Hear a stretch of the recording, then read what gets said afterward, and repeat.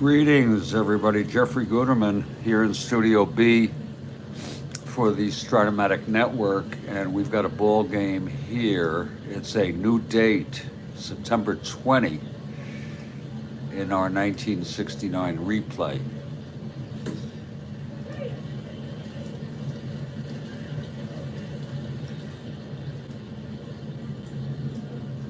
And it is the second game of a two-game series of the New York Yankees at the Baltimore Orioles.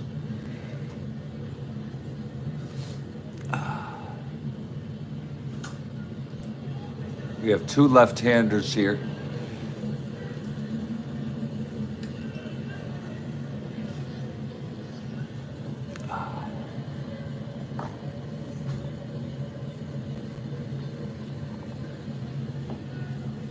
Al Downing for the Yankees, he has won 8.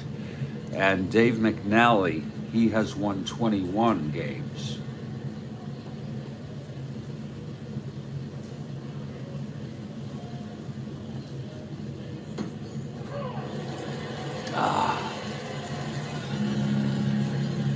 Good morning, demos. Good morning. It's coffee and Strat time. Good morning, demos.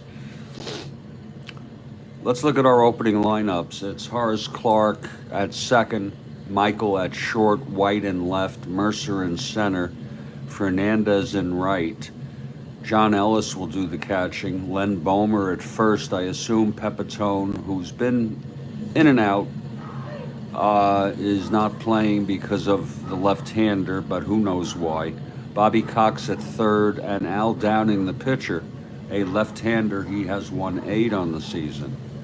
For the Orioles, it's Buford in left, Belanger at short, Blair in center. This is a surprise to me. Etchebarren hitting cleanup and catching. Motton in right, Johnson at second, Chico Simone at first, Floyd at third, and McNally, the pitcher. So Frank Robinson is out again. We hope he's okay. And Brooks Robinson is out. So it's sort of a mixed lineup for the Orioles. The Orioles won this one 8-7 in real world.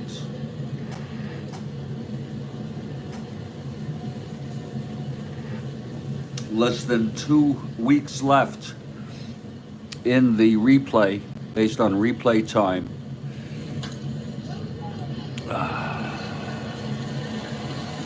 Or whatever you would want to call that. In actual games, in actual dates time, that takes, months. That could take...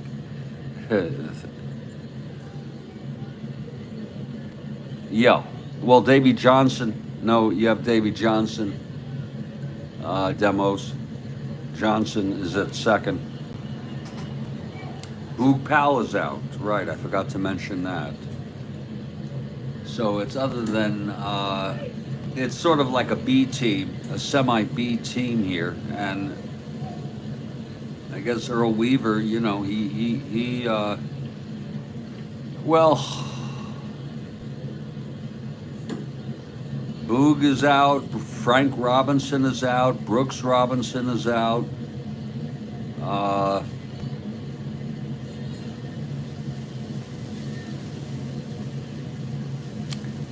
And that's a big part of this team. No Boog, no, and both Robinsons. Frank also is out. In about 4 minutes, we expect the Orioles to take the field. We are at Memorial Stadium.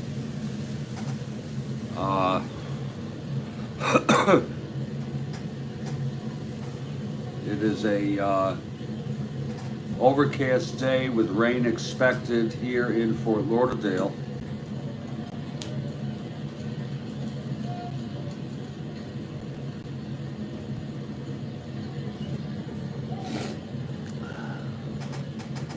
Yeah, you got that. Yeah, Yeah, you got Frank, Boog, and Brooks. Yeah.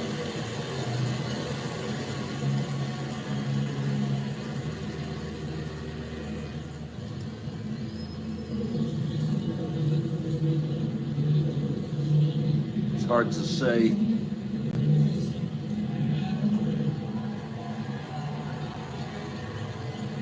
Hard for me to say why this is so. In the Orioles' next game, they have a day off on the 21st and the 22nd. Wow. They have 2 days off after this. And then they hit the road. They'll be in Cleveland. And that lineup will be back to normal. That lineup will have everybody: Buford, Blair, Frank Robinson, Powell, Brooks, Robinson, Johnson, Etchebarren, Belanger. So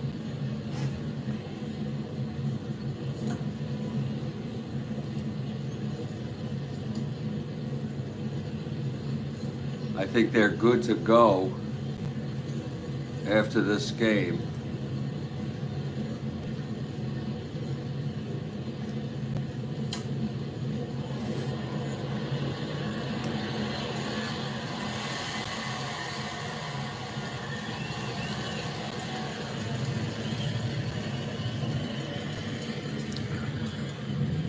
It is a overcast day here also in Baltimore, but we play ballpark.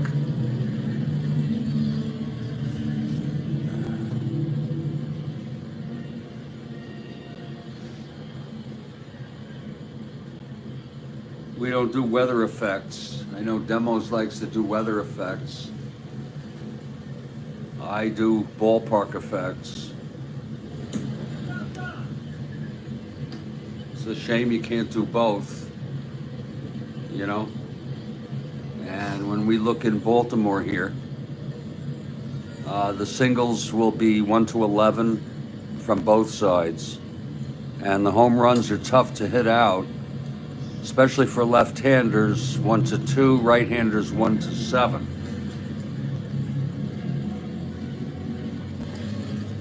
Sure would like to have ballpark effects.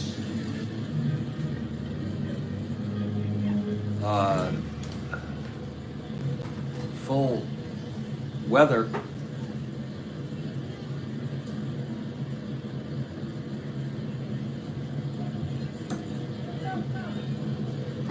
Yankees are 11 games under 500. One more loss, and they are sure to be under 500 for the season, and that's pretty inevitable with about 11 games left, including this one for them. The Orioles are 106 and 46. They have 10 games left. They only have to win 4 of them to get to 110 games. It's what you'd call a super team. And the Orioles take the field. Here's McNally now.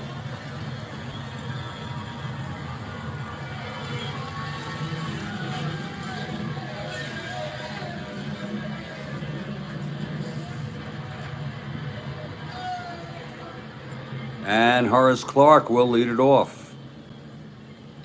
McNally is ready.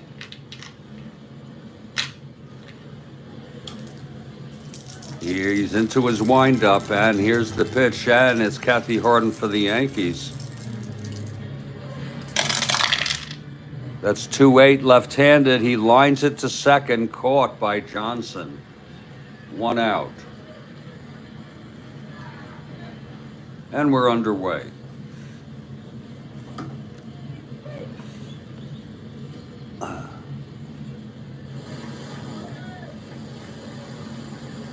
We welcome Kathy and everybody else. Here's Gene Michael now. Switch hitter batting right against McNally.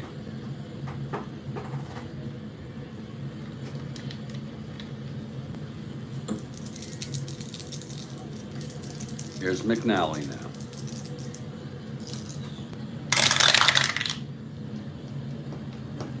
1-5, and that's going to be a base hit for Michael. Right up the middle. A 1-out single. Michael is on. 1-15, 1-11. 1-9 with a lead. He's not going to go for it. Not being held.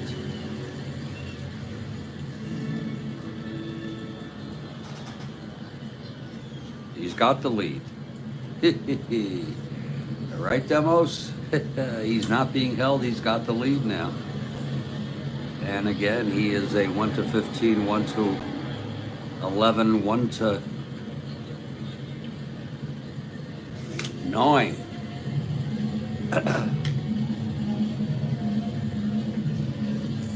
Here's Roy White now. Michael on first, 1 out, just underway here in Baltimore.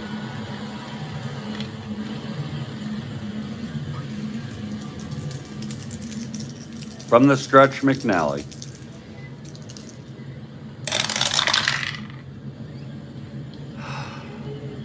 Four, 5 left hand, switch hitter batting right. It's a fly to center. And under that is Blair. He makes the catch. It's 2 away here in the top of the first. A 4-5 right-handed. And the batter now, Bobby Mercer. This will be lefty-lefty.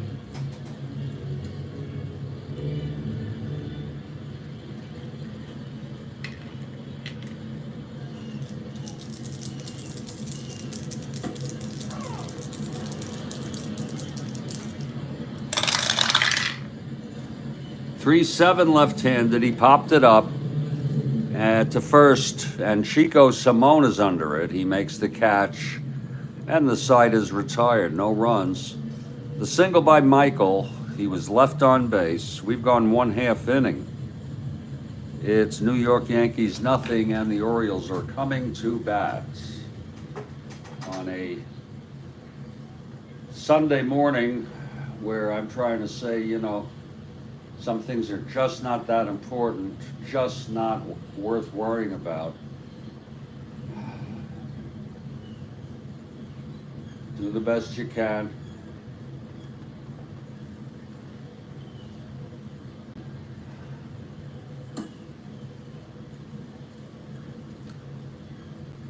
It is a beautiful day here in Fort Lauderdale, I'm telling you folks.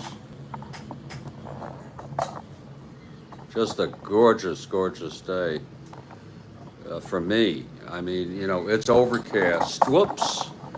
It's overcast, but I like it that way. There's a little breeze, very slight breeze. It's relatively cool. There's a threat of rain, and just gorgeous. The weather is just absolutely lovely here. And it's about the same weather as there is in Baltimore. Of course, it's September in Baltimore.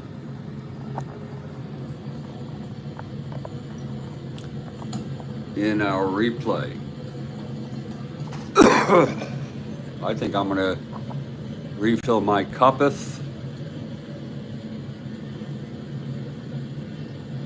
as we get to the bottom of the second. There's Al Downing on the mound for the Yankees, taking his warm-ups.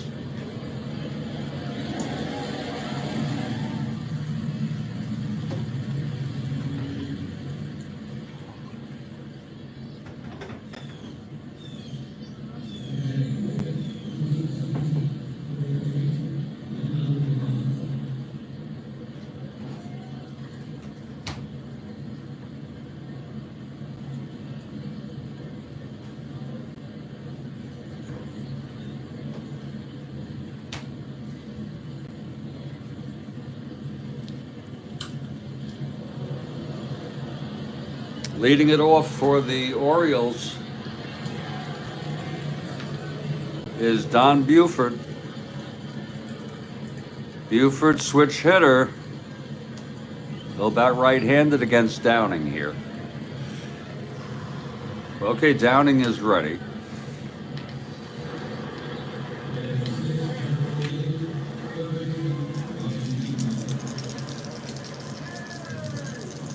The pitch to from Downing. That's 6-3, switch hitter batting right. It's going to be a fly ball to left field X. That's going to be for Roy White.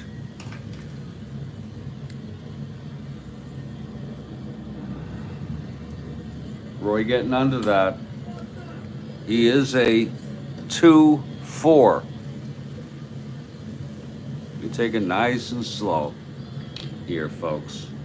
You don't get there any faster, really. 2-4, 17-2. It's an F3 gets to it. E4, 5-8, 10. And he makes the catch. So Buford flies to White to start off the bottom of the first, and here's Mark Belanger.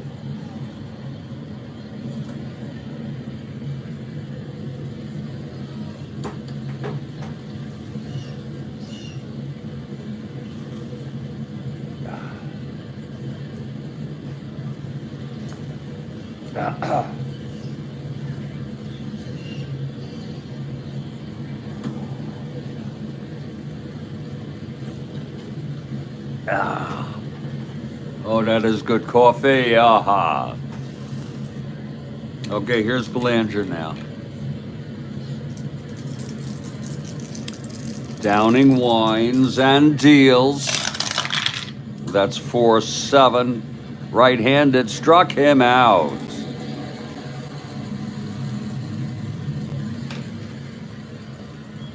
So Belanger goes down swinging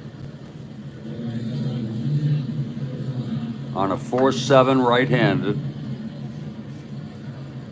and the batter is Paul Blair.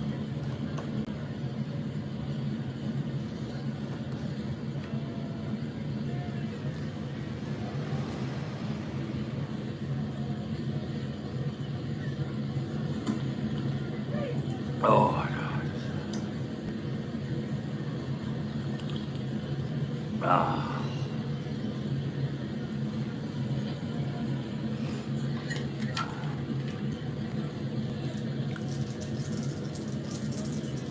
Okay, Downing now gets the sign from Ellis into his windup.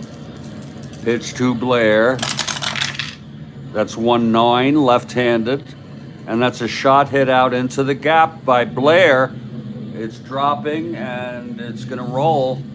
Blair strolls into second with a 2-out double. And here comes the unlikely cleanup hitter, Andy Etchebarren. I don't know why Weaver decided to do that. I think it's probably a why not, right? A why not situation.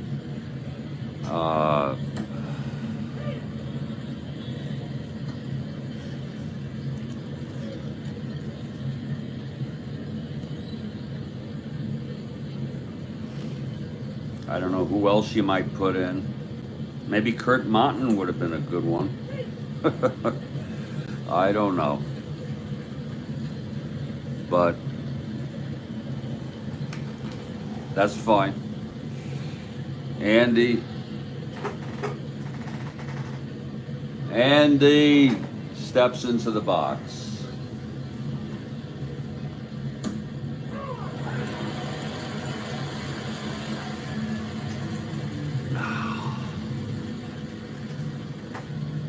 Andrew, in a clutch situation here, Andrew has a clutch reversal on his card. Here's Downing now. The pitch to Etchebarren. That's 1-9, and he struck him out. So that'll be the side. 2 strikeouts for Downing. He did allow the double to Blair, who was left on. We've gone one. It's a scoreless ball game here in Baltimore. Making our way toward the end. It's, like I said, less than 2 weeks, 13 days left until the last date. I believe the last game of the season is October 2. Not sure exactly.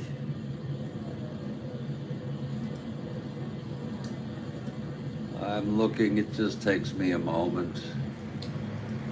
I think about people.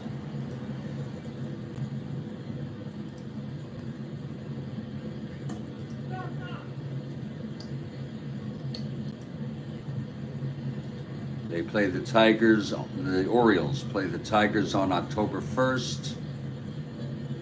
And then that's it. And then it's October 4th. Okay. Is the first playoff game.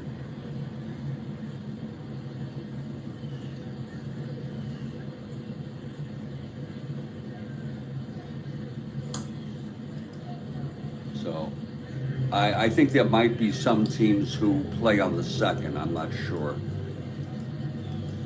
It's getting white. It's getting down there now.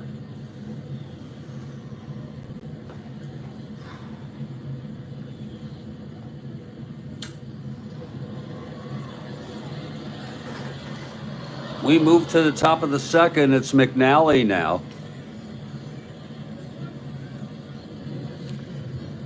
And it's Frank Fernandez to lead it off. Fernandez out in right field today.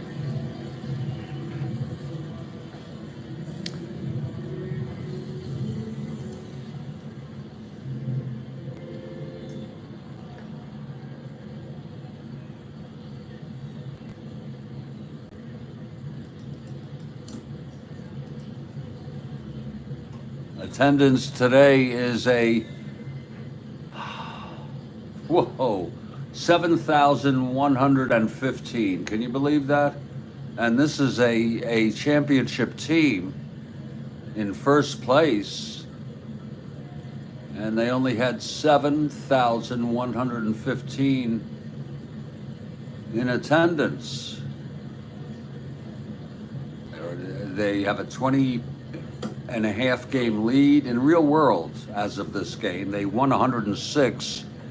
Their record was, this is after this game.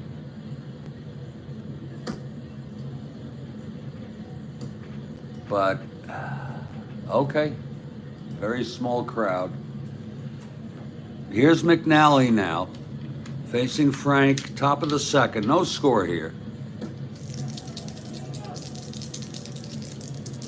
McNally winds and the pitch.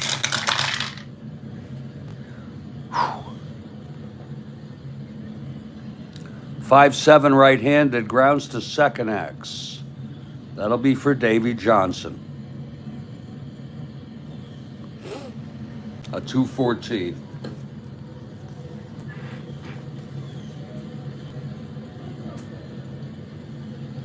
We like to show you the super advanced for transparency and to keep you in the ball game. That's 16-2. G1 gets to it.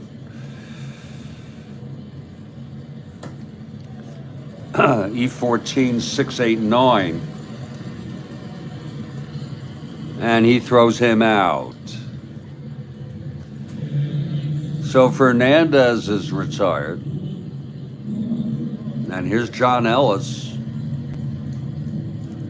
I've used Ellis a bit for pinch hitting, 290, 62 at bats. But he really started this game. I don't know that they used him for pinch hitting like I have. But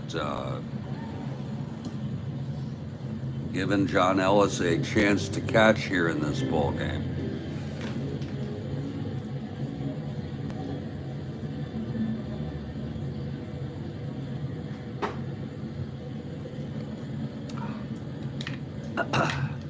Here's McNally now. And the pitch to Ellis. That's 4-9. Right-handed, fly ball right field, and it's Monton getting under that. And he makes the catch, 2 away. for Len Bomer. A 176 hitter. You wonder, you know, Pepitone not playing. I think Pepitone does not play in their next game. They have a day off the 21st against Mike Garman, a non-carded player who's a right-hander. So we don't know why I guess he's hurt.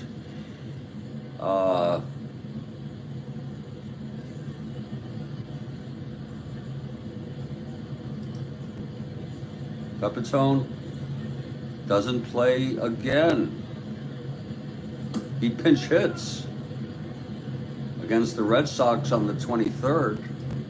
So he's not well. I think he's partying a lot. You know, that'll catch up with you.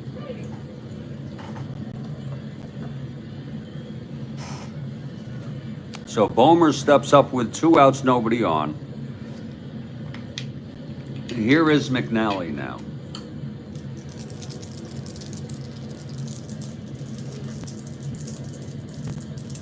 And the pitch to Bomer. Bummer.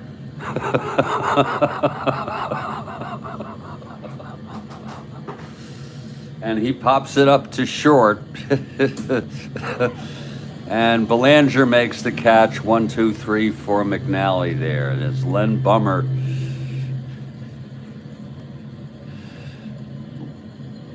Is out. And it's a 1, 2, 3 inning. We are in the middle of the second here, folks. Games of note, if you're interested, because this is the 20th. This is our first game of the 20th. We keep notes. We'll write something like first game, you know, because, and last game. Because when I get to play the last game of any given date, I go back and I look over each score sheet to make sure that all games have been played. Okay? We have checks and balances, redundancy, etc.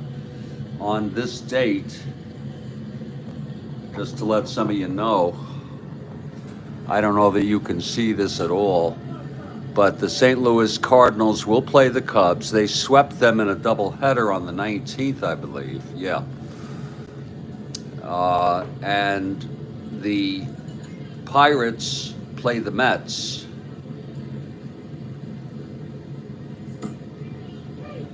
That's about the only 2 games that really matter. It'll be Carlton for the Cardinals and Hands for the Cubs.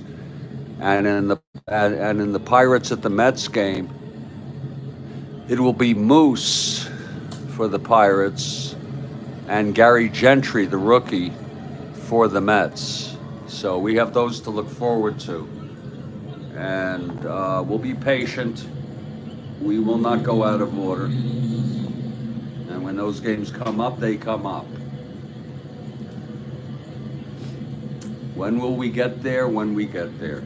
I used to always ask my mother when we're driving, you know, on vacation, on trips, long trips, when are we going to get there? She'd say, when we get there. Oh.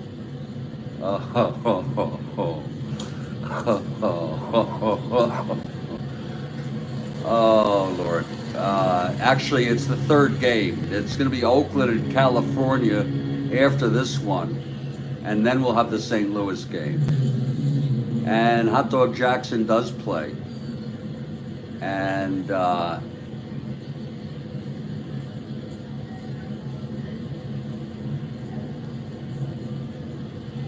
but the Angels won 7-3. John Stone. It's going to be Rudy May. It's going to be Raleigh Fingers starting for Oakland. Can you believe that? That's not right, you know? And when I say that's not right, I don't mean that's not correct. I mean that's wrong, morally, ethically. That's just messed up.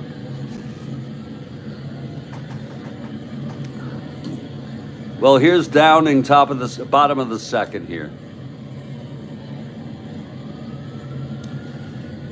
And Kurt Monton will lead it off. Look at Monton, 303 hitter. Pretty damn good. Only an 89 at bats, but still, baby.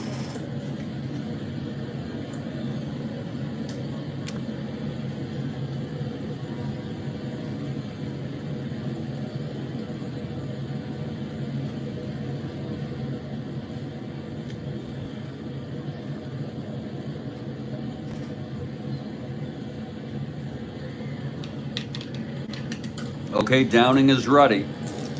Here's the pitch to Monton now. That's going to be 6-6 right-handed. Pops it up to short. And it's Michael under it, one away. Now here's Davey Johnson. Again, the Orioles took this one in real world 8-7. You'll usually find that right here. You also find here, below the dots, who relieved in real world. I put Riker a dot here because that means he also did. But we'd have to check to make sure it wouldn't be 2 in a row. And the top people are the people who pitched in real world, in relief. I'm sorry, in the replay.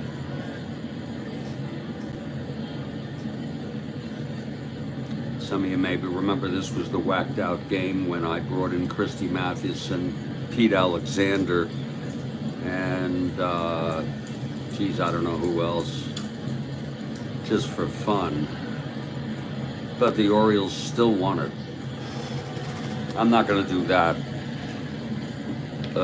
much again. I mean, it's possible we'll pull some shenanigans in meaningless games, but I'd like to not do that as a rule. Not too often. Downing facing Johnson with one out here, bottom of the second. Downing. And here's the pitch. That's 6-5 right-handed, grounds it to short X. That'll be from Michael. He's a 327.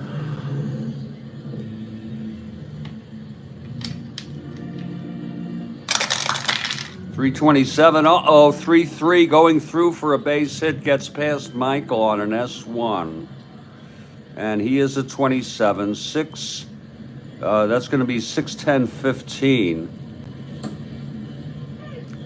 on an E27. And it goes through for a single. Just past the reach of Gene Michael. And Davey is on. 1-15, 1-13 with a hold. It's borderline.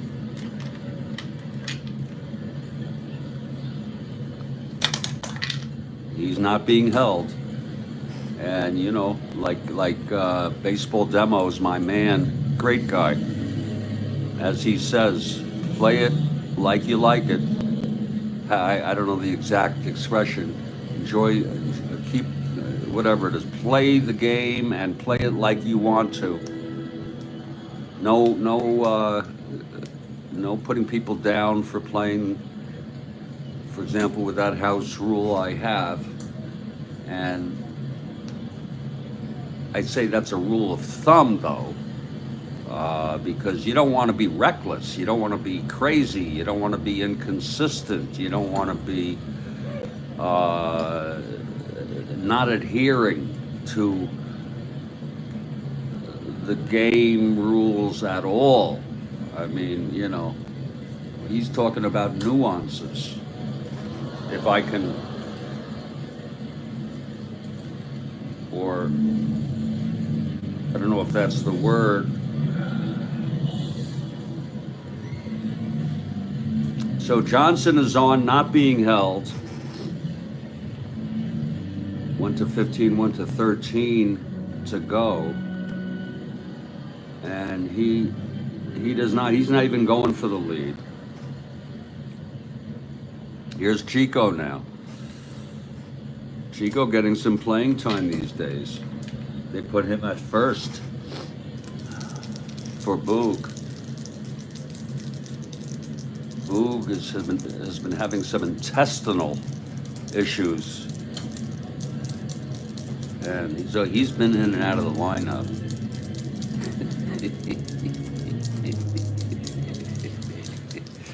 Here's Downing now, and the pitch to Chico.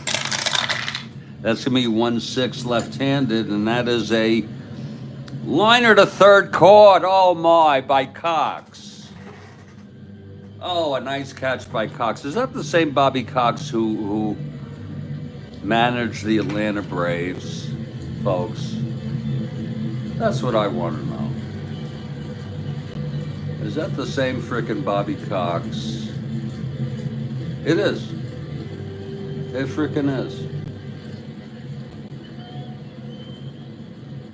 And he only played 2 years.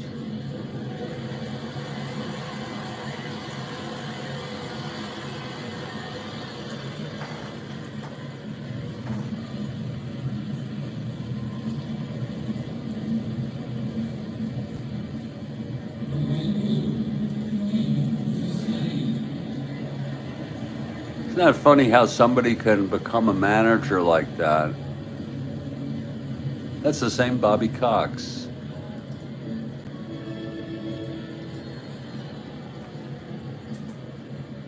So it's 2 outs. Johnson on first, not being held. And here's Bobby Floyd.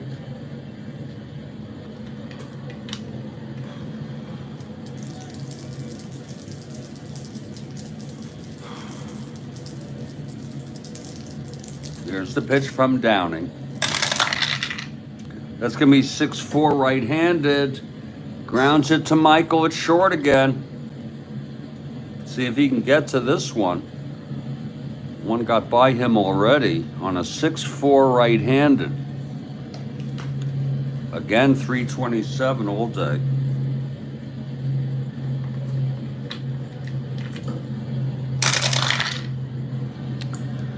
(10-3) gets to it. G2. Let's make sure he doesn't boot it. Uh-oh, that does not smell good. 6-12-17 on an E27. Lord, that smells bad. 6-12-17. Yeah, it's a 2-base error.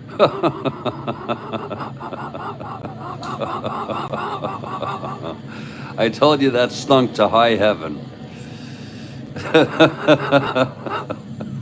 on the high roll, 6E17. That's going to be a G2E2, and it's going to be. Fortunately, Johnson will hold at third, so the error by Michael, a 2-base error.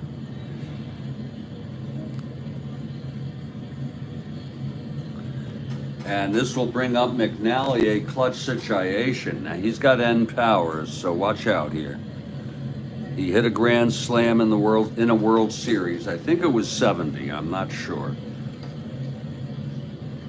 And I always get the creeps when he comes up. Here's Downing trying to get out of this. It's Floyd on second, Johnson on third. Again, clutch situation. Here's Downing. That's 3-5, and he chops it again to Michael. This time he fields it cleanly and throws it over to Bummer at first, and the side is retired. So all's well that ends well here in the bottom of the second. No runs, 1 hit, the error.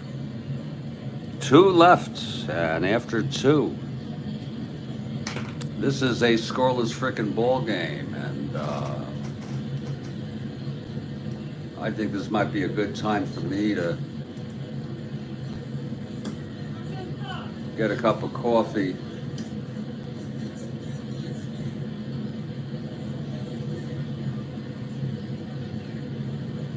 and take a little break here. Folks, I got a little question for you.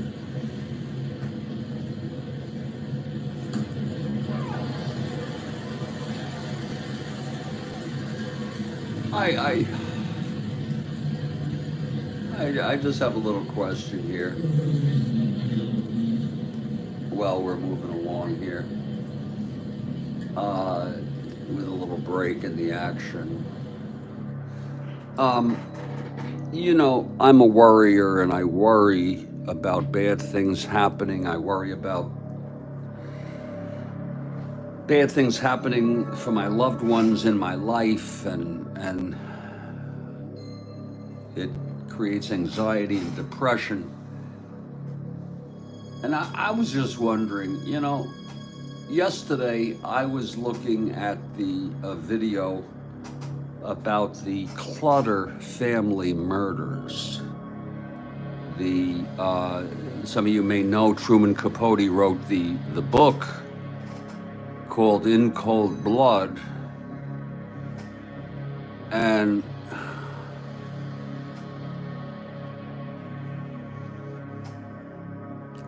that whole family, except for one of the daughters, but four of them, the husband, the father, the mother, I think it was a daughter and a son, all bound and murdered.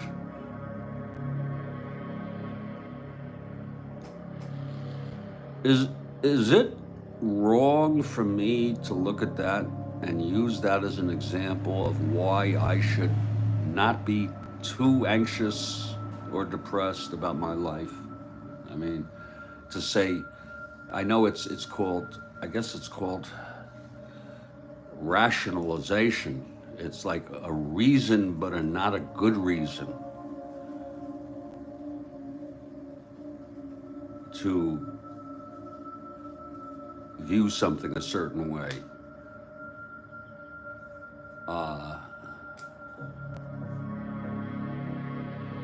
My mother says one thing has nothing to do with the other. Well, oh yeah, I know that. Yeah, but I know that's morbid. I don't know if any of you know it. The Clutter family murders. And if you go into my history here on YouTube,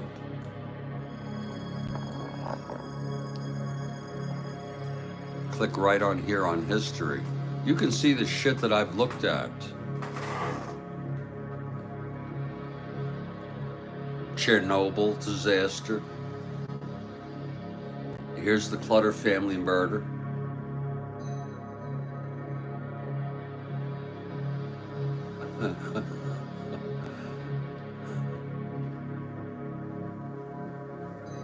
The Titanic sinking in real time.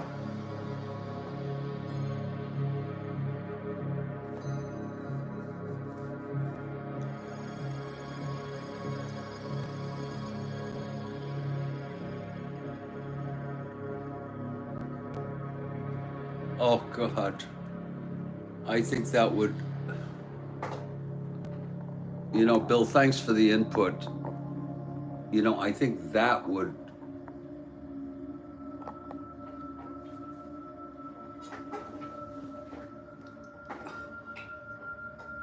that would, that wouldn't work for me.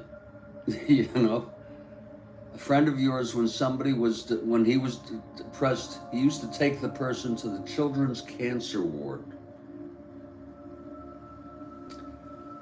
There's a lot of ways. Maybe you could find meaning going to it.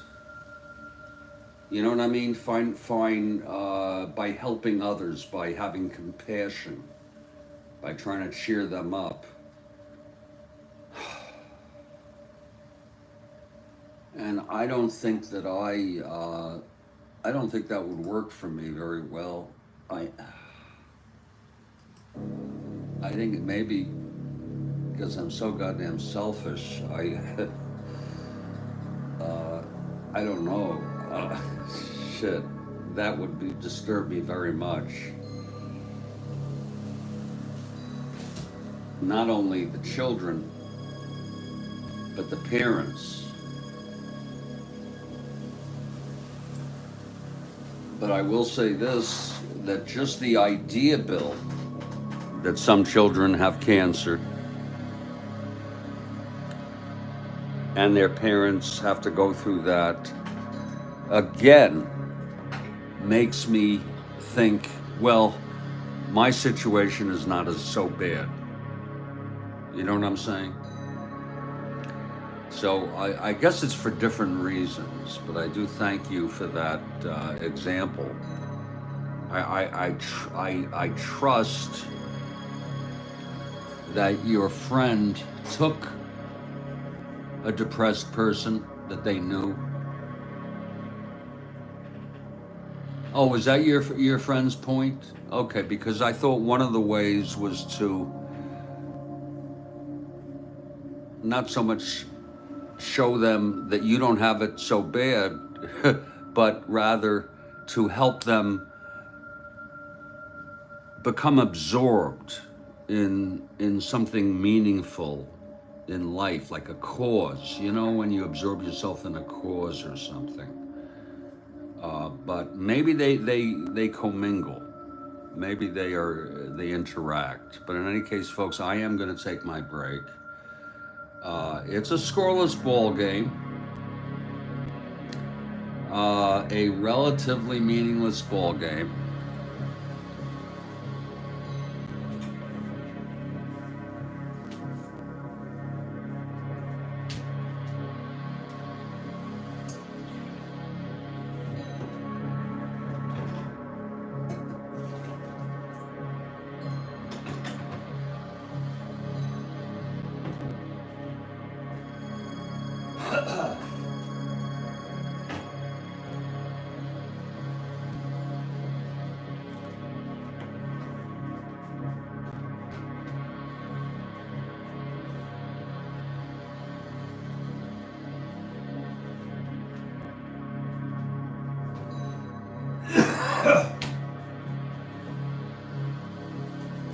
And I'll be back in just a few minutes.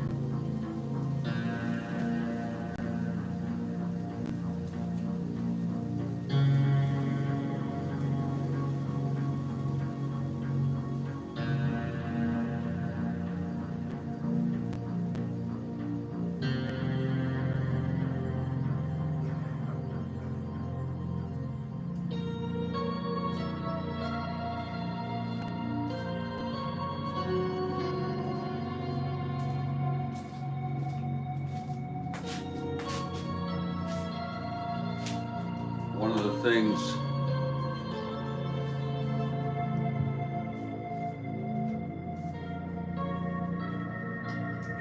Oh, okay. All right, Bill.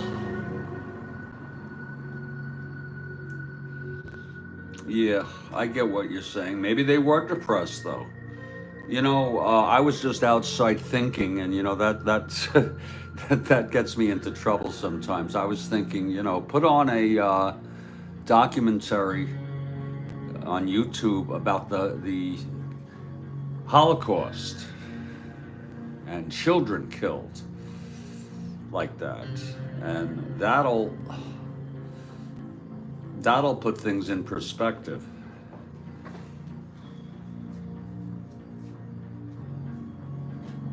That'll frickin' put things right in perspective for you. Well, this is definitely going to be a two-pot ball game.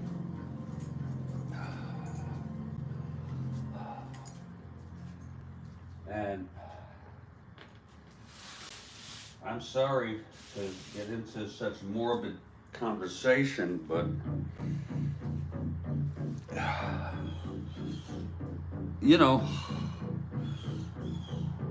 I want to be authentic and open with you all.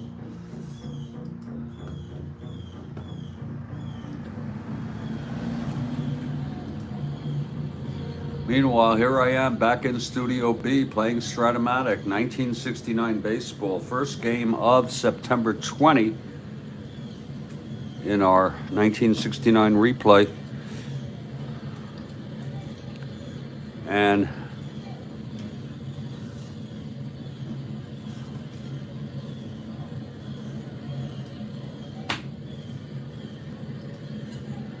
McNally takes the mound. We appreciate the likes. We appreciate the subscribing, and most of all, you just being here.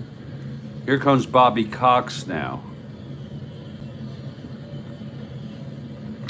to lead it off. McNally now.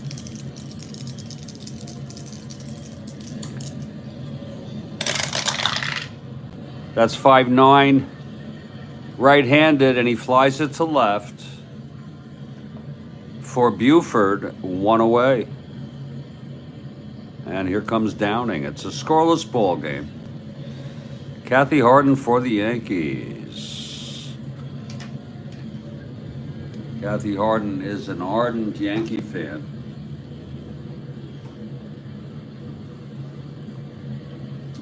She also likes the Mets.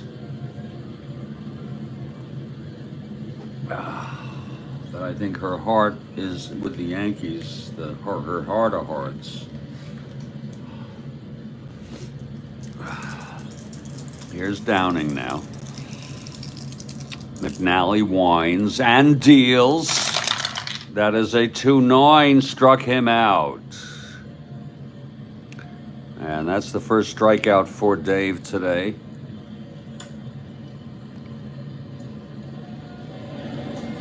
Here's Horace Clark now.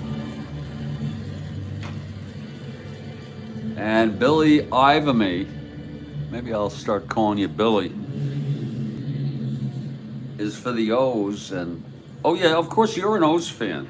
Oh yeah, I know you're an O's fan. And maybe I'll call you William, or maybe Willie. Willie Ivamy.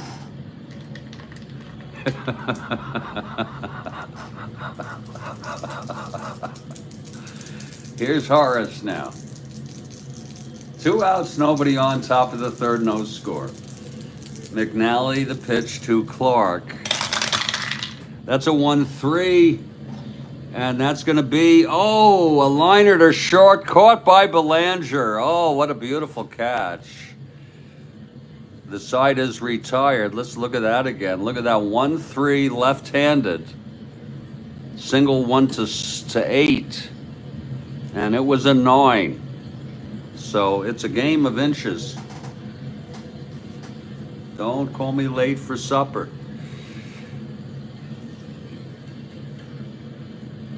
And It's a 1-2-3 for McNally, and he's retired 8 now in order. We head to the bottom of the third. Al Downing on the mound.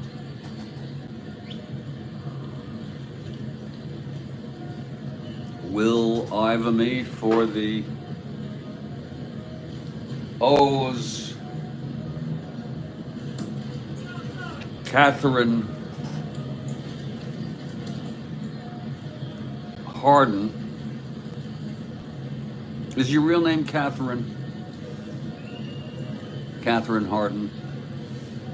And you know that teasing, when they look into communication theory and all that, some degree of teasing has a subtext of that I like you and I'm playing with you and that sort of thing. And then teasing can go over the line and be not, some people don't pick up on it. You know what I mean? So we have Catherine.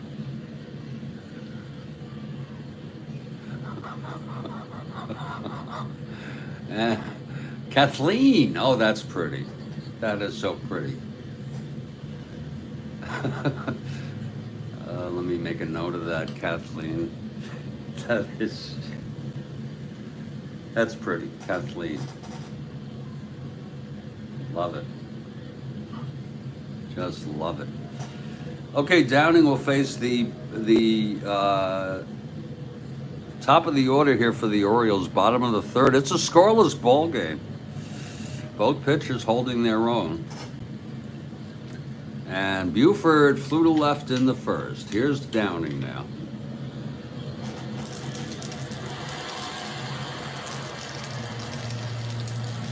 Here's Downing now. Pitch to Buford, 210 left-handed, walked him. So Buford is on, not a good thing to do. Downing a +2 quotient. Makes him 1-17, 1-15. Boy, he's got a 9, 10, and 12 being thrown out. He will be held, so he does not have a lead.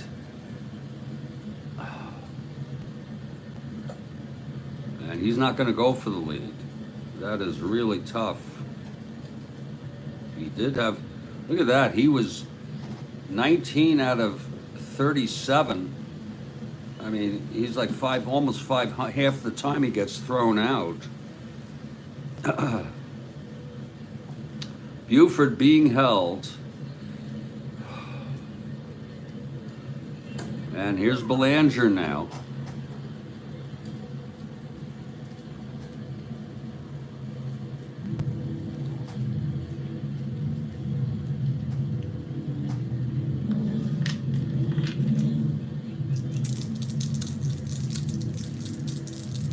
Here's Downing now from the stretch. The pitch to Belanger. 2-7 left-handed. There's a base hit. Buford rounding second, goes to third. That was a nice piece of hitting for Mark Belanger. A 2-7 left-handed. Single 2 asteroids. So Downing in trouble here. First and third. Infield back for Blair. Now Belanger, 1-16, 1-18, 1-16. Being held. He goes for the lead, and he does not get it. Belanger being held. Can you hold and have the infield back?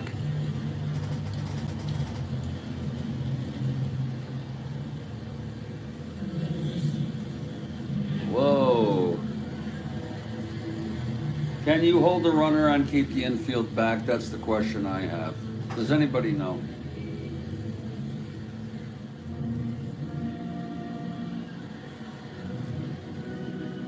Anybody at all?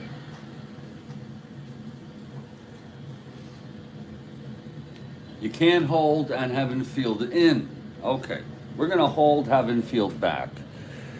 That's what we'll do. And here comes Blair now. First and third, Belanger being held. Infield is back. Here's Downing now.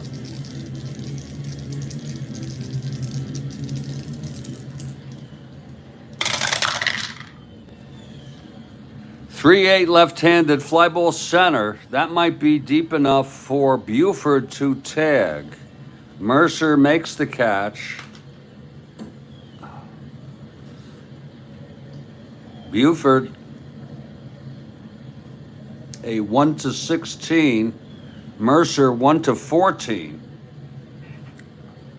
Oh boy, that's a tough call.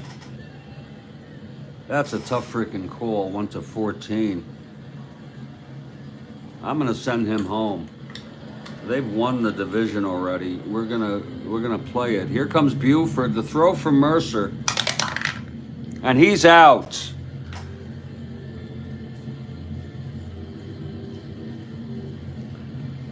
Mercer throws Buford out at the plate. Belanger holds. And that's a double play. Gunned down by Bobby Mercer. Okay. I should have consulted with you. That's right. You're the Orioles head coach here. I'm just the figurehead.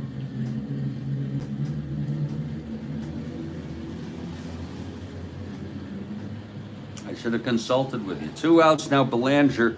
I keep the runner on first on that. I don't have him tag. I don't know if you should, but here's Andy Etchebarren. As long as you're consistent.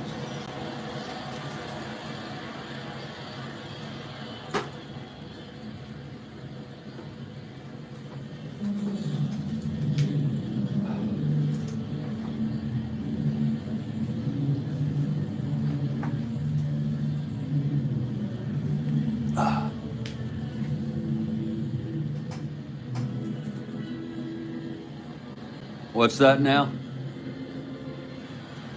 What are you saying? I'm just looking at the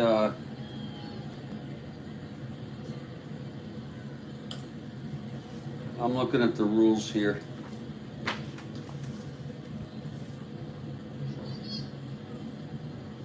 Oh, go for the lead with Belanger. Okay.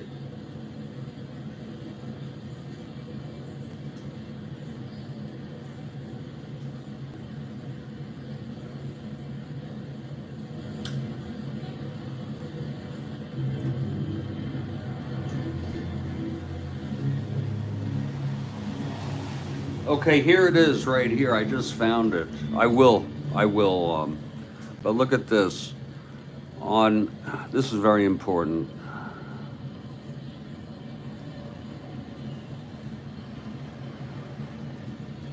On the fly ball B, on a fly ball right field B, whether it be question mark or not, I assume, to right field only, a runner at second may advance with this calculation, not the runner on first.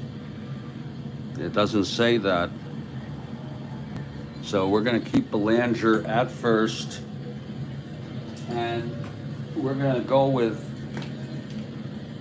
2 outs, and Belanger's going to go for the lead here. He's being held.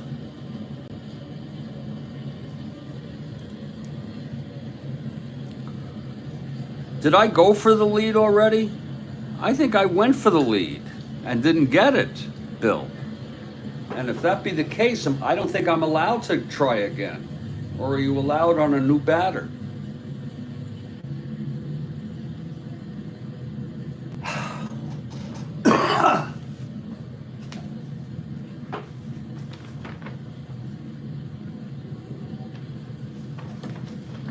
This freaking super advanced.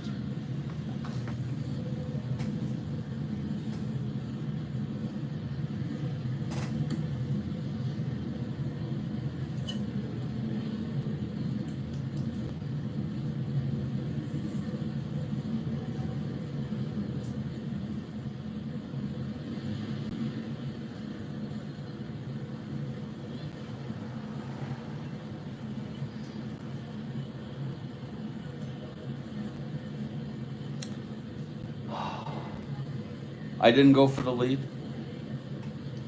Yeah, oh, I did not go for the lead. Okay, I'll take your word for it. It's interesting because here it says if a runner being held on base attempts and fails to achieve a good lead, he may try again once more if the defensive manager unholds. Now, if you change a pitcher with a worse rating, I include also with a better rating. I don't know why you would. A runner who has previously attempted and failed may try again. So, okay, we will go for the lead here. He's being held. 5 and 6, he gets the lead. Oh, he does not get the lead. Thank you, Bill.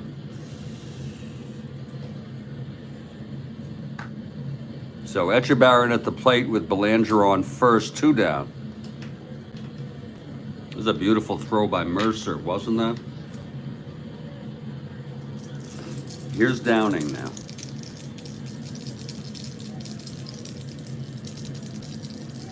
The pitch to Etchebarren. 3-9, left-handed. Oh, it's a non-clutch base hit to left. Belanger goes to second. 1-15, 2 outs, 1-17. +2, 1-19. They'll let him go. Wow. And plus, without a hold, actually, he was being held. He was freaking being held. That was a Etchebarren 3-9, left-handed single to left. White is a +2. It is 2 outs. It's Belanger trying to stretch 1-15, 1-17 with 2 outs. 1-19 with White's arm, and with the hold, 1-18. So that's how that works.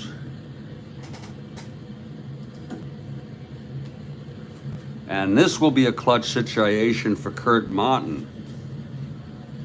It's Etchebarren on first and Belanger on third with 2 down. Downing trying to get out of this. And Kathleen, you may manage the Yankees with me as a coach. Just get in there and tell me anything you want done.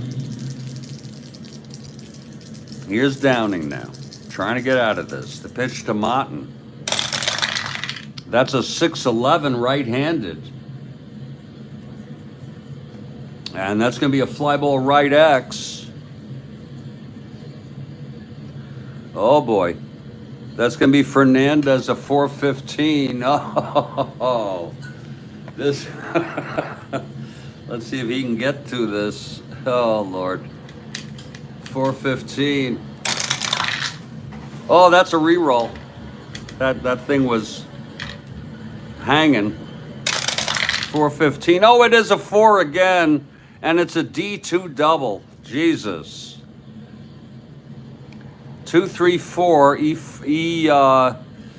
E15. Oh shit! It's an E2. Oh Jesus! It's a D2 E2. Everybody's gonna come home.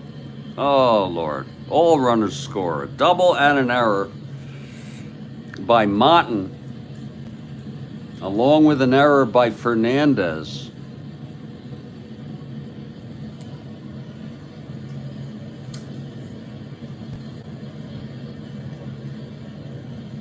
He goes to third, Martin. Belanger scores. Etchebarren scores. I'm not sure I would, like I've said, I'm not an expert on earned runs and unearned.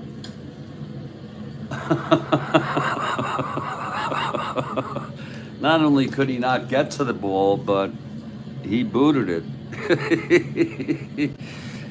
But I'm going to call that earned, all that shit earned, because Echebarren could have maybe scored on the double. It's doubtful, but you know, when I go on those things, I use judgment.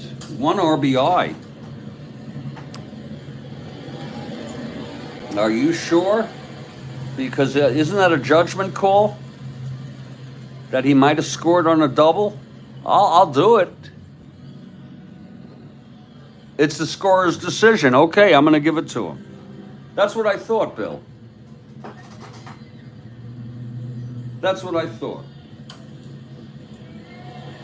I'm going to give it to him anyway. Okay?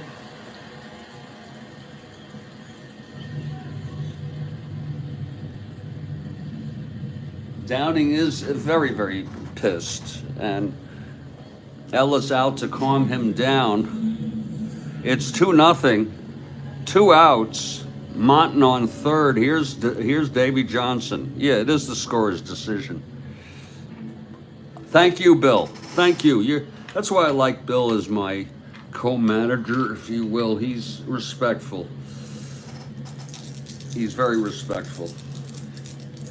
He gives me latitude.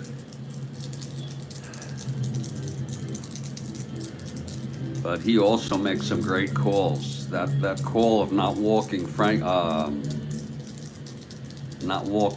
Nate Colbert was just brilliant. I learn a lot. Here's Davy Johnson now. And the pitch, 3-5, left-handed, fly ball left. This should end the inning. Under it is White. He makes the catch, and the side is retired. But 2 runs. We're going to call them both earned on a very, very whacked out inning. It was a walk to Buford, a single by Belanger, first and third, the fly ball by Blair, and Buford thrown out by Mercer. Then the single by Echebarren. It was first and second. I think it was. I don't know how that went. Maybe he went to third on the single, yeah. It was first and third, and then the double brought them both home. It's 2-0. And they're trying to calm Al Downing down. And we're heading to the top of the 4th. We're going to get one more cup here before we even think about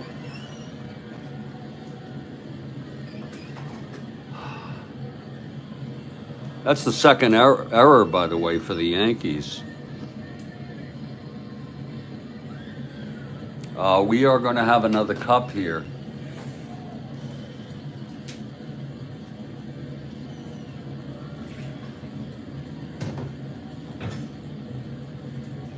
Yeah, that's a full cup. To the last frickin' drop. Still with bubbles.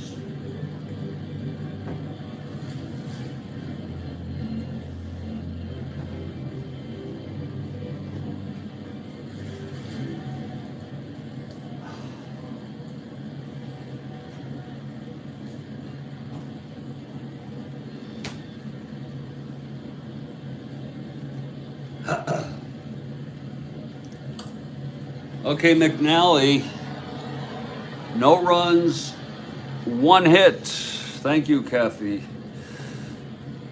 The single by Michael, that was it. And here comes Michael. Yanks down 2-0 here, top of the 4th.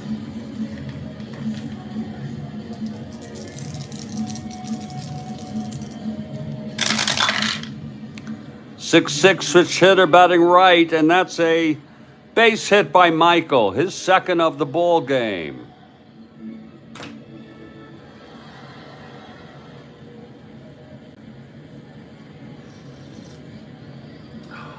Oh, that is good coffee. Look at that. McNally with a -4 quotient. That sure puts a damper on Michael not being held. Not even going for it. You know, the 15 looks great, but once you go against McNally on that. So Michael on first. Here's Roy White. Kathy Harden for the Yanks.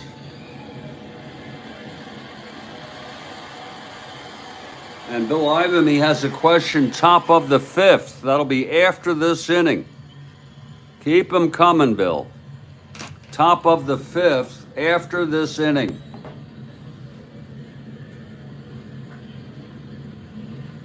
Okay, Roy steps in now. Switch hitter. Batting right against McNally. Yanks down 2-0. Here's the pitch.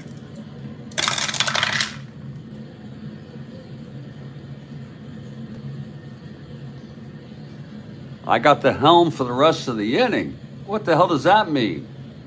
You go into the bathroom or something? Whoa, 112 left-handed grounds it back to McNally. And he forces Michael. It's 1 out, White is on. Does that mean you're... Oh, while you type the question.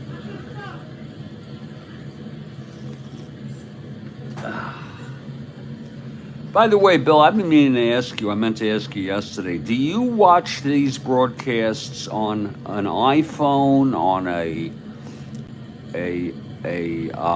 desktop, on a, I forgot what those things are called, the things that are about this big, you know. Oh, a laptop, that's the best, yeah, that's great. Because you get a much better, whether it be laptop or desktop. I think Kathleen uses a, sometimes TV, yeah, but then you can't text. You know, I think Kathleen uses a iPhone. I forgot what the name of that thing is. What's that thing called? The Mac. It's about the size of this score sheet. You know, it's almost as good as a desktop. I got it on TV right now. I got this frickin' game right on TV here.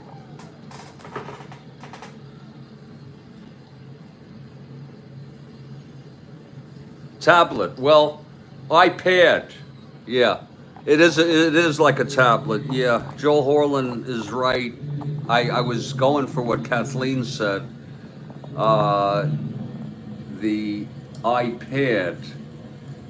Isn't it funny how you can just forget a word like that? But it is that an iPad is in a sense a tablet.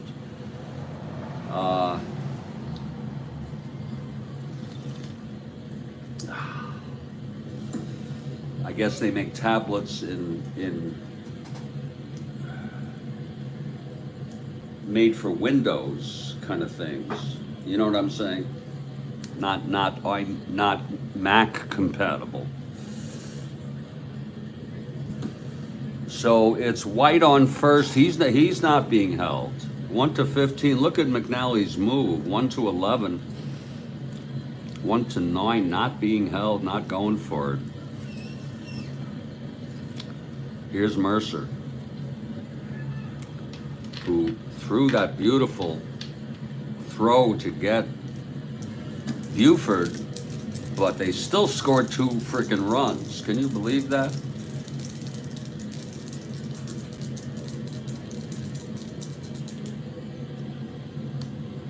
And I like to have my games all along on desktop TV because it helps me see how it looks, and I want to always try to be sure. I know I get crooked sometimes with the score sheet, but you know, it helps me.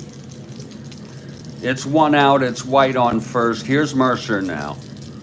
McNally from the stretch. 6-8 left-handed. Struck him out. Oh, Mercer goes down swinging. 2 away.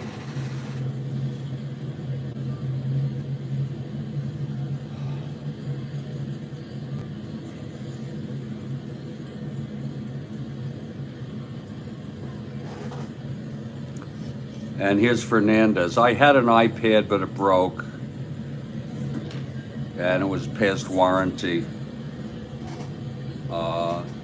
I don't think it's really necessary. I think having a iPhone and a desktop is sufficient for me. Because I'm in a studio, I can, you know.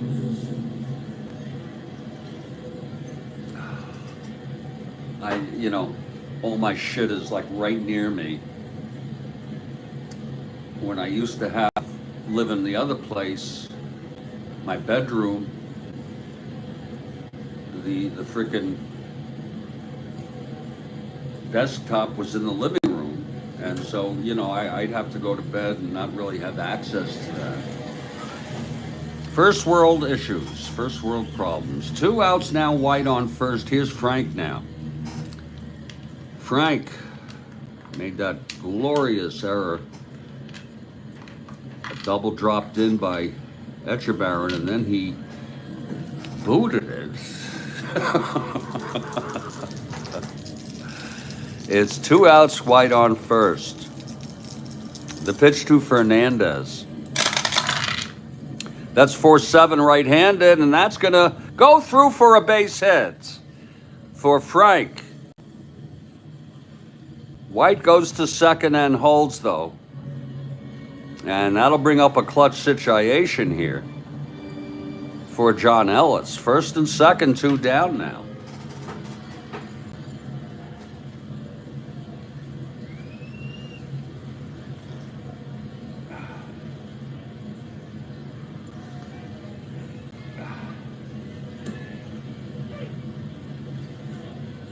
McNally trying to get out of this here.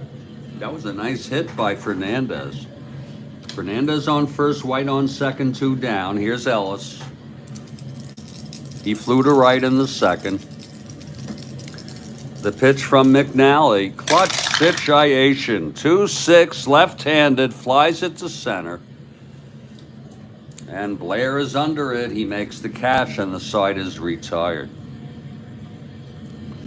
So it's no runs, 2 hits, and 2 left on. That's a shame. We're heading to the bottom of the 4th. Wait for the question from Willie Ivamy. And Al Downing. A very, very unhappy Al Downing.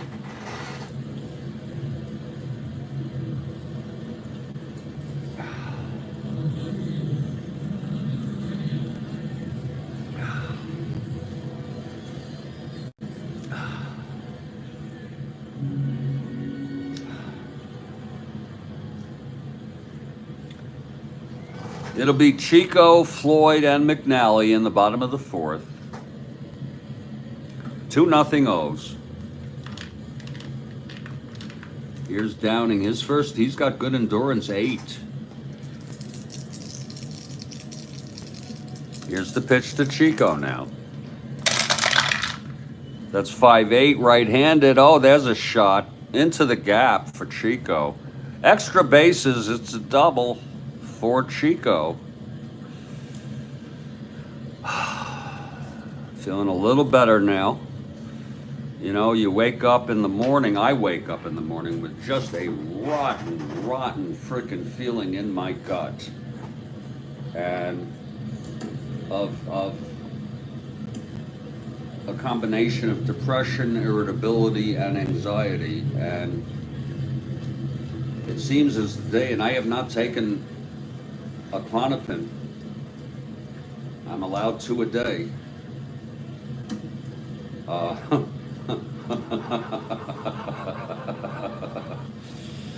But but I'm doing okay right now.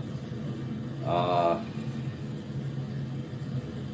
Here's Bobby Floyd now with Chico on second, but the stomach feels pretty good right now. As good as it can. Okay, Floyd facing Downing. Downing from the stretch. And the pitch to Floyd. That's 1-6 left-handed, fly ball left. And White is under that. 1 out. And, you know, there's a rule. There are so many rules. Joel Orland says it never ends. You wonder on the fly ball question mark,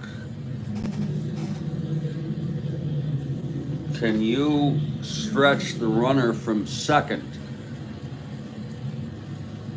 And there is some figuring you could do.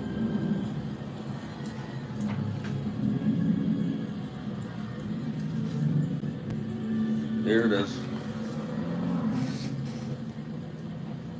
A runner at second may advance with this calculation. Look at this. Look at this. A runner on a fly ball right field B, and that would be any B. Question mark or no question mark, I assume. You have the base runner's running rating. And that's going to be Chico. I think he's got some speed, 1-15.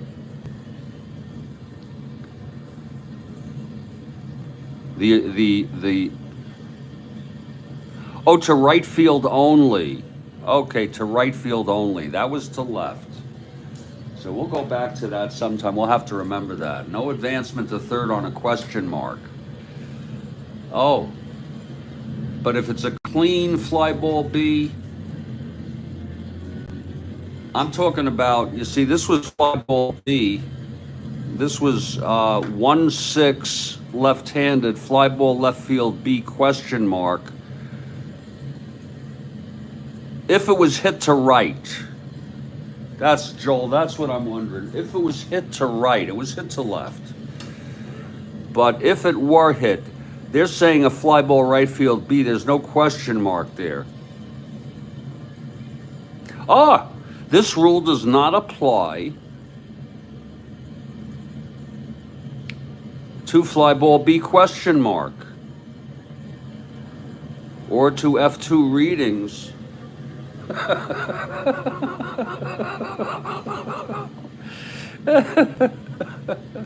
Okay, I got my answer there.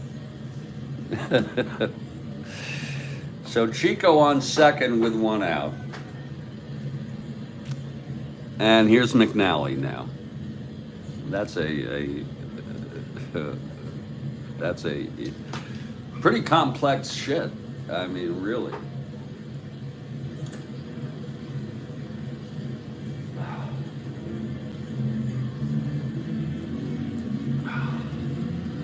Okay, here's McNally. Chico on second, 1 out. Downing.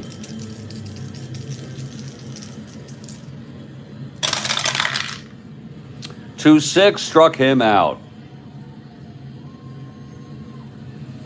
And that is the third strikeout for Al Downing.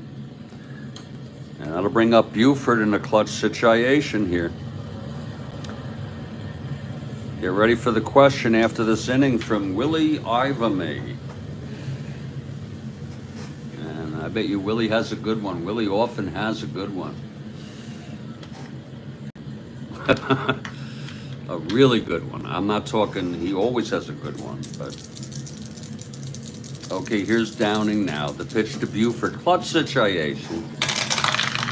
That's going to be 2-12 left-handed. Lines it to second, caught by Horace. And the side is retired. No runs. The leadoff double by Chico. He was left on base. And hold on, Bill. I'd like to get the mood music going.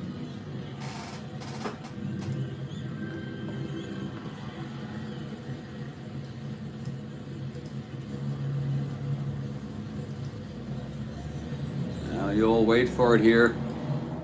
Willie Ivamy with the question in the top of the 5th. Oh, perfect timing. For Ted Williams' 40th birthday, he asked for a signed picture of this war hero. The hero was only happy to sign it. Name him.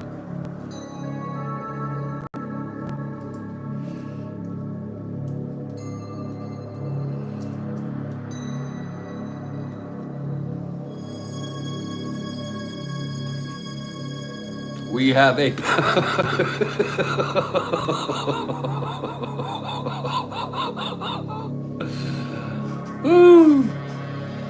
Joe Horland. Oh, I got it.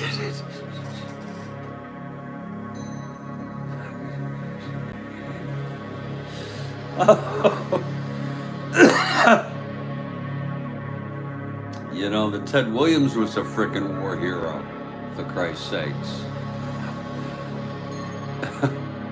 Oh, it's not Audie. Then what's a good one? Bill, what are you doing? You're confusing me. You say it's not, you say good one, Jeffrey, but then you say not Audie.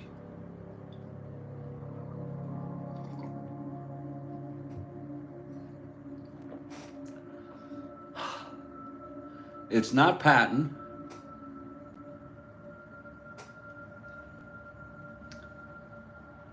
Oh, he was a frickin' war hero. He was one of the most decorated, if not the most decorated war heroes in U.S. military history. But you're saying it was not Audie Murphy. Well, I was going to say Ike. Joel, I was going to just go for Ike right now. It's not Ike. Okay, let me get serious here.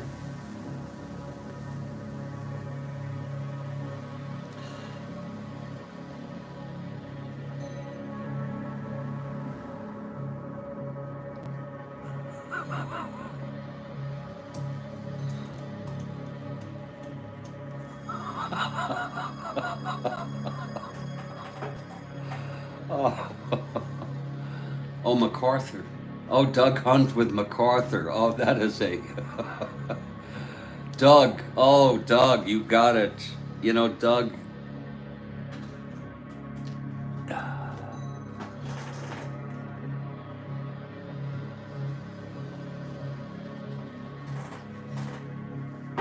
We got a...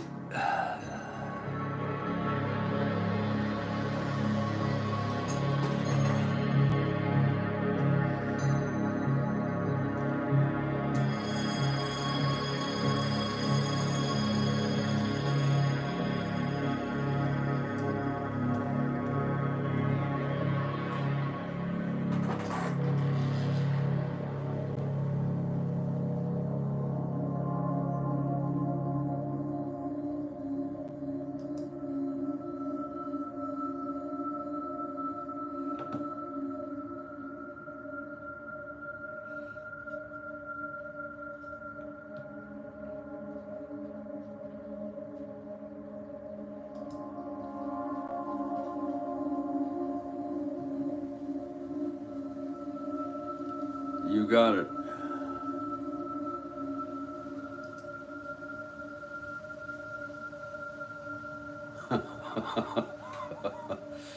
Good job, Doug.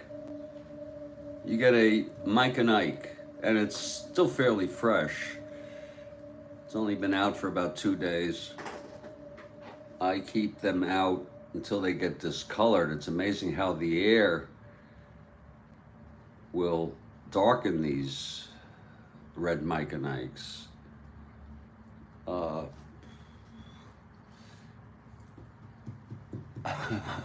Hair.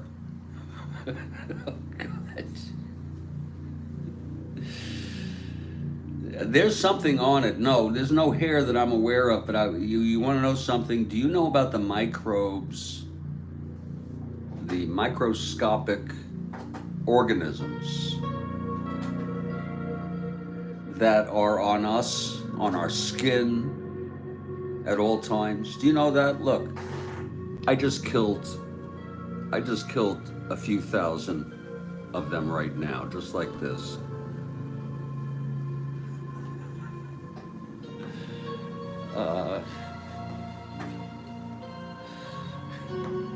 So there's some microbes on this that we can't see. They're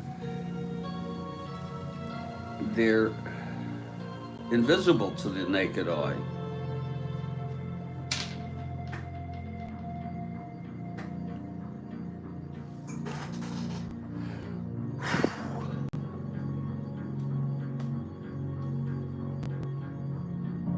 The TV converter.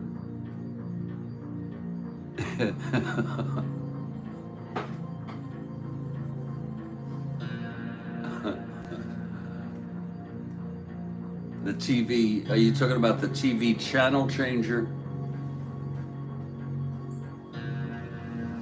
I don't worry about any of that because I think it helps build up my immune system. Seriously. I'm serious.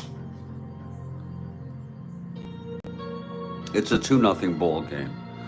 And it was a great question from Bill Ivamy. And folks, I do need to take a break for about 2 or 3 minutes. I hope you all understand. I hope you're enjoying the ball game.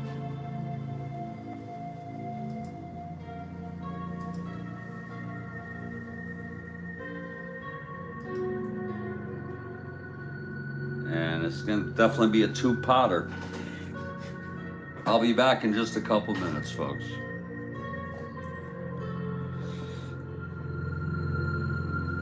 Two nothing Orioles.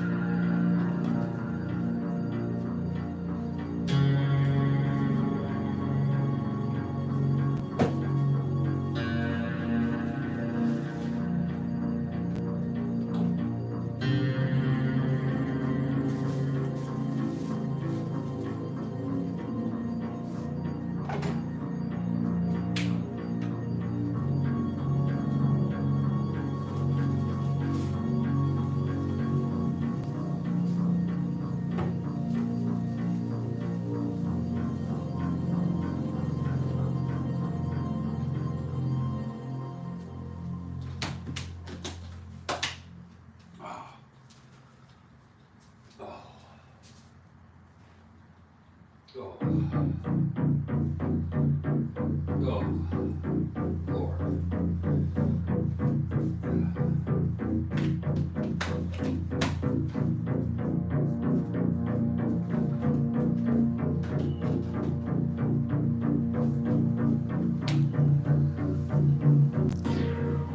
You know, I guess Ted Williams was not a fan of Harry Truman. You remember he relieved MacArthur for overstepping? Anybody know about that?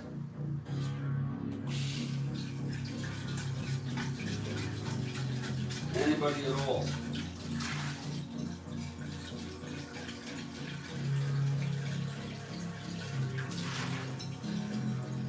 And he did that before his 40th birthday.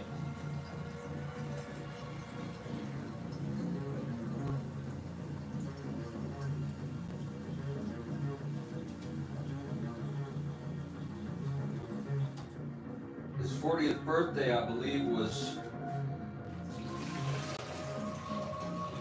59.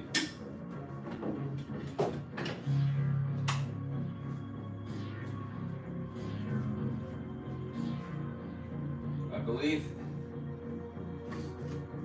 Ted Williams was 40 in 1959. He wrote lots of great stories, yeah. Well, he relieved him because I think he overstepped Truman, who was the commander-in-chief. You got to follow orders. I don't remember all the details. And, oh, shit. Why is that making such noise like that? Wow. Okay, that coffee is brewing. I'll be back in just a couple minutes, folks.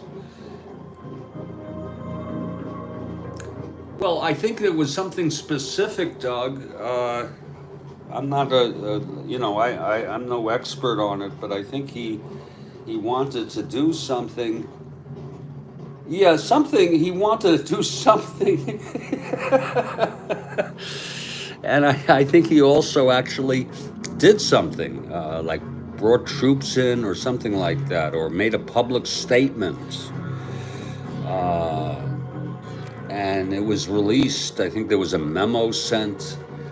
You can all look it up. I'll be back just a couple minutes.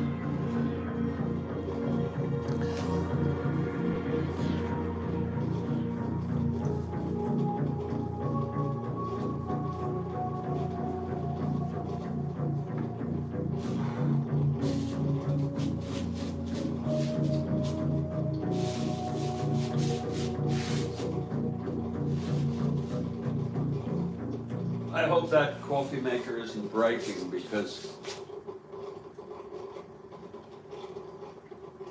I usually don't hear it make a sound that's that loud.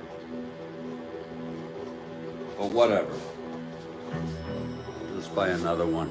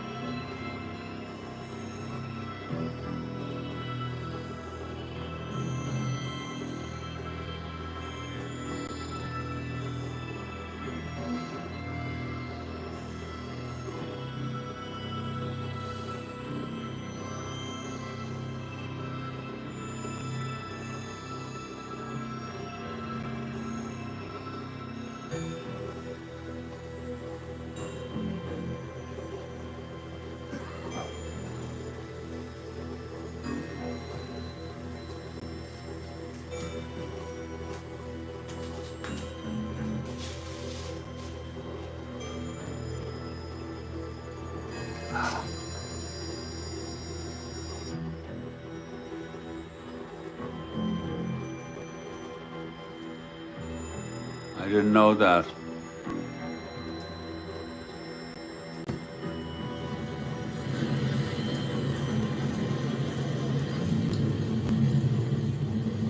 Well, we are back, and I only have an 8 cup brewing.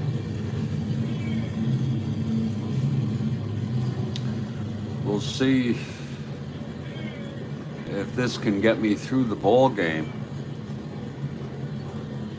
It's 2-0 Orioles. McNally will face Bummer, Cox, and Downing. Len Bummer, Bobby Cox, and Al Downing. Here's Len Bummer.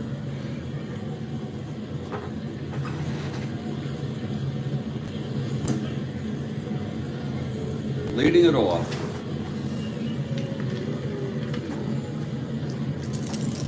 McNally now is ready.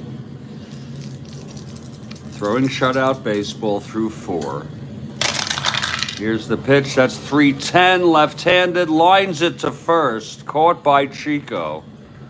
1 down. Here's Bobby Cox.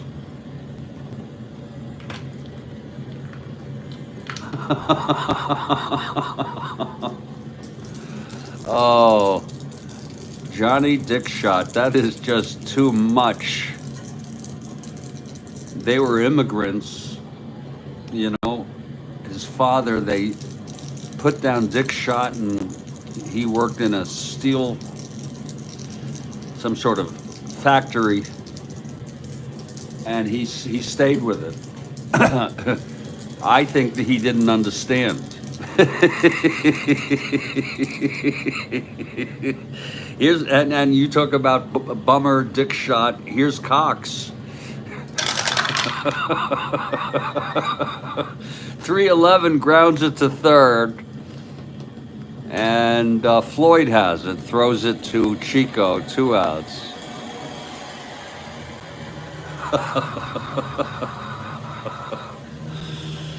Just some fun. Just some, you know,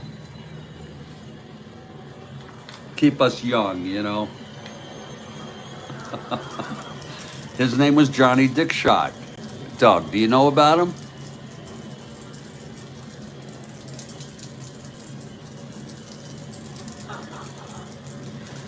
Go look him up.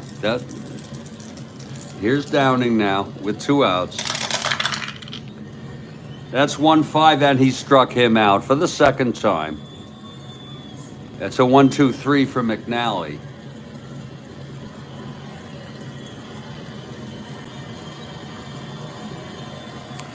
Middle of the 5th, it's 2-0. Here's Al Downing now.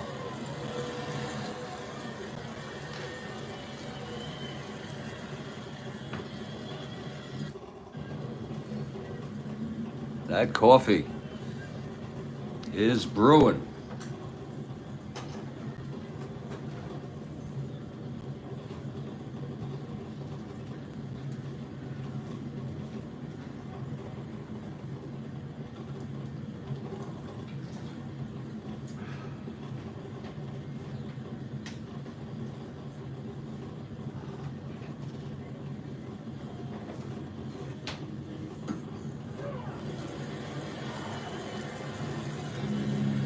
It'll be Belanger leading it off. He singled and scored in the second, struck out in the first.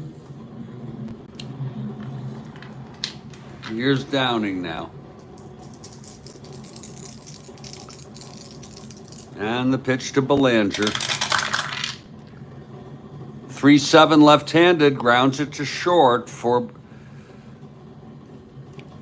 Michael.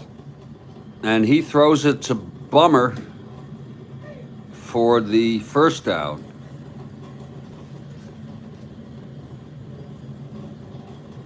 Yeah, well, that's and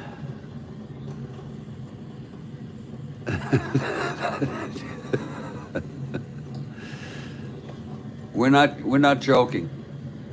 We're not fucking joking. Here you do a search. It's the name Johnny Dickshot.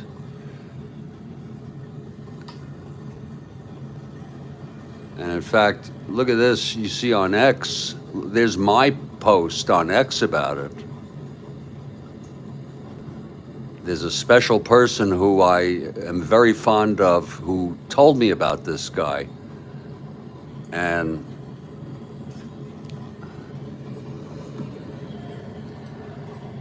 I would only mention the person if they want me to. But I did it right here. Johnny Dickshot, a Major League baseball player was born John Dixis. His father worked at a steel mill. Timekeepers misheard his name and registered him as Dickshot. The family adopted it as their surname. Dickshot's nickname was Ugly because he proclaimed himself to be the ugliest man in baseball during his career. And I don't think he was that ugly. I've seen uglier people in my day. Really.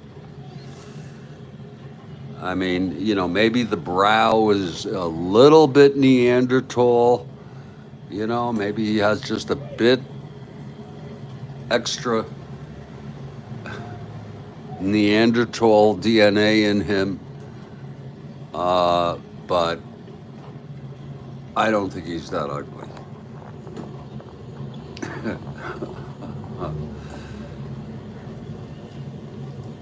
A name like that?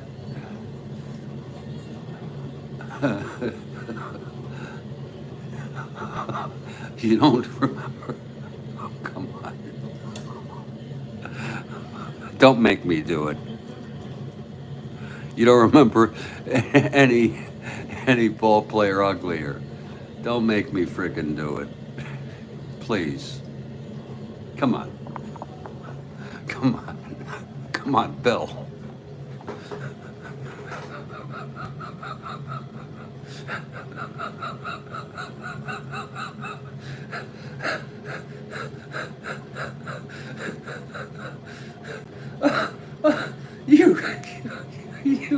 You didn't have to.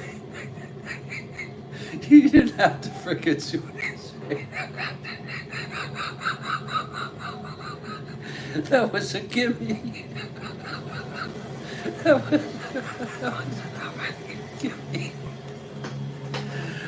Oh, now my stomach.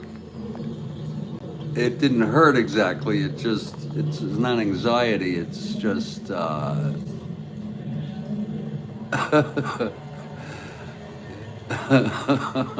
was a gimme. And if this be the worst thing I do, or we do, some of us make fun of people, you know, that should be the worst thing we do. Here's Blair now. The coffee is almost ready.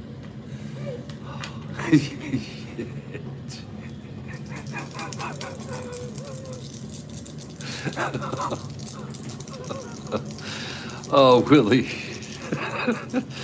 Blair doubled and flew to center. Here's the pitch from Downing. 210 left-handed. That's a slash. I think that might be the first slash of the day. From a right-hander. It's a 17. I don't think that's going through. Again, it was 210 left-handed. No, it's not. It's a liner to second. Right-handed. Liner to short. Not that it matters. Caught by Bummer.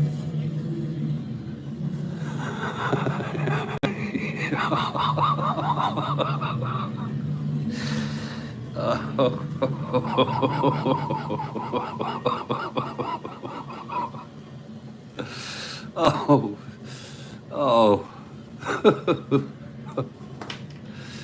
It's just. Oh, God. Oh. Oh, God. Oh. Oh.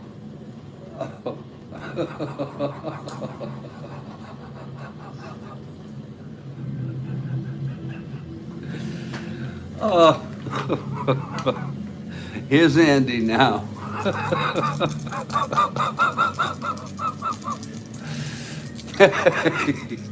Oh, Downing now. And the pitch to Etchebarren. That's going to be 5-7 right-handed. That's a fly to center. Mercer getting under that. And it's a 1-2-3 for Downing. Looking good. We've gone 5, 2-0. It's a good ball game.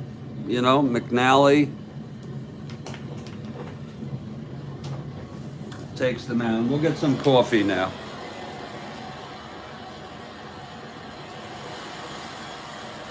This thing is taking way too long to brew.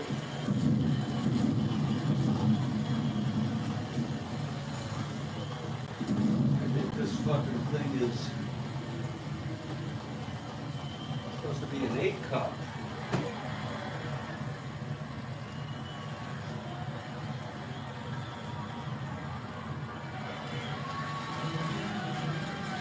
Jesus Christ.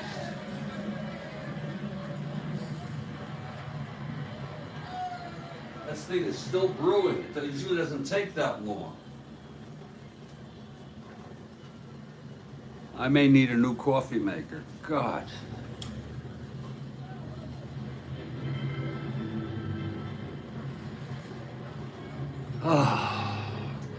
Okay, here's Horace now.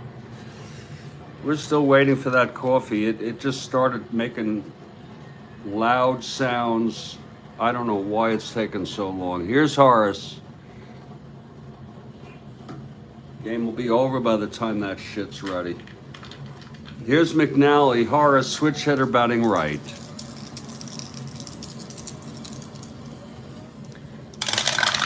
That's 4-2. Switch hitter, batting right. Oh, that's with power. He does not have... He has the power, and it's gone. He is the father, and Horace Clarke has just hit a leadoff solo home run to make it a 2-1 ball game.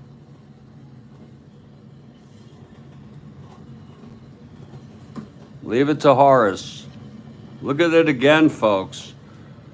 It was 4-2, switch hitter batting right. End home run. Oh, it's a ballpark blast. I am so sorry. I am so sorry. That is a ballpark blast. Ignore that right now. Oh, Lord, I missed that.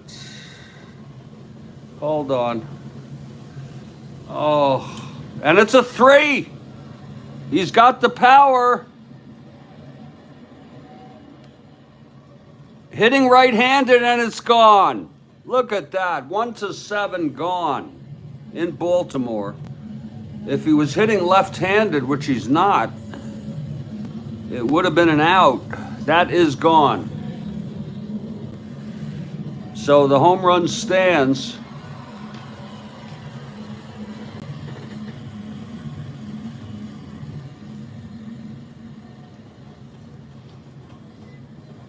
Clarke has hit a number of home runs that were surprising. He's not exactly a home run hitter. He had 4 in real world. I don't deal well with stress. You know, when my coffee maker starts acting up,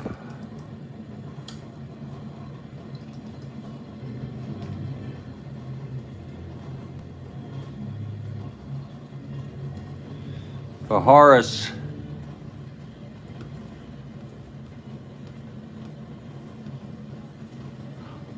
that is number 4. And he had 4. Okay.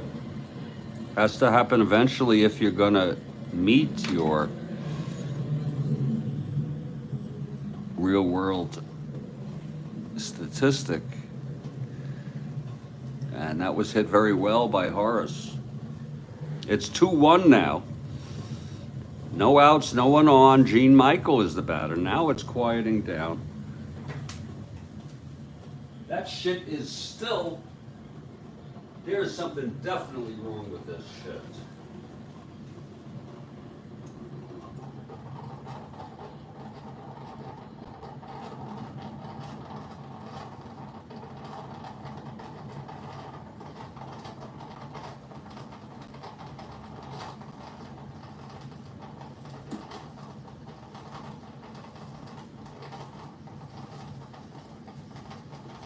I'm gonna sneak a cup anyway. It usually doesn't take this long.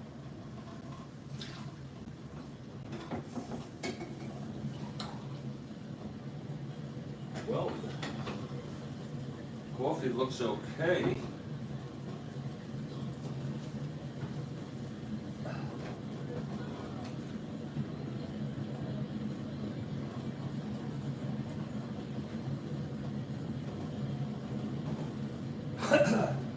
Christ.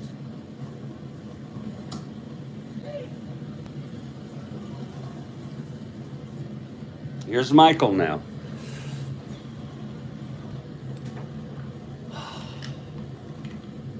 McNally.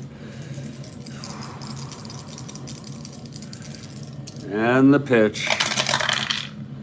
112 left-handed, walked him. So McNally puts Michael on, not being held.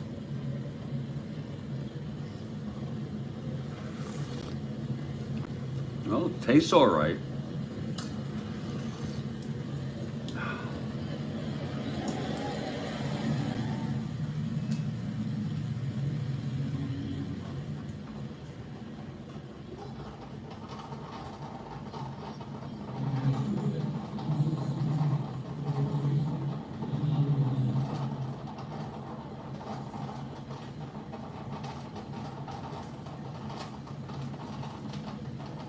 It's just dripping very slowly.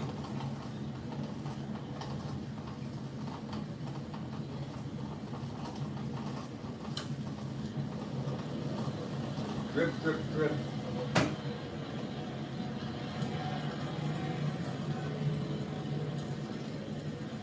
Fucking.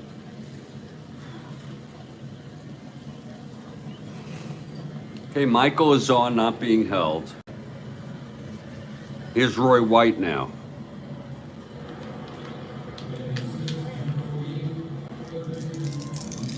Here's the pitch from McNally. 2-7. He walked. No, even better. It's a base hit by White. No, the paper filter looks good. The paper filter is good. It's a 2-7 single, left-handed. Michael goes to third, first and third, no outs. White not being held, 1-11, etc. Infield back.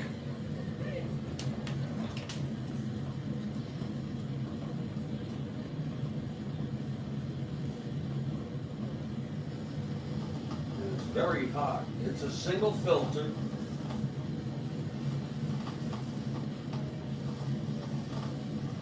I think the mechanism.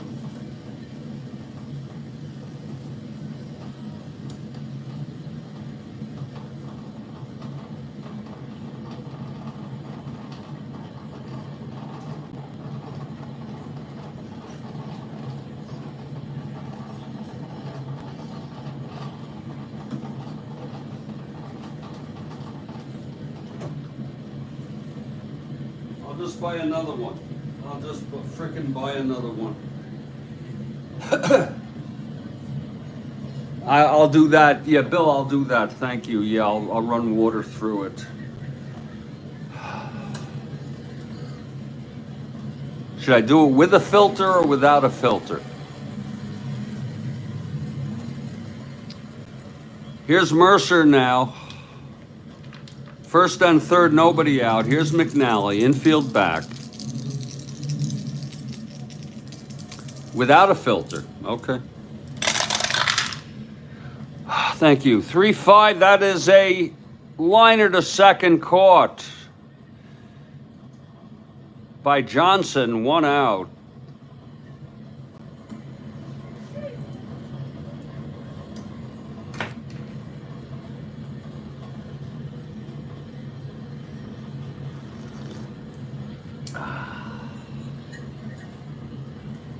And here's Frank Fernandez. Do they say put vinegar in it? Does that help? Because I have vinegar, white vinegar. 1 out, first and third. And here's Frank Fernandez, because you know that coffee is the engine for my ability to play here. It's 1 out,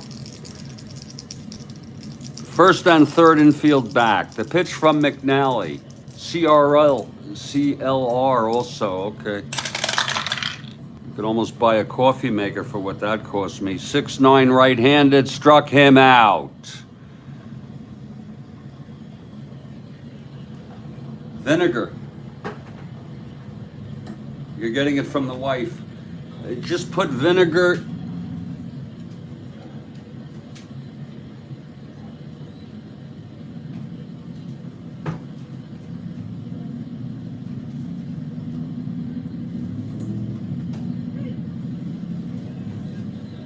Oh, and it's terribly hot too. Ow!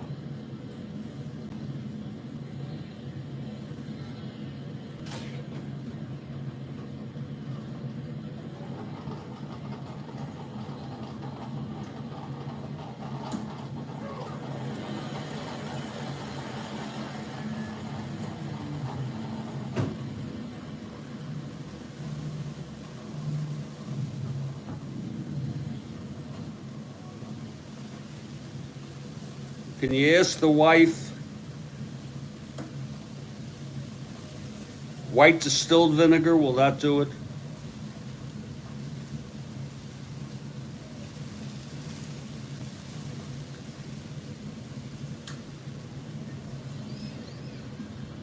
Okay.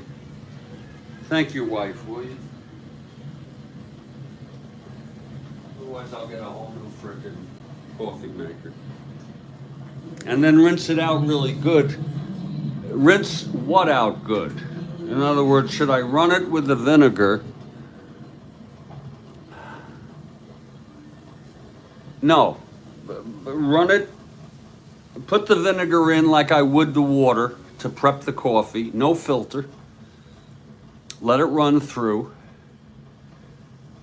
And then maybe do another run through of water to rinse all that out, to clean it. And of course, you're going to clean the coffee pot. Does that sound right? Can you ask the wife? Now it just stopped. There may be things stuck. We'll see. Yeah, that's perfect. Okay. And you know, I don't do well with stress, folks. I don't do well at all. You could see it's my vulnerability due to my severe anxiety and depression. But I'll just buy a new frickin' coffee maker if I have to.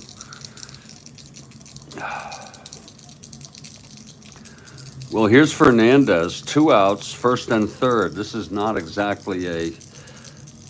You gotta put things in perspective. You know what I'm saying? Here's the pitch to Fernandez, 2 outs. That's 4-6 right-handed. Oh my! A base hit by Fernandez, a clutch single. Michael scores with a tying run. White goes to third. So the Yankees hitting here in the 6th. It's a 4-6 right-handed. Double 1 to 5. It was a 10. It was a single, 2 asteroids. John Ellis with the big single, a big clutch single here.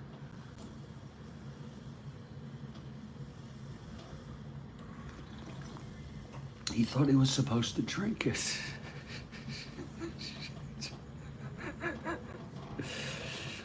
Oh, Christ. I don't give a shit if I lose my hair. It's less to comb. I am not one to worry about. Oh, God.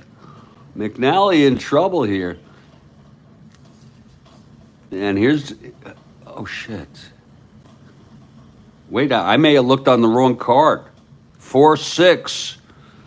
But that was Ellis. It still holds because they're both right-handers. We're going to have a replay here. We have a replay just to make sure we're doing all this shit right.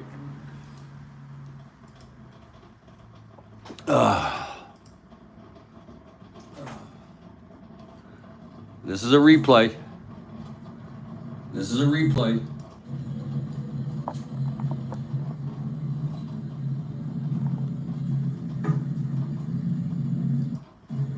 Do they say put... want to make sure we get all these... no, even better. It's a base hit by White. No, the paper filter looks good. That is White. White's good. Paper filter is good. It's a 2-7 single. Now we have Mercer. Got to make sure that we...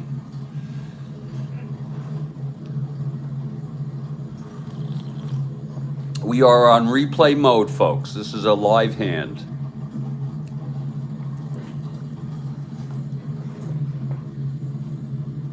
I'll just buy another one. I'll just frickin' buy another one. Here's Mercer now. First and third, nobody out. Here's McNally, infield back. Mercer popped to second. Without a filter. Okay. Thank you. 3-5, that is a liner to second caught. Line to second. So that's right. That helped, because I have vinegar. Here's right, Fernandez. One out, first and third. And here's Frank Fernandez, because you know that coffee is the...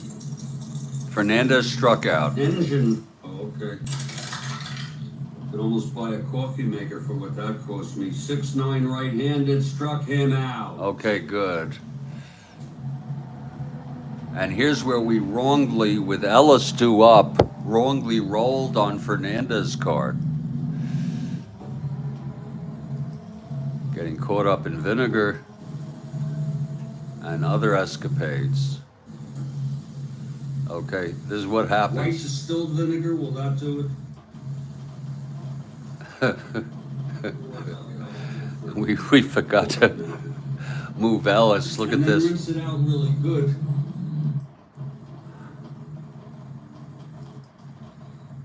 Let it run through. Let out.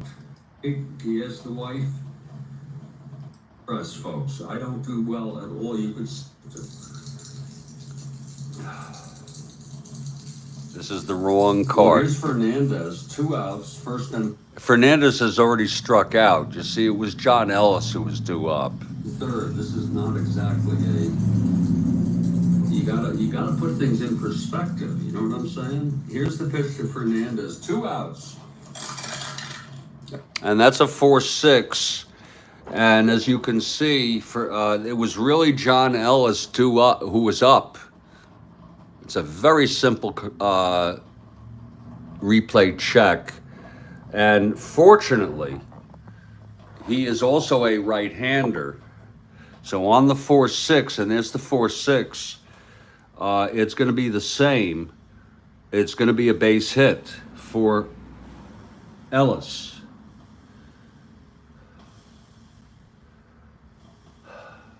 To make it first and third. And that will bring us to Len Bummer. Len Bummer. And I do this for integrity of the game, folks.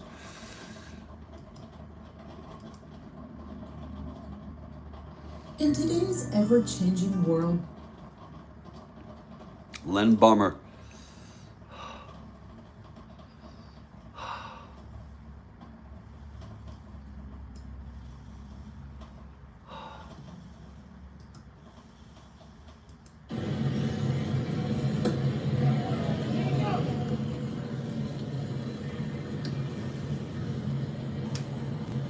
A 176 hitter.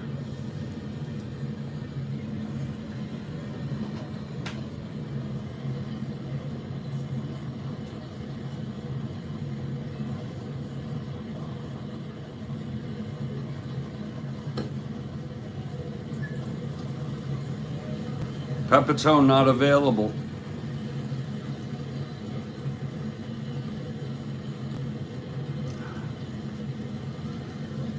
We'll let him hit.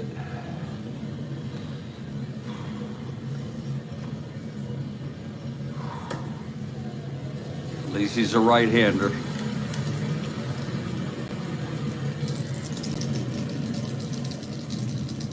Here's McNally now. Trying to get out of this.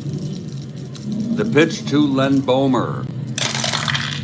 That's 1-5. Walked him. Oh, he walked him.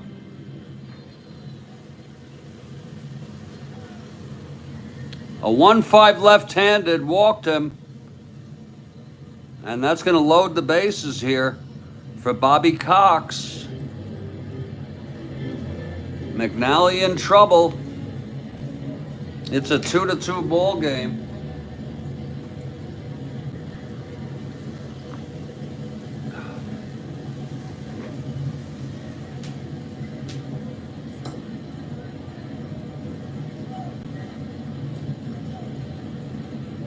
This thing has finally finished. The good news is that the filter has no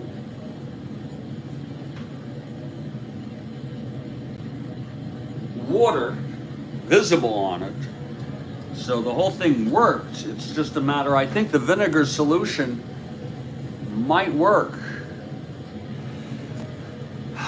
We will see. We'll start it right after I finish this cup. I can't do another cup.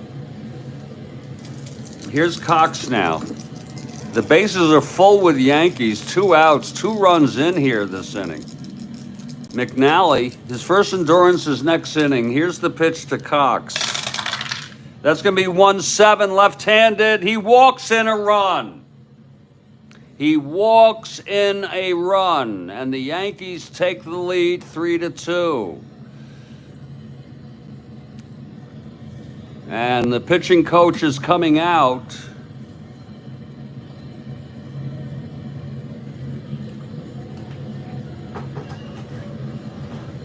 And the Yankees take a 3-2 lead with Downing due up. And this has been a very tough inning. I don't know if this is realistic, but they're going to keep him in. Are you okay with that, Bill? Keep him in to face Downing, who's going to hit.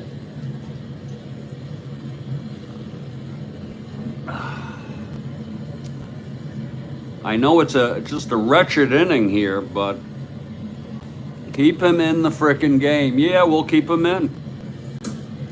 Base is full still. Clutch situation. Here's Downing now. I hate to bring in a new pitcher when the pitcher is batting. Here's McNally now. Full wind-up. Pitch to Downing. That's 2-2. And he pops it up behind the plate. Etchebarren makes the catch, and 9 batters came to bat. 3 runs later, the Yankees take the lead.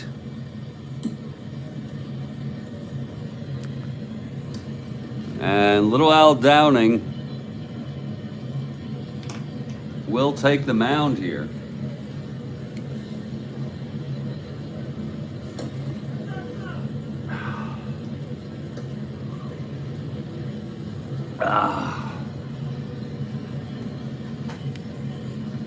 It will be Motton, Johnson, and Simone. Yankees 3, Orioles 2. Big 3-run inning for the Yankees. Off McNally. Whew. Here's Motton now. And the pitch. 5-7 right-handed, fly ball center, Mercer. Under it, 1 out. Here's Davy Johnson now.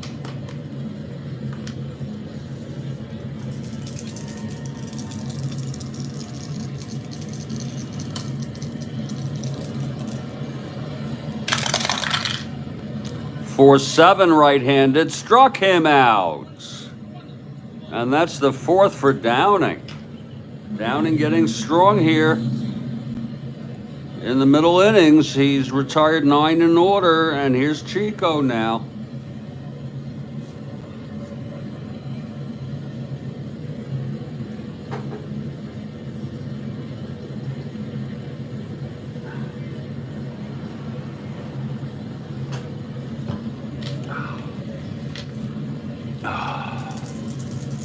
Chico 1 for 2, doubled in the fourth, left on. Downing gets the sign from Ellis. Here's the pitch, 210, left-handed, grounds it to second. And Horace has it, throws it to Bomer. And it's another 1-2-3 for Downing. He's retired 9 in order. We've gone 6.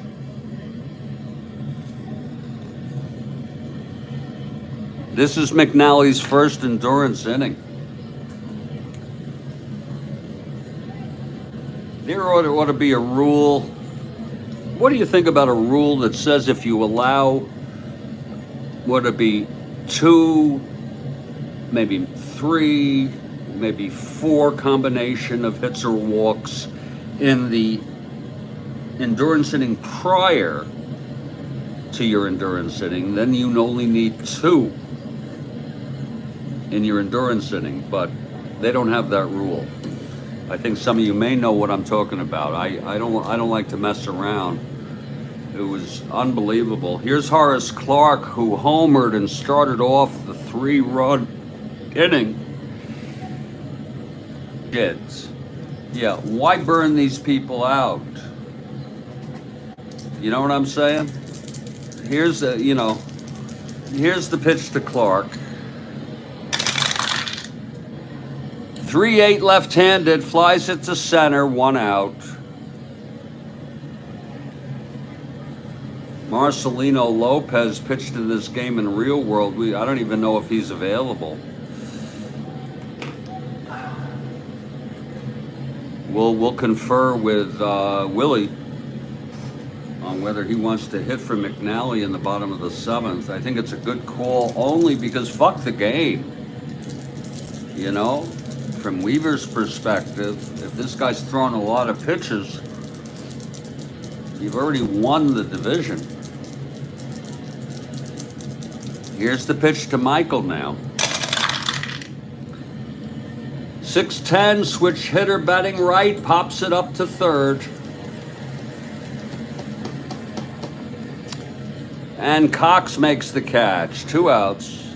I'm sorry. Floyd makes the catch, 2 outs. And here's Roy White, even though there is an argument to pinch hit for him anyway.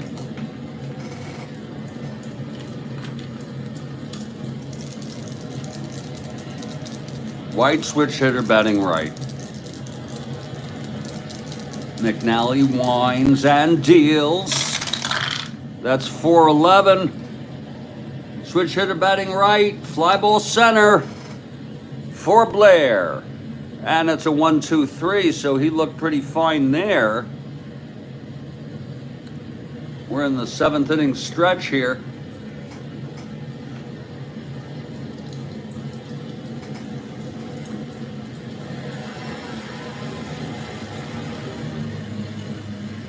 And little Al Downing, his first endurance is the 8th. The winner of record.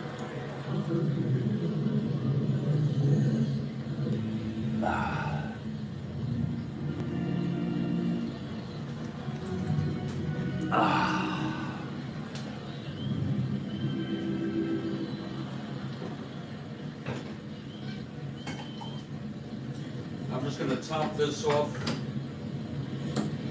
for coffee.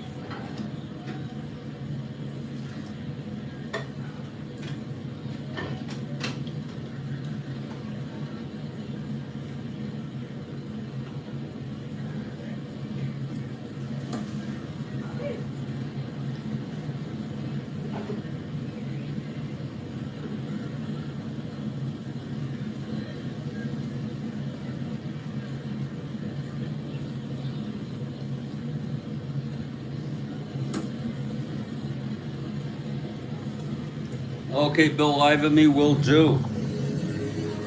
Bill, if the wife is nearby, you sound like you have a terrific wife.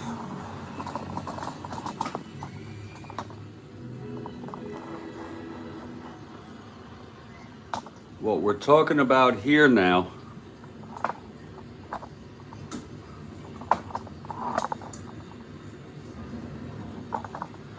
if you could ask the wife to be so kind.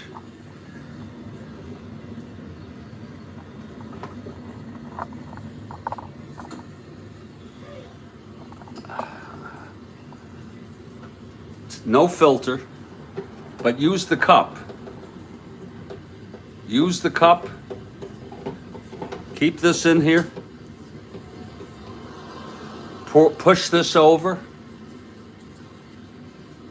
And just pour the vinegar in. Is that correct?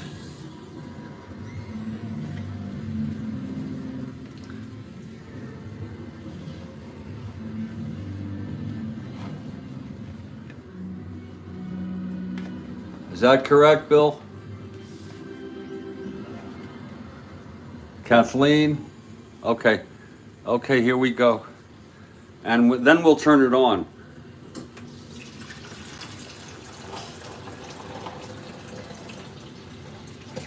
Now, it is not going to be a full... It's not full, but...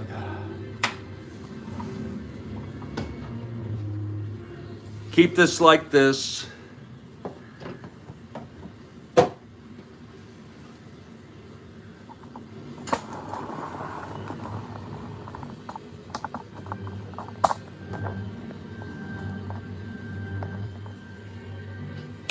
And just turn it on.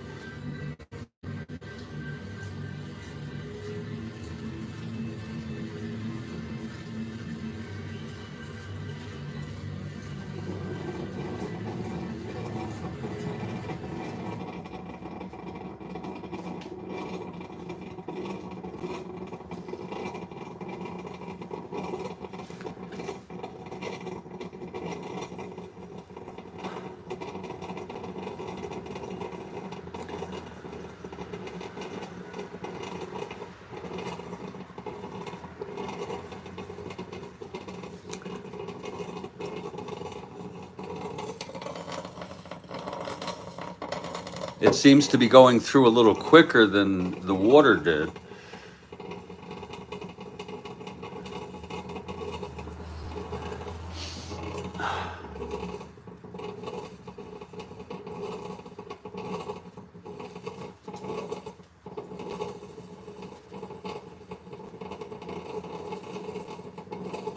We are in the 7th inning stretch, folks, and it is a 3-2 game. Yankees on quite a comeback, and we're just trying to do some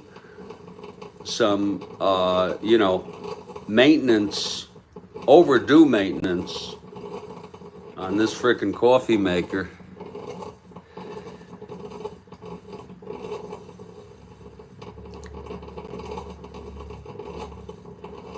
Stand by, people.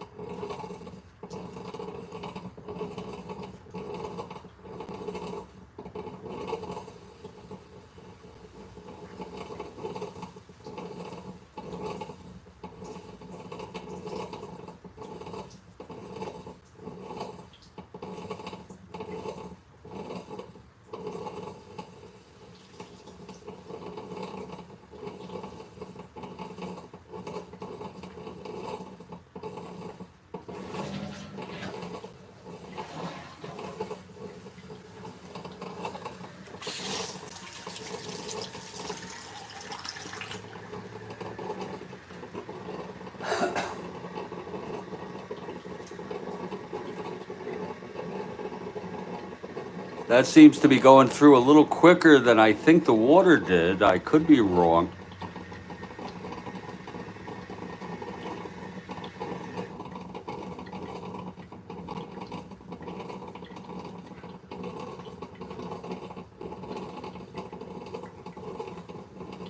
We're putting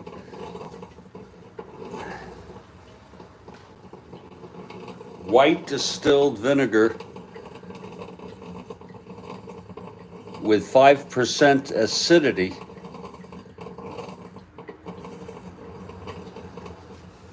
I don't even know what vinegar is. I don't even know. Does it come from some sort of plant or something? Christ.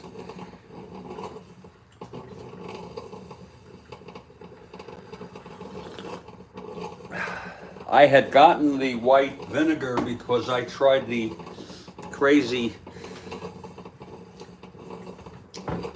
method of cleaning my chillums with white vinegar and baking powder, which causes a non-dangerous chemical reaction, but it really didn't work well.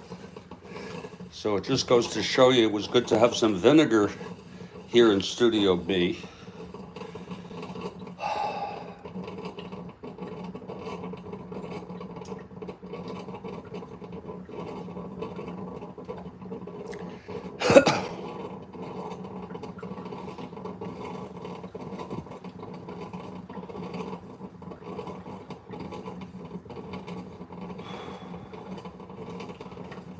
And I know a lot of you, we don't expect you to, think this is a great thing to be doing here, during a ball game. But you gotta have a frickin' sense of humor, you know what I'm saying? Oh. One of these days I'm gonna have a stroke on on this frickin' broadcast. Yeah, at least I'll die, doing what I liked. Isn't that a great thing? I smell the vinegar. I smell it. You know the expression, he died doing what he loves. Well, I got a better alternative. How about not dying when you doing what you love? I mean, I'd rather die while I'm sleeping. I do love sleeping though.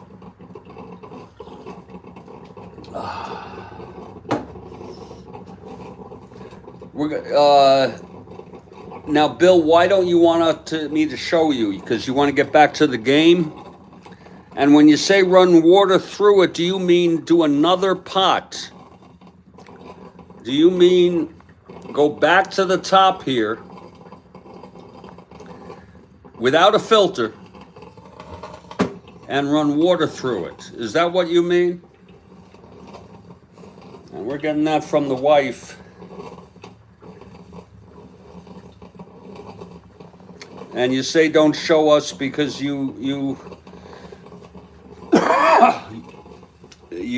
are bored by this, that you want to get back to the game.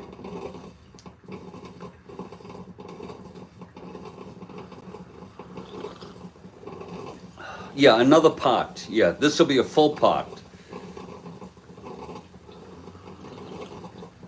But you don't want to watch it. My question is, why do you not want to watch this?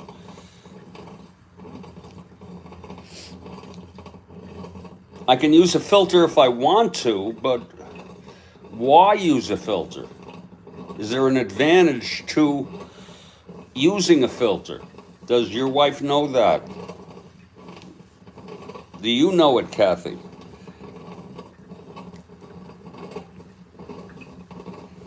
Is it just to see if it works with a filter?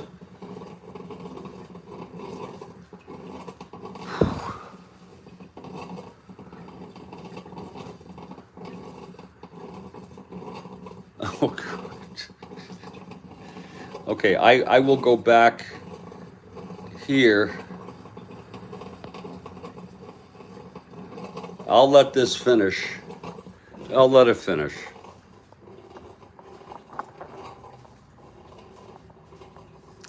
I'll let it finish.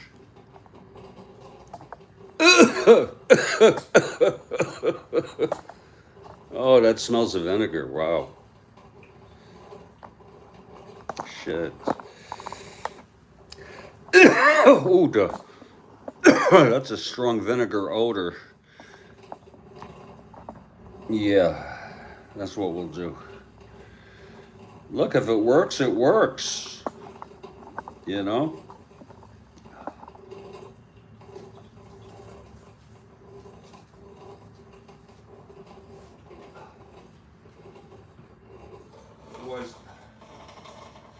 It's not going very fast. It's really, that shit. I am sick and tired of this shit.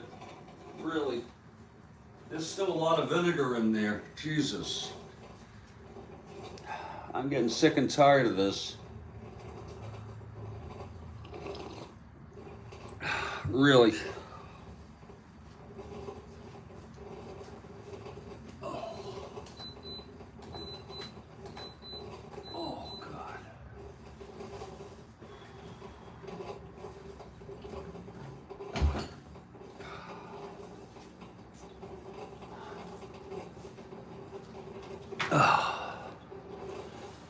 Okay, here's Downing now. Floyd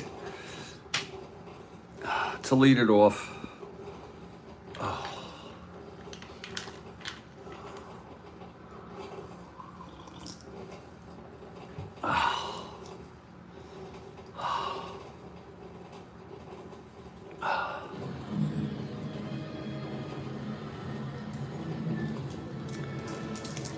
Okay, Floyd 0 for 2 reached on the error left on. Back in the second, that was the error by Michael. Whew, that vinegar. It's in the air. Oh. Here's the pitch to Floyd.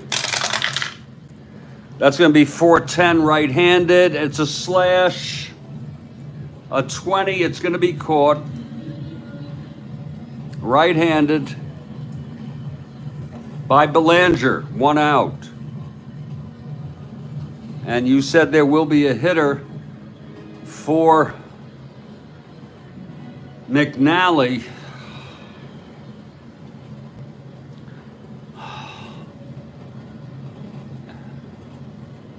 And yes, Leonard is available, absolutely.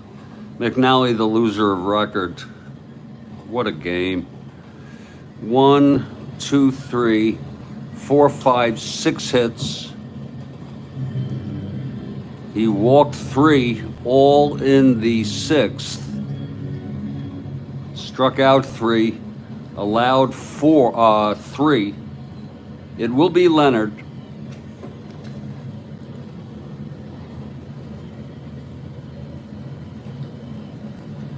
A right-hander. God, does that smell?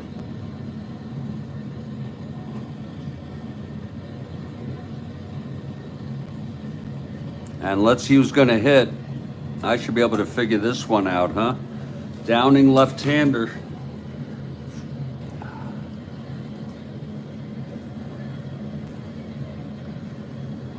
Elrod Hendricks pinch hit for Echebarren.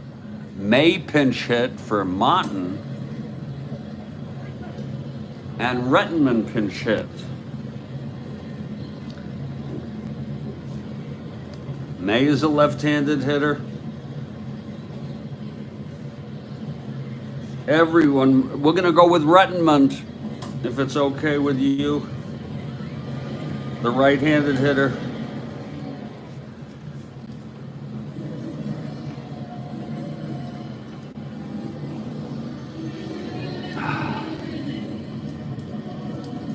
Merv Rettenmund hitting for McNally with 1 out, nobody on. Here's Downing now.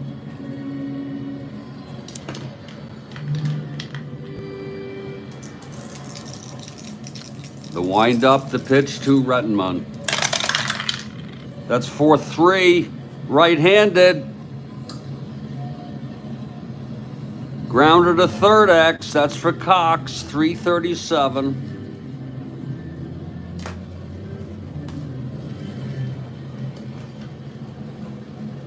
Ooh, that vinegar, oh, what a smell. 337.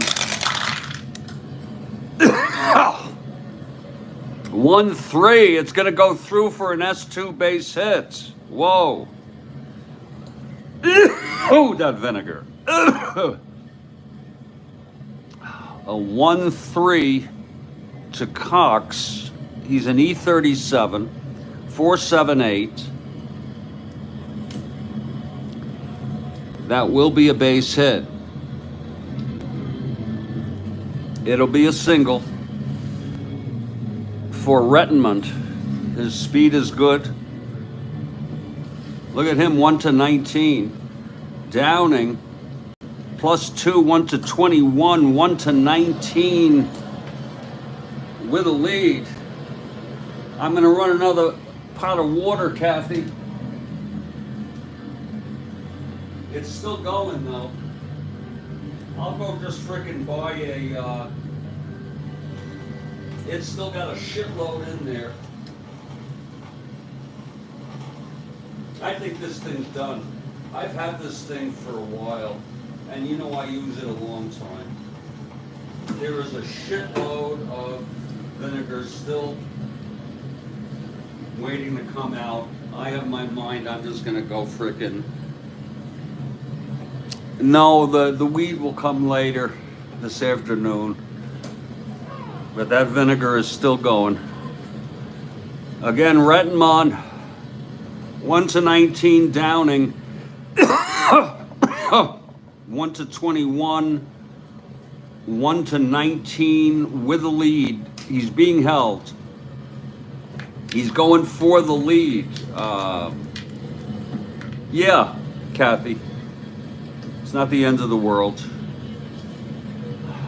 He's going for the lead there, Bill. And he does not get the lead. So he's a 1-19, 1-21 -4, 1-17. You want to send him being held without a lead. 1-7. Oh no, I'm sorry. That's -11. I am sorry. Forget about it. But he's being held.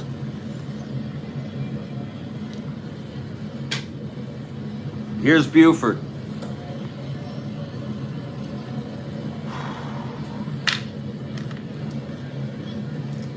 Downing now. Oh. 3-3 left-handed, grounds it to first, C. That'll send Rettenmund to second.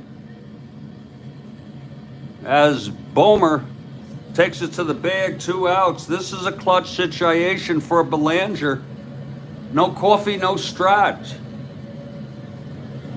No coffee, no Strat. Absolutely.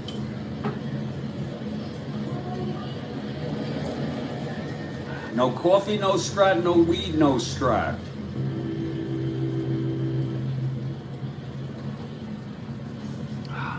Two outs, Rettenmund the tying run.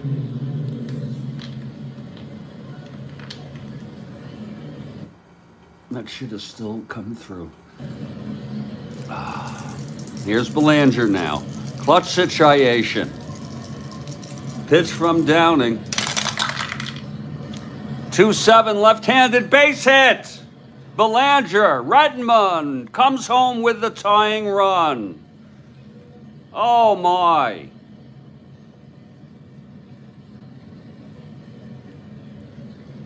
A clutch 2-out single by Belanger. He's 2 for 4 today now.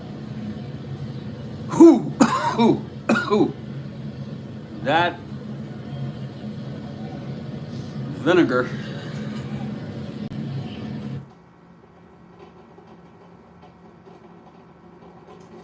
still freaking going through. We live in a throwaway society. It's been a long time. I've had this thing for over a year. And the abuse I do, I shouldn't expect these things to last over a year.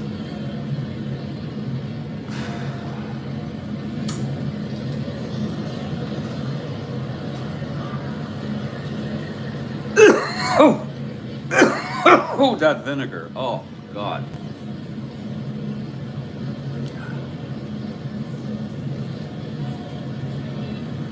Here comes Blair now. It's a 3-3 ball game.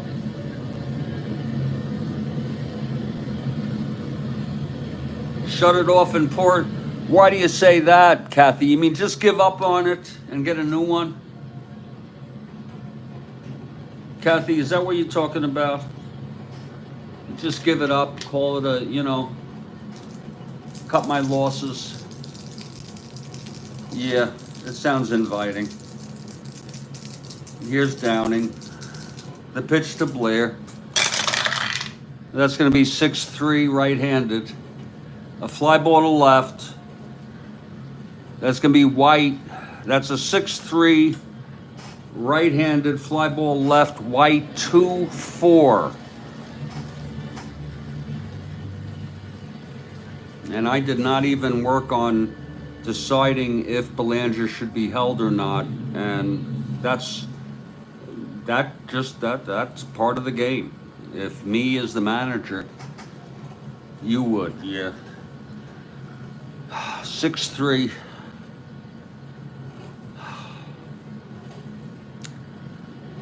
Oh, does that stink?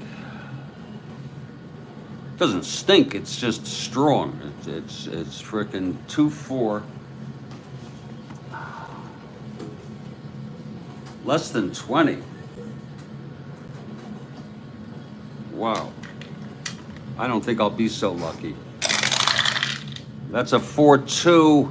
F1 gets to it.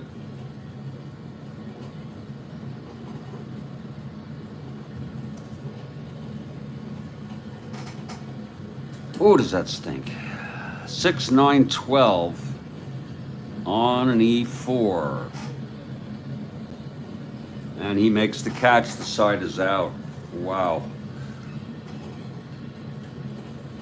It's a 3-3 ball game.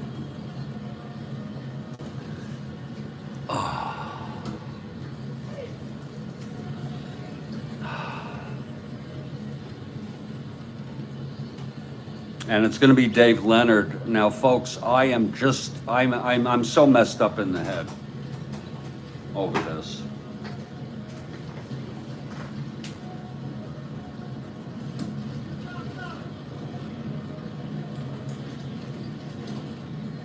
Ow!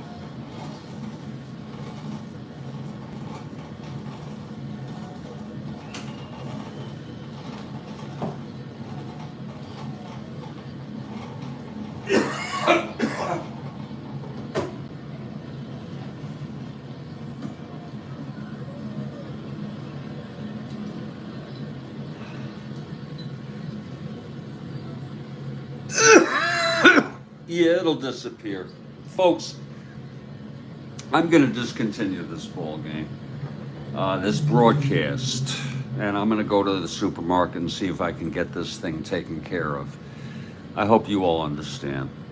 I'll just keep this all set like this. It's 3-3 after 7, because it's just depressing me. And I have no concentration. Yeah, I hope you all understand. And Bill,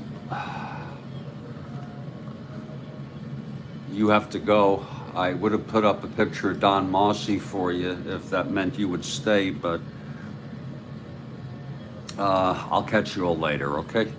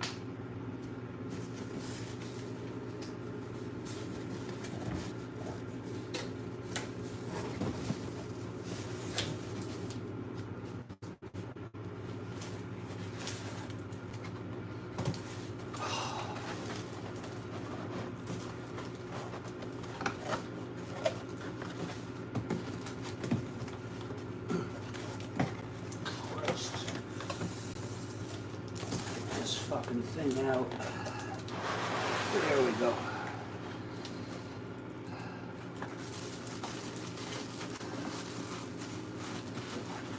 This fucking thing out of here.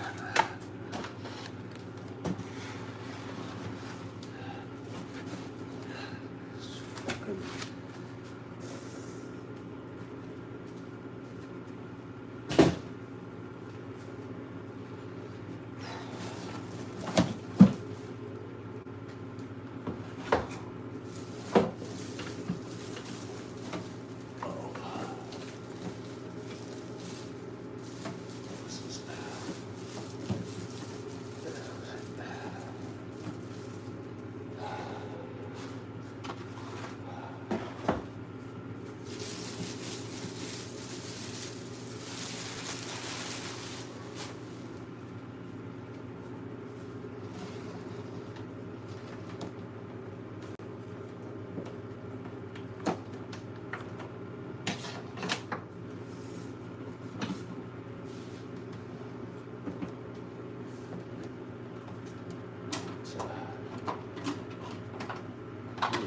This comes with an actual filter.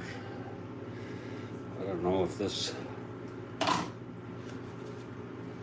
Read the instructions here.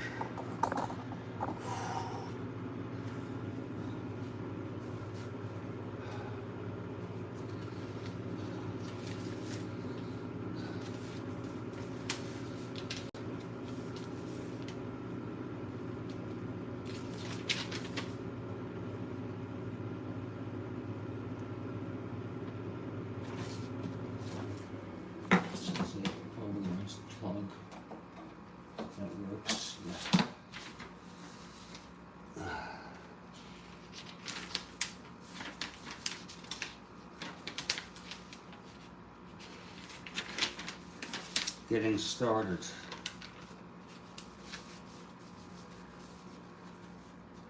Unpack your coffee maker and remove plastic bags, cartons, and any tape on the unit.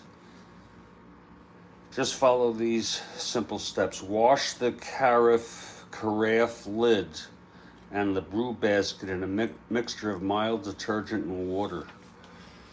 Well, I don't, you know, I told you I'm immune from diseases. I don't use detergent. I just give it a rinse of water. I don't need detergent because I'm immune. You know, I'm immune from that shit.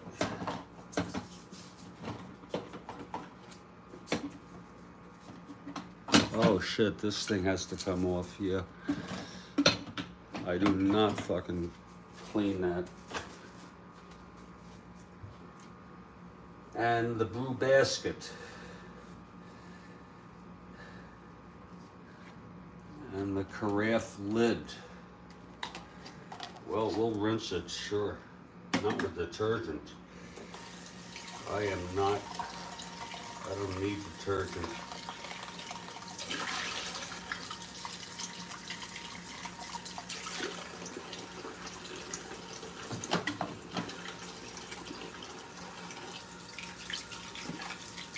Because, again, I think a little dirt is good for you. And they want the lid cleaned. I'm not going to clean this lid. Screw that. Run a brew cycle by adding water. Press brew now. So replace all the parts and close the lid. Then run a brew cycle by adding only water to the coffee maker. Yeah, but how can you close the lid and add water? You see, that makes no sense. Do you see that? Do you see that? Look at that. Replace all the parts and close the lid. Then run a brew cycle by adding only water to the coffee maker.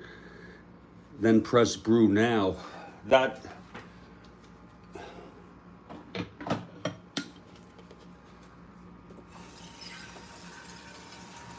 got to open the lid to do that.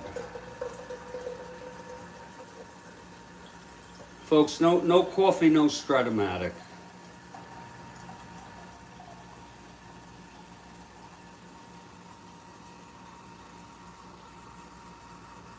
Do a full brew here.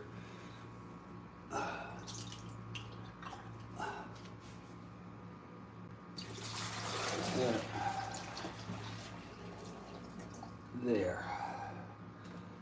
Close the lid. Put this in here. Plug it in. And go brew. There's the time. I don't need this frickin' time. Frickin' time.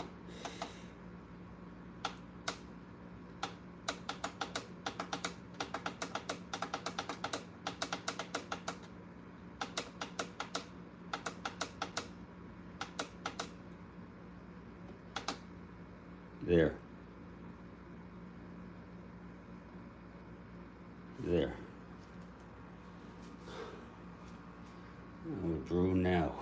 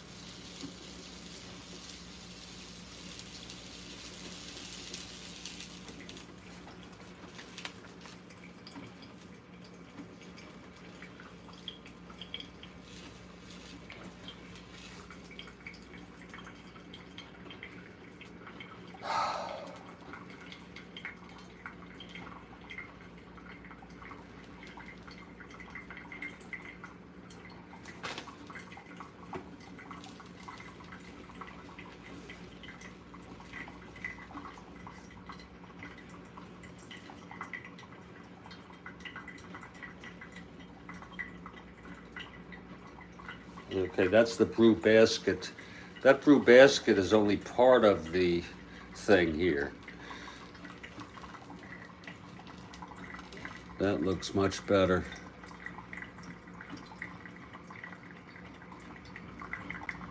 That looks much better. And I have had my fill of coffee, but I am going to make a small pot, a very small pot, after this is done. I want to thank you all for those of you who are here, because I'm a very, very disturbed person. Depression, anxiety.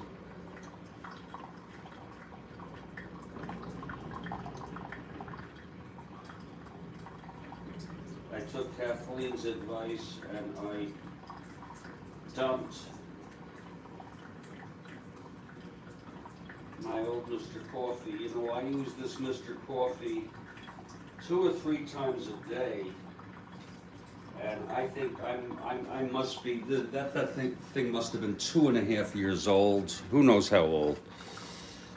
And you just can't expect these things to just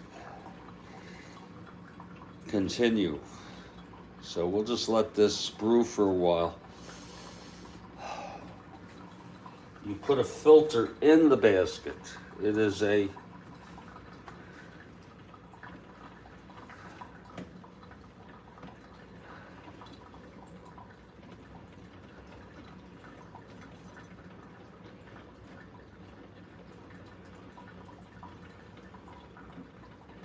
some water.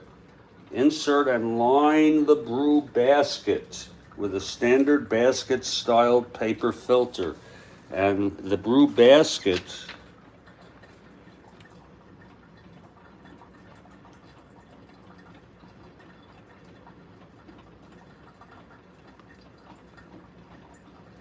I don't even think if I need that thing.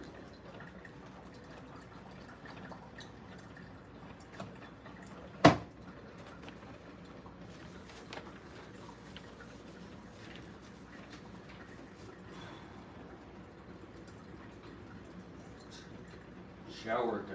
Okay. There's no brew basket mentioned. I don't know if that thing is even needed.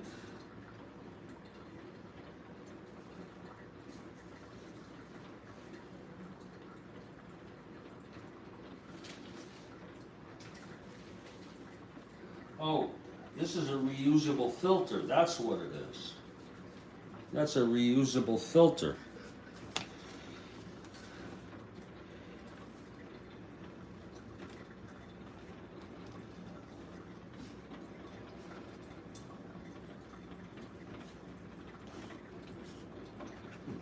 The type of water that you brew with, always use clean fresh water, filtered and free of impurities. Avoid soft water or well water. The reusable filter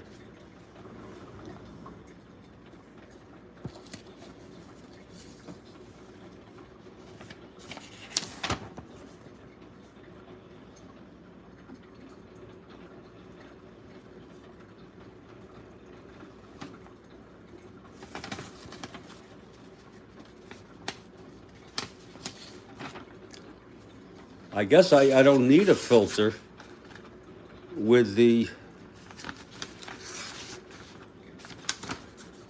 if this is a reusable filter, which I have in there,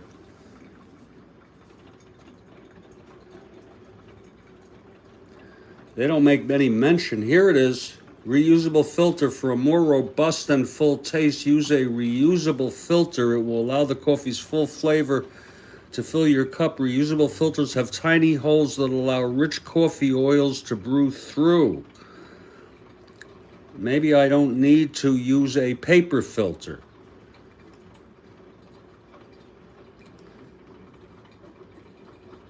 So maybe that's what it is. And maybe I don't need this. When they said to initially do this,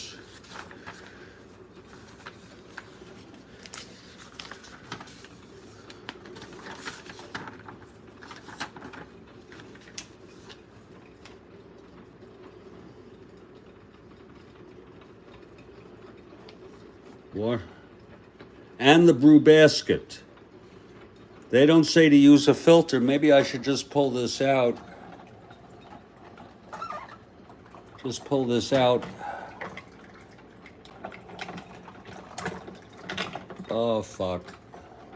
There it is. There it goes.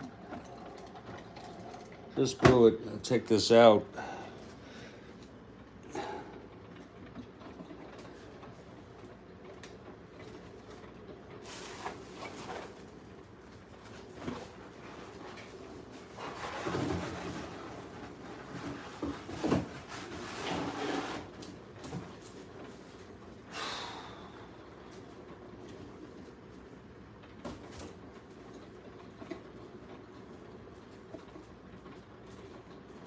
No, it's working. That's the good news.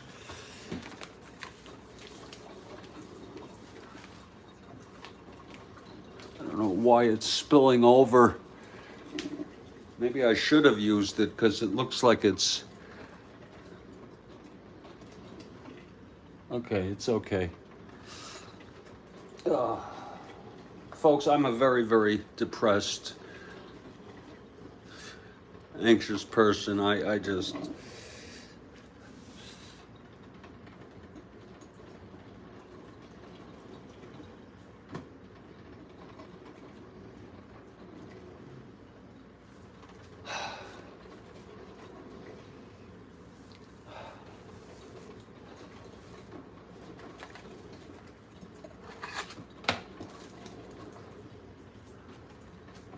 I'm very unhappy.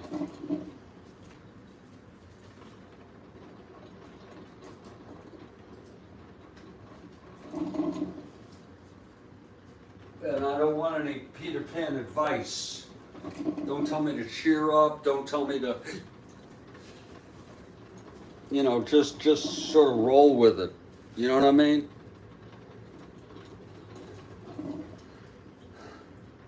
I'm gonna step outside for a minute, and I'll be back.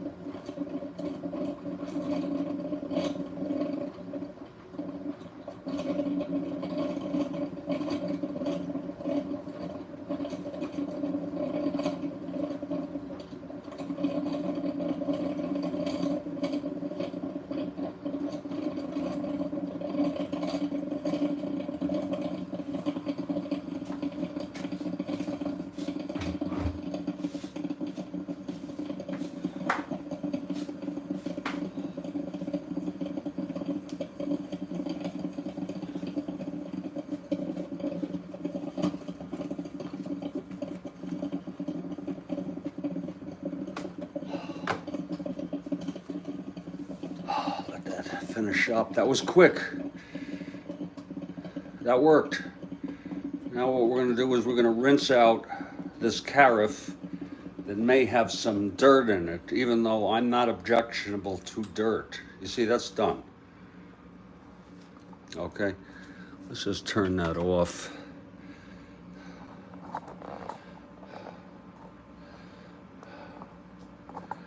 And give this a dump.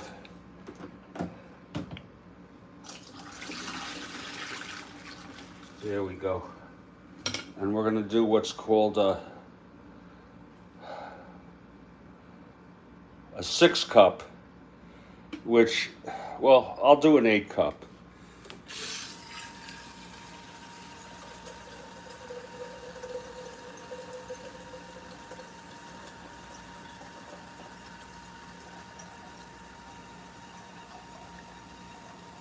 Oh, I have to rinse it.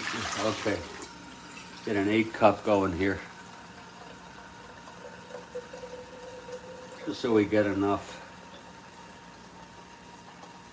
And I always thought these 8 cups look a little bigger than the 8 cups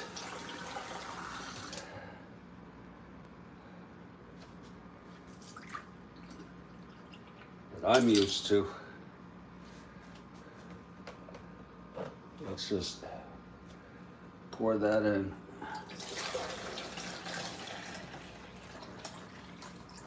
That's nice because sometimes when you turn that off,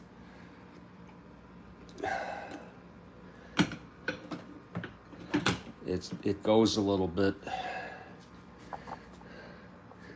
Now, let's put this filter in. That is really weird that this is a filter. Does anyone have any suggestions? Should I use this or should I use paper? This is optional. I think I'll use paper the first time to see how that works, okay? That's what I think I'll do.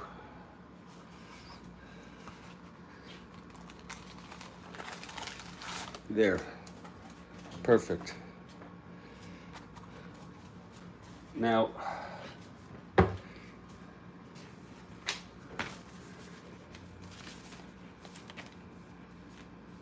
here's a suggested coffee measurement. 8 cups is 8 tablespoons. 8 tablespoons. Wow. That's a lot of frickin' coffee.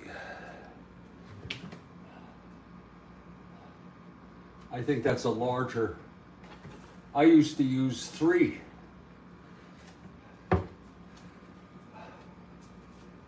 I'm gonna.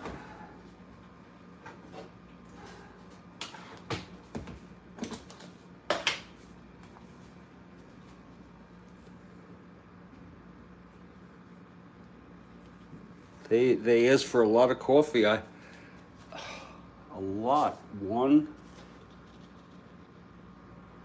2,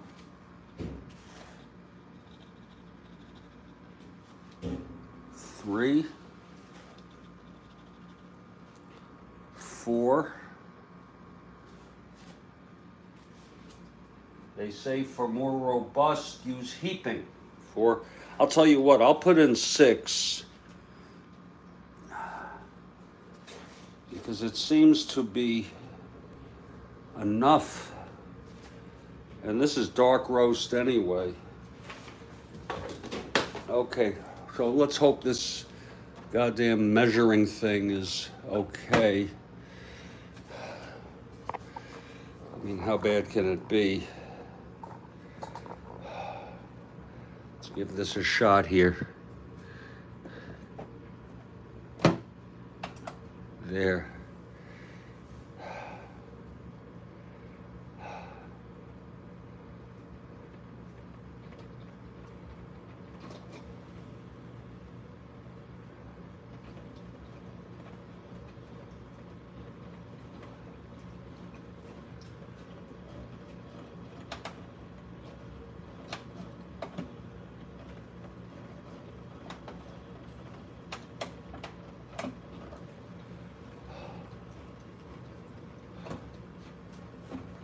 And you sort of get the feel for it. I put in 6 for 8. You get a feel, you know. It takes you a pot or so on each new coffee maker to see what they're doing. And that's looking pretty good there.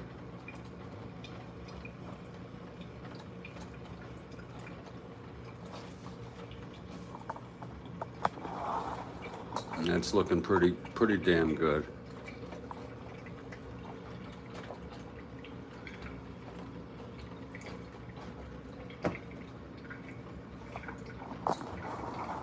The problem is, folks, that coffee is one of my main drugs of choice, and without that, I am screwed.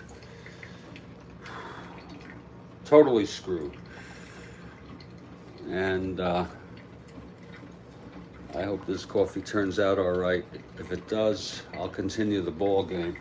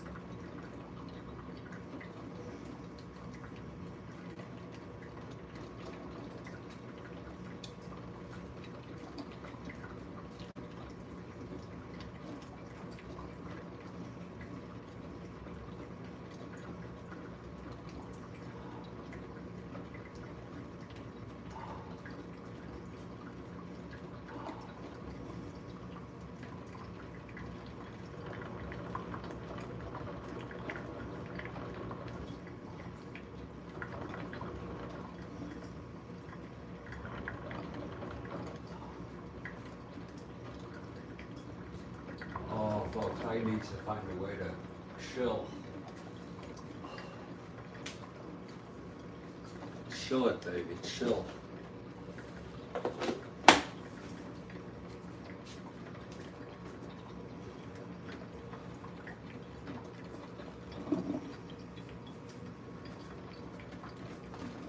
We'll keep the box in here for a few days just to make sure the goddamn thing doesn't break.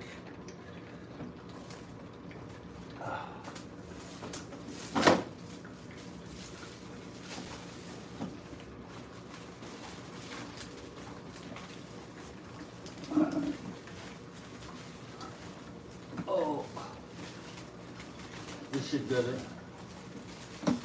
This should be an episode of my glamorous life. My glamorous fucking life.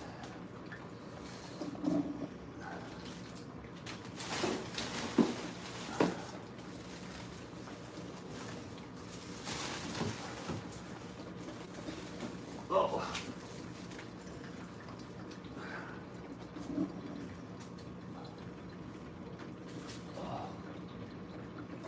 It's no emergency. It's just very unsettling.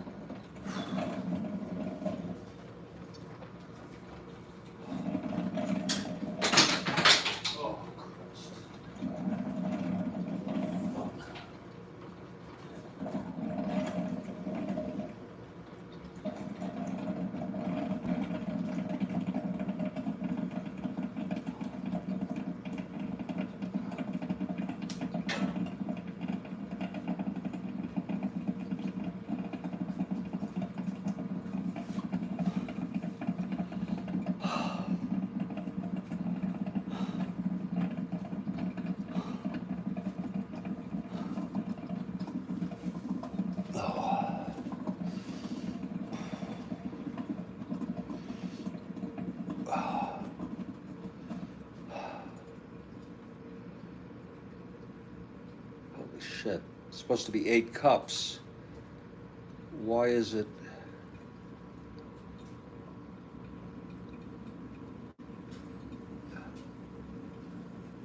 Why is it not 8 cups? There's always something wrong. Maybe it's still going. Yeah, looks like it's still going. God. Maybe a lot of it hung on the water, on the grounds. Shit. Now that looks like it's pushing 7 cups. I did an 8 cup.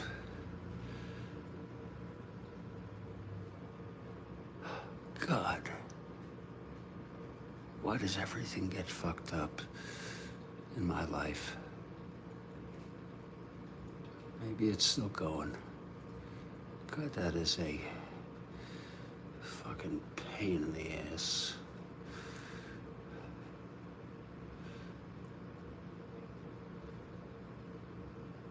There it's gone. There's 7. Yeah, there it goes. Here it goes. There. Keep going, baby. Now, some of it I understand gets stuck in the grounds. But a whole cup? Come on. Get up there, you bastard. I'm sorry I called you a bastard. Get the fuck up there.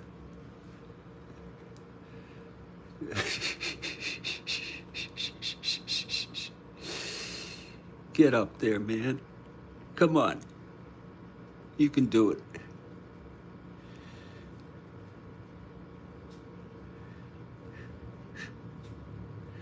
I can understand if it's a little less than 8. That looks like 7 and a bit. It's pushing up. Okay. Well, maybe that's just something for me to think of, is that you got to put a little more water in to account for the water that gets stuck in the grounds.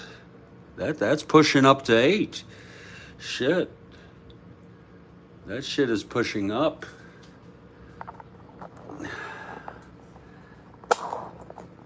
Take a look at that for yourself. That just 6, that's over 7. I think the rest is the grounds. There it goes. Oh, there it goes. Oh, shit, there it goes.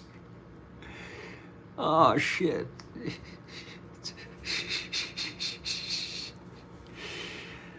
There it freaking goes. It's just going there. You know? I'll be abusing this shit after a few days. I'll be fucking...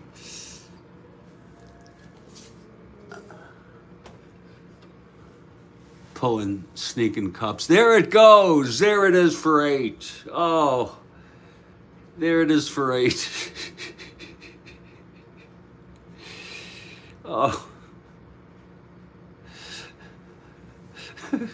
Oh, Kathleen. Kathleen, you're the best. Do you know that, Kathleen? I think those are the grounds.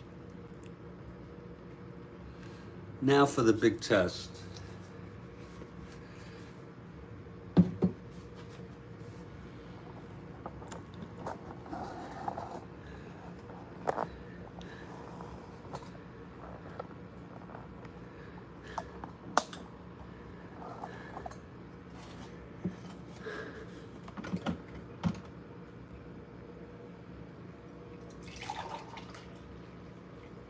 Well, it's got nice bubbles.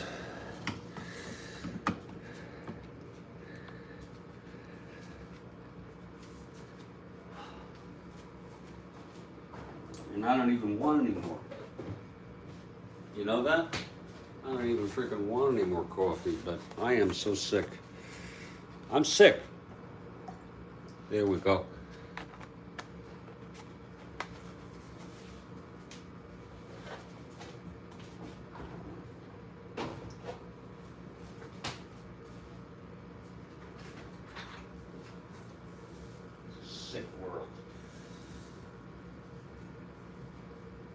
You know how hard it was to make coffee when I was a kid? The coffee makers started in like the 70s, but before that my mother had a percolator.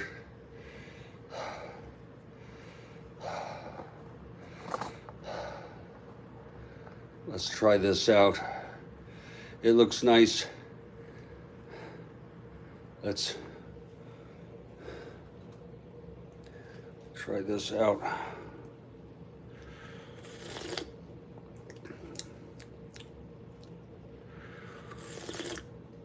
Oh.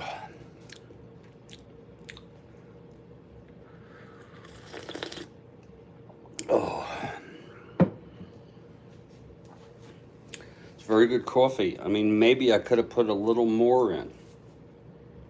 So we'll play with it. And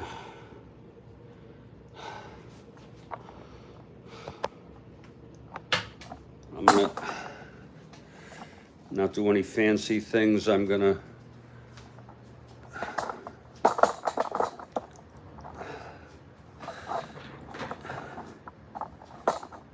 continue my ball game here.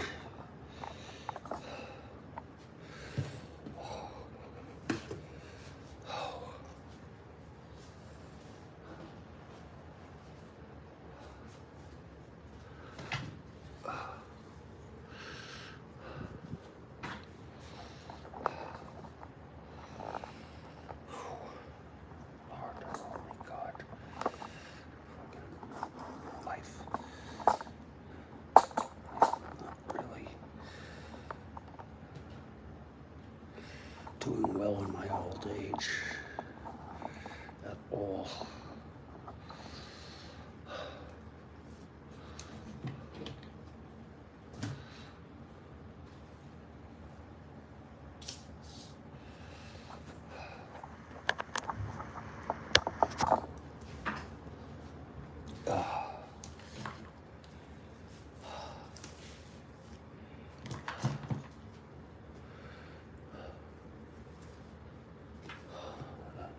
Coffee tastes fine. It might be just a tad weak.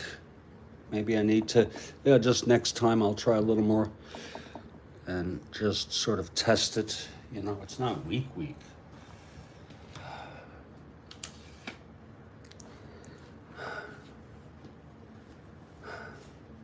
the hell is this?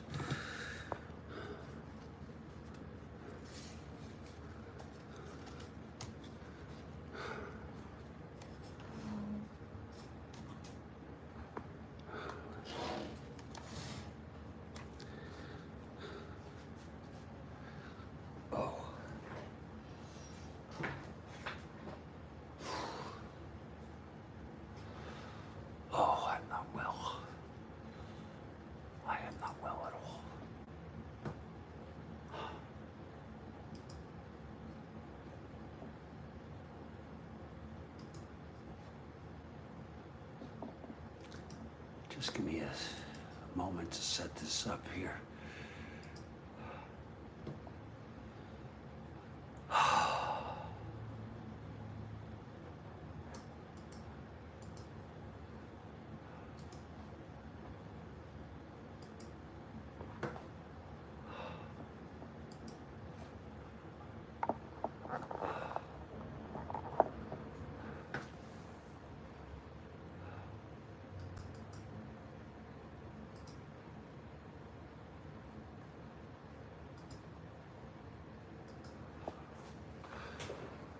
Let me just...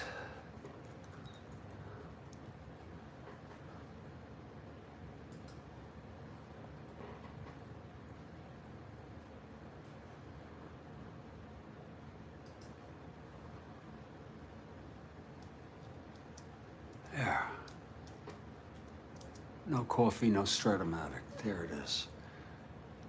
This is continued.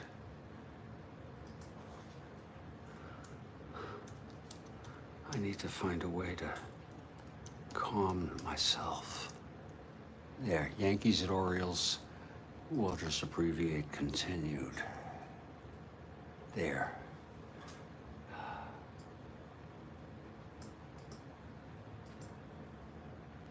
I think what we'll do is keep the picture of coffee as is, and we're going to add this to our Strat-O-Matic 20 playlist. Save it.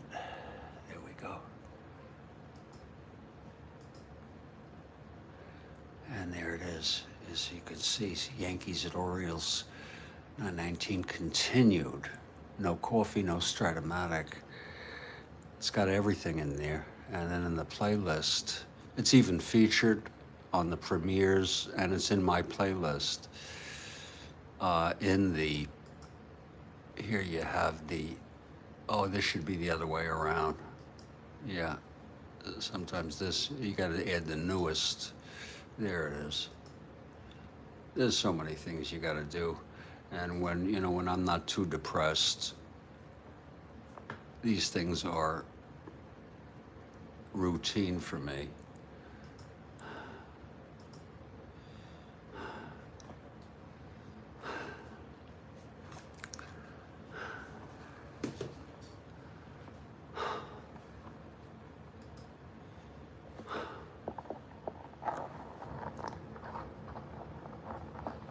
Now we got a ball game here. And we've got coffee.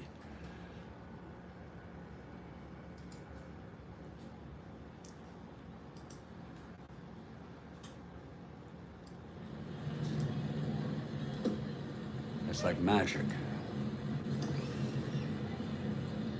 It's like freaking magic.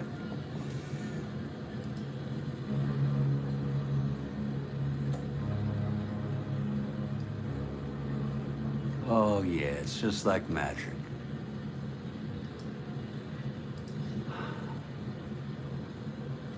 It's just like freaking magic.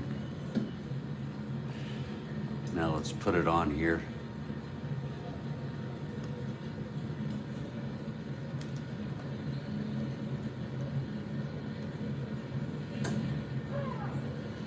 Potential crisis averted, Kathy Harden. Oh, Kathy Harden, I appreciate your support so much. And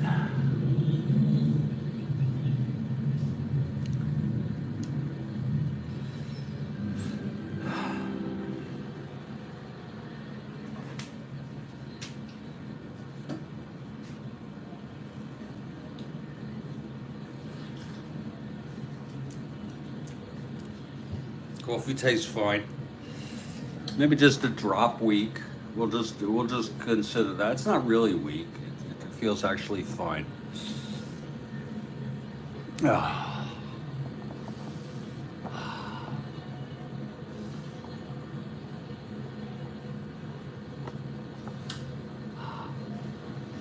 We are in the middle of a 3-3 ball game.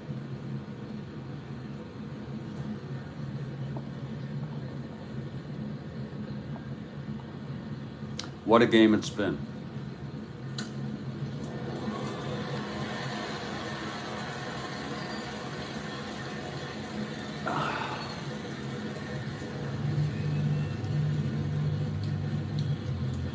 Oh, Joel Horland. Are you talking about Starbucks instant coffee? In other words, you boil water and make coffee? Because that's not a bad idea.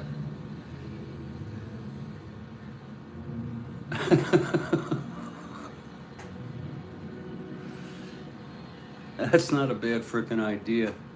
You know, I say coffee is like sex.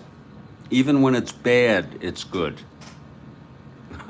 I wouldn't go that far. But thank you, Joel Horland. And we're going to get right back to this ball game now.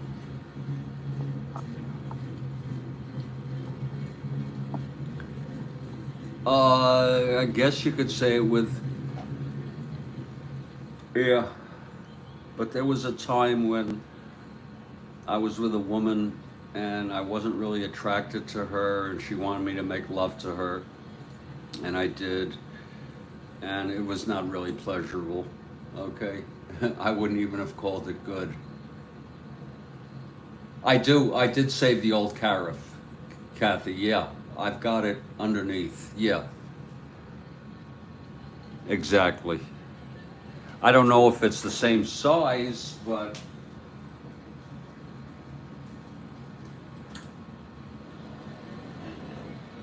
I guess it might.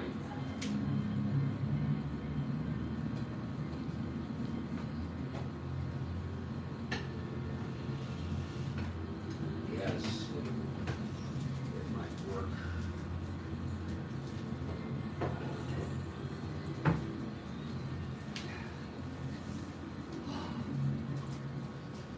I saved it, yeah.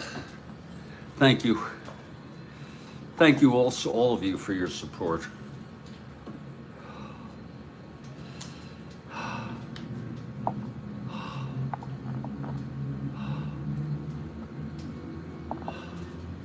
Dave Leonard, in for McNally. Turned out Rettenman, who pinch hit for McNally, singled and scored the tying run, so that was a pretty good move.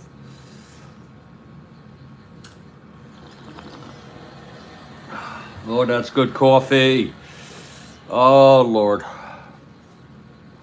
Top of the 8th, Mercer. Here's Leonard now.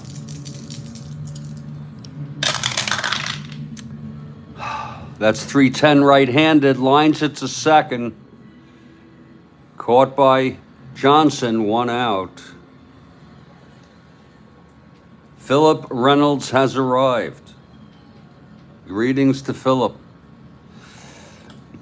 A 310 right-handed, 1 down. Here's Fernandez, 3-3 ball game.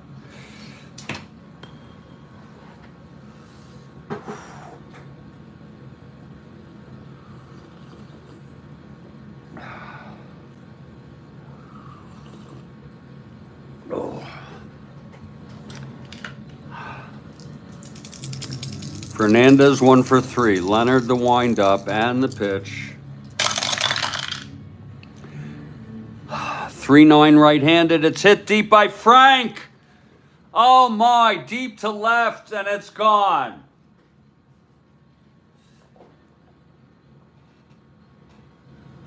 Your computer died. Oh, Philip. You know, Philip, that fucking sucks so bad. That Fernandez with the home run.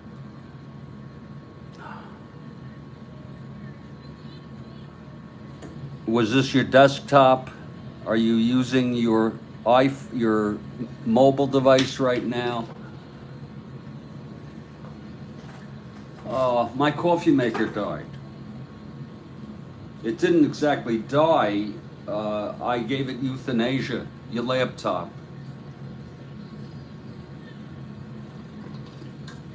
What are you going to do about it, sir? My coffee maker was euthanized. You're using the phone. That freaking sucks. For Fernandez, that's home run number 15. And he had 12 in real world. And that puts the Yankees ahead 4-3.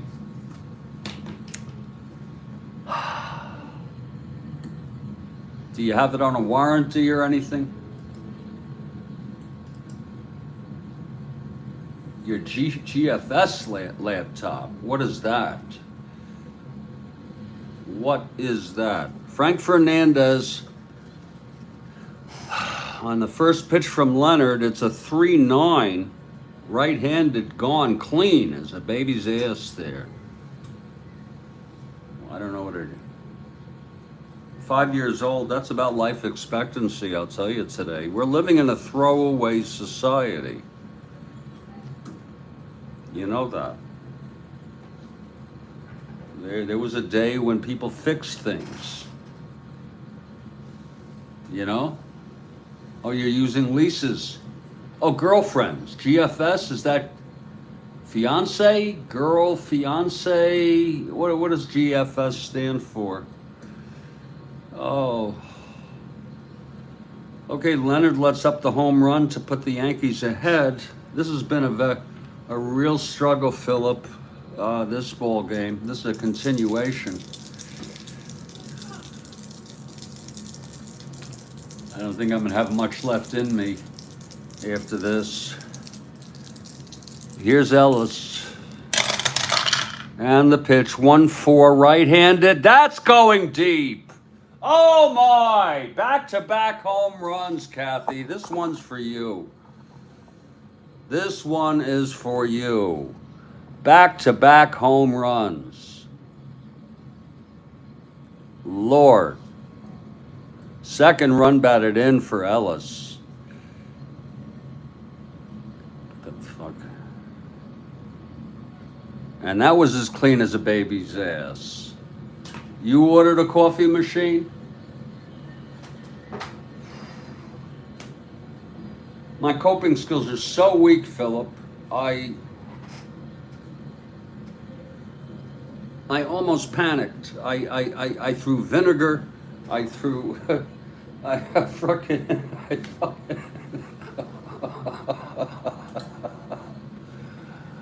Oh, God, Philip. Oh, God. Oh, that was a back-to-back home run. Let's look at it again. 1-4 on Ellis, and that's as clean as a baby's ass. Okay, the other was a 3-9, completely different kind of rolls, and they'll keep Leonard in.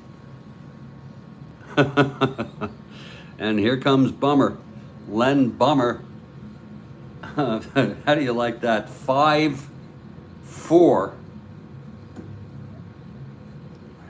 3-3, 5-3. I'm sorry, 5-3 Yankees.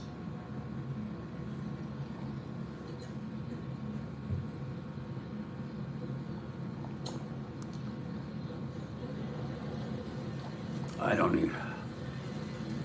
Bring this down a little. There, bring that down. Oh, bring it down, baby. Oh shit, that's too far. Bring it up just a tad. Straighten it out. There it is. These are all first world problems, people. These were days.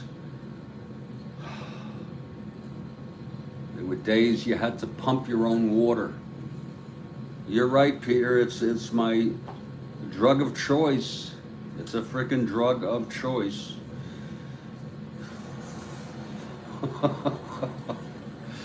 Back to back, Kathy. Here's Bomer now.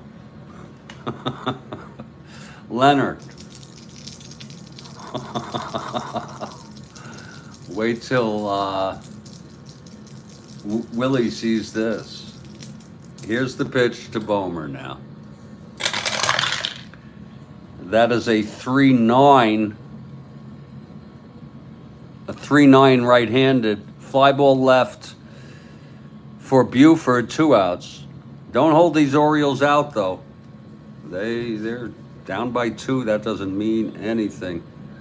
Now here's Bobby Cox. Oh, you got to have coffee. Yeah. I need coffee. I need weed. I need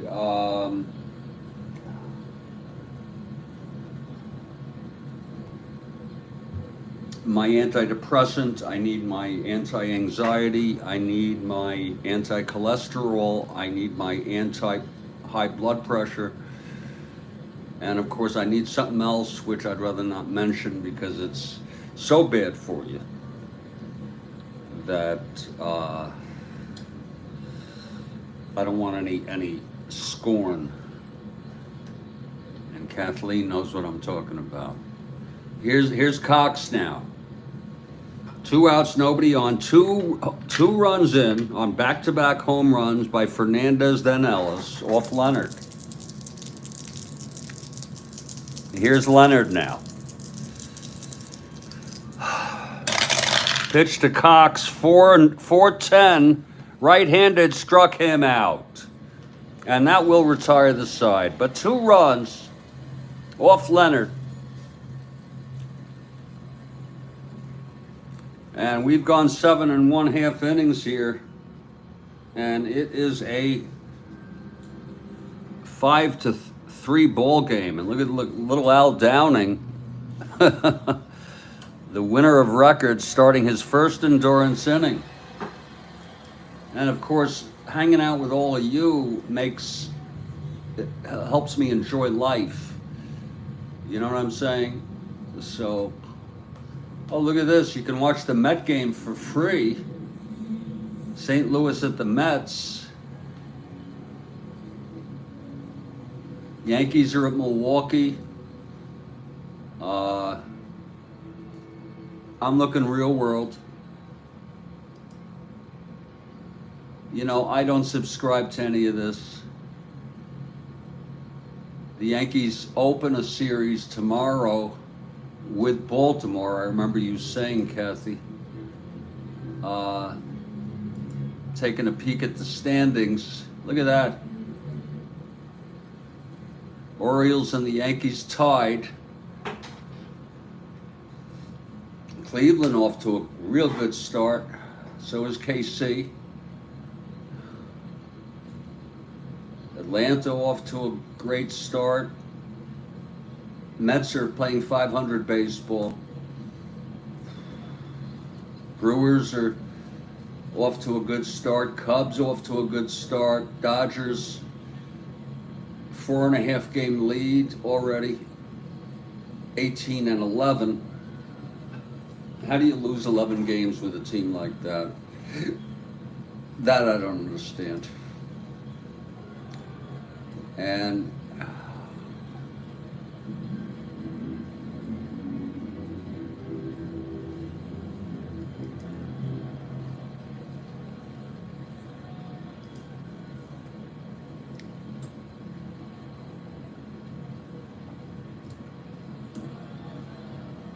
oh,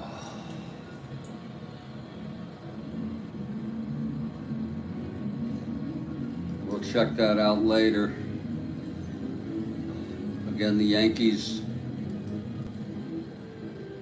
at Milwaukee. Yankees 18-10. You know, you got to get going. You got to get going into the season. You know, I say you got to get into May, even into June, as you see how things. It's great to be off to a great start, but it is such a long season. Well, here's little Al Downing, who has gone all the frickin' way. And this is his first endurance inning. It's going to be Andy Etchebarren leading it off.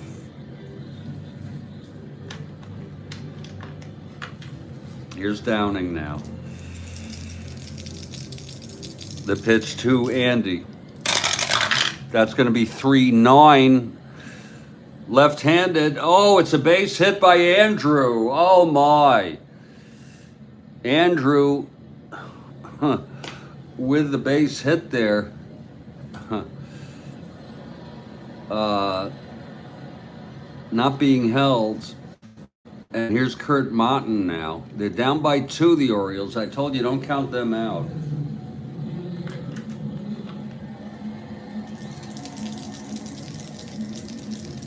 Here's Downing now from the stretch. Pitch to Martin. That's 110, left-handed, ballpark slash. Oh, it's a 16 right-handed. I don't think that's going to go through. No, it does not. A liner to short caught by Michael. He is a right-handed hitter. It's caught by Michael. It was a 110 left-handed. Nice catch by Gene, 1 out. Every out matters. Here's Davy Johnson now.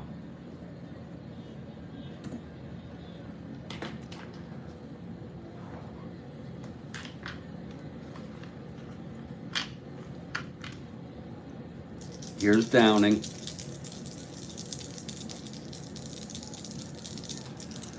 The pitch to Johnson. 5-5. Right-handed, struck him out.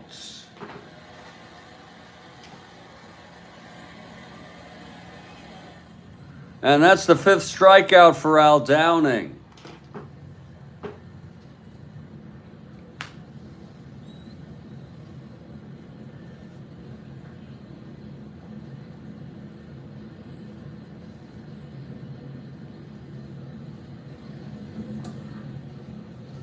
And here's Chico Salmon. Chico, the tying run at the plate. He's got he's got W power against left-handers. It's Andrew on first with 2 outs. What a ball game it's been. Here's the pitch to Chico now. 110 left-handed. Oh, it's a non-clutch base hit to center. Whoa. Etchebarren can't run. 1-9, 1-11, 1-9. No one being held. 1-10, but we'll hold them with 2 outs. One more hitter walk, and oh my God, Bobby Floyd, a 202 hitter. Jesus Christ. First of all, there's action in the Yankee bullpen. It's Aker. He pitched in this game in real world. Aker is warming.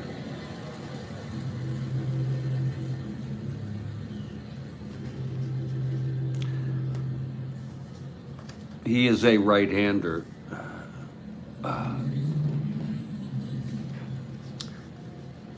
Hamilton also pitched in this game. He's a left-hander. He's warming. Both are warming.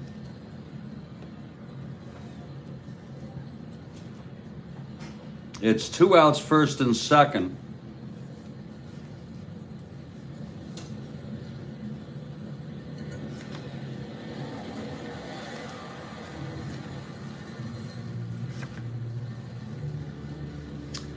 And the Orioles just simply do not have anybody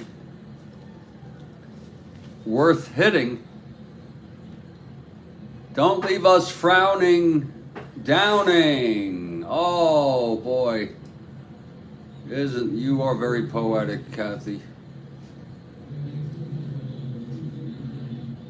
They're coming out and they're talking to him, and the Orioles are looking to see if they have a hitter for Floyd.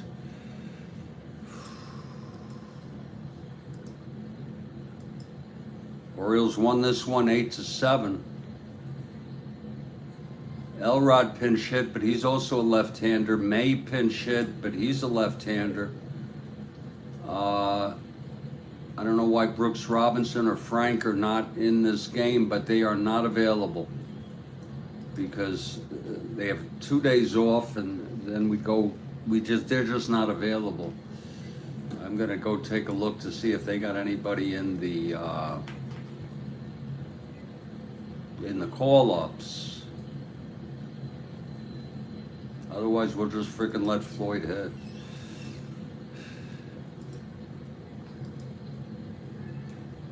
Terry Crowley, a left-handed hitter, but he doesn't look as good. He's a left-handed hitter.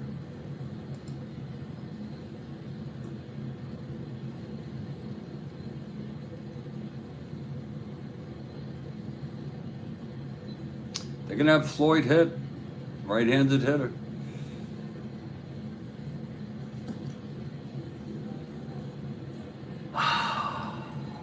So here's Bobby Floyd coming up in a clutch situation. First and second, 2 outs. Downing. 1 hitter walk away from fatigue.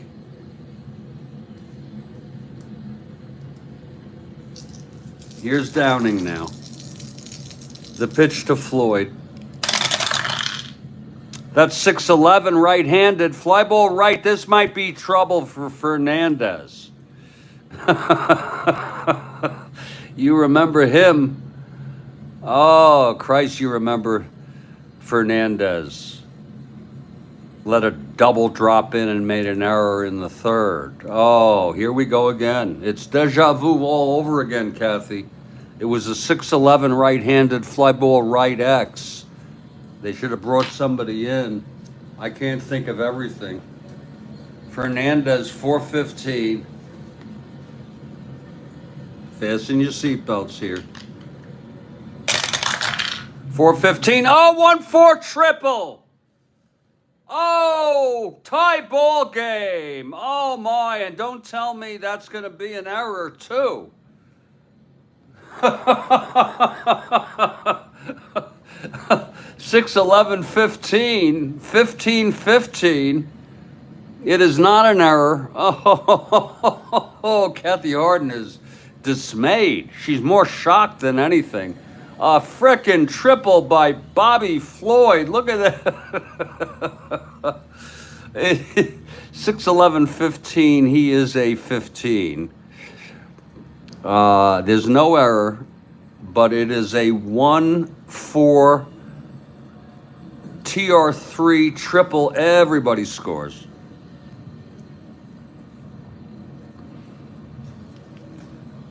And of course, you know what that means. It means it's a tie frickin' ball game. Etchebarren scores.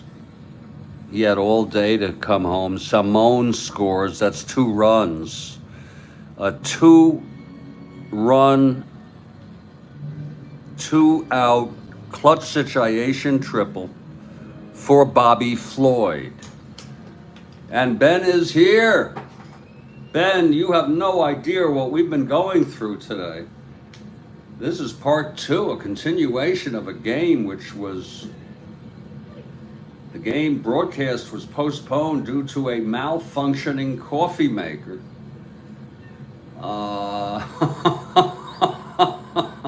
It's great to have you, Ben, really. What a triple there.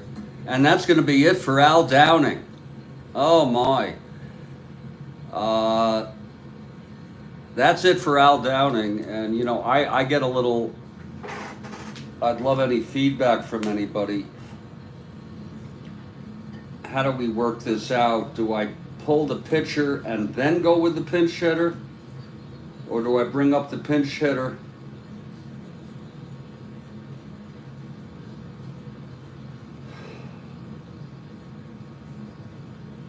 Can I pull up a pinch hitter?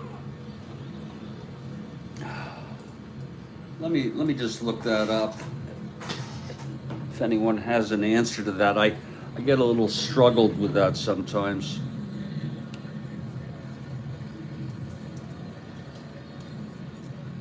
Can you pinch hit after new pitcher brought in? I think you can. He's going out anyway. Yes. Substitutions in pitching change. A player may be substituted anytime the ball is dead. Anytime the ball is dead. Anytime the ball is dead, not in active play. The manager may use any player who has not entered the game.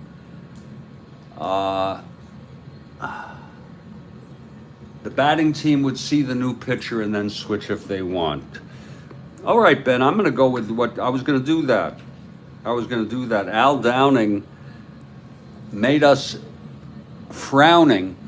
Downing leaving us frowning for Yankee fans. Lord, that's it. He went 7 2/3. Whoa, and reach fatigue here in the 8th. He's got long endurance. 1, 2, 3, 4, 5, 6, 7, 8, 9, 10 hits.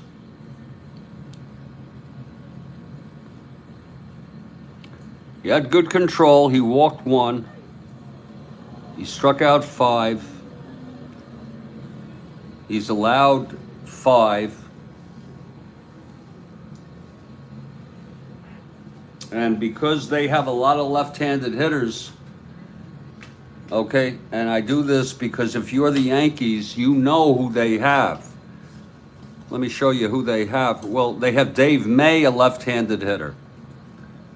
They have Clay Dalrymple, a left-handed hitter. Boog is not available. They have Elrod, a left-handed hitter. Okay, you see that? And Brooks is not available. So one of these folks will hit to try to knock in the go-ahead run. We're not going to have Leonard pitch.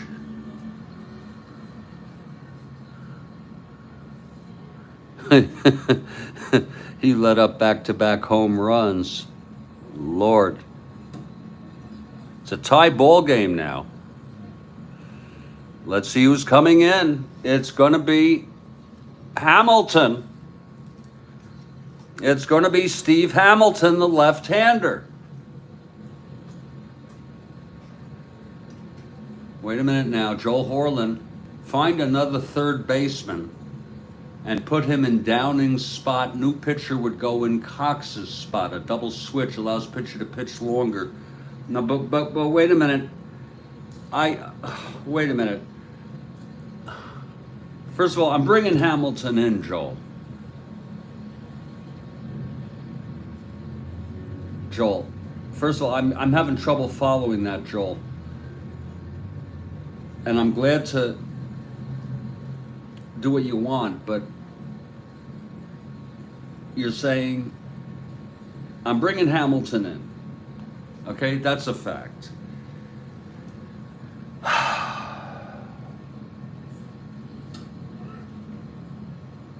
Now, with Hamilton in, what are you saying now? Find another third baseman, Cox.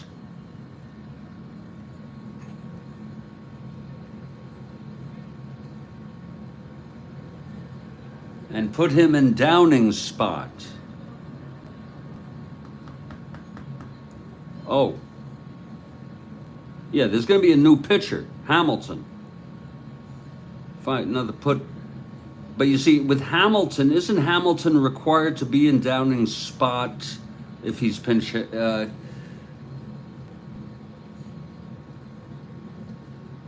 yeah, you're right.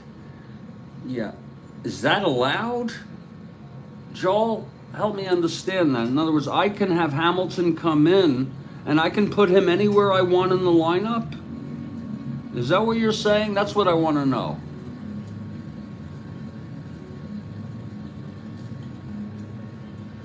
That's what I want to know. I'm bringing Hamilton in. Now,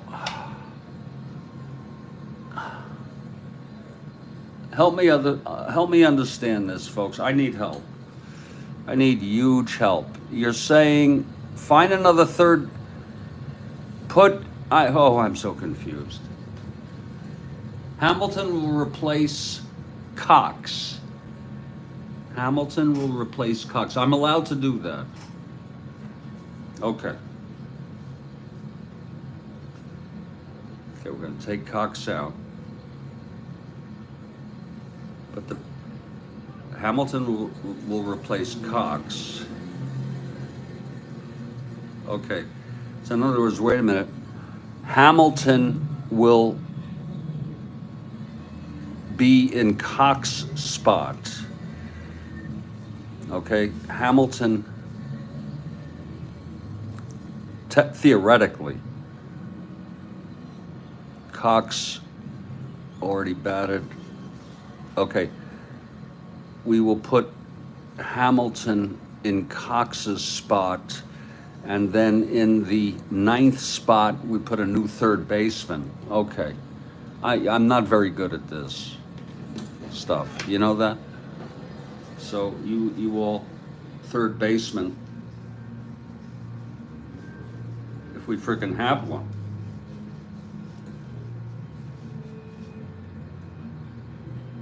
Okay, I don't know why Kenny is not playing today.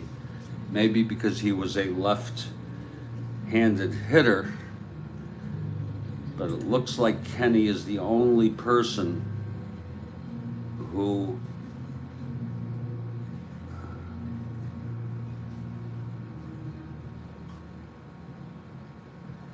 is eligible.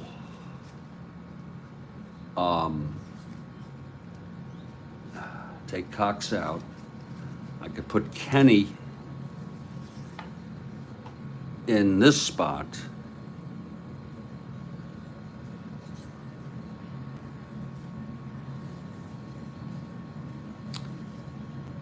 I could put Mercer at third. I'll put Kenny in. So you're telling me Kenny is the new third baseman here.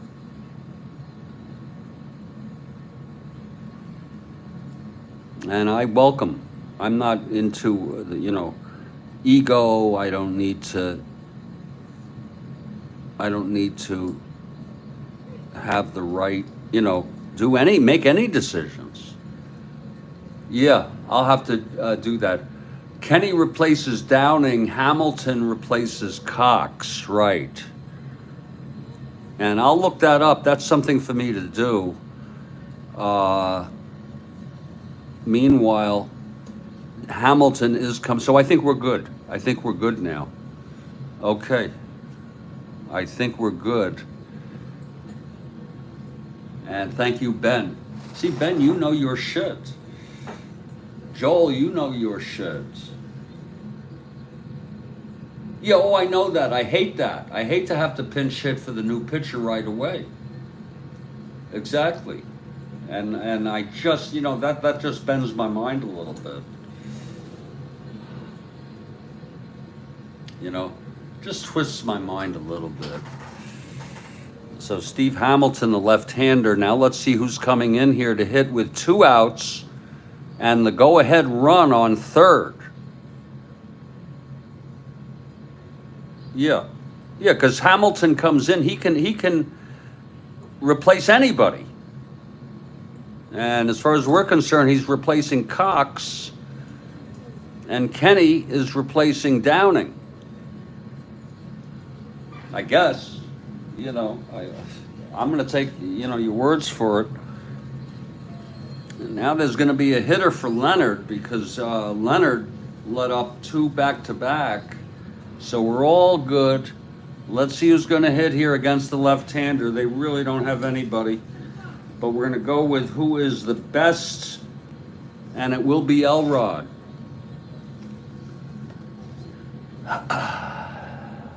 Yeah, I did replace the fielding player, Kenny, and put him in in the pitcher's spot. Here's Elrod now.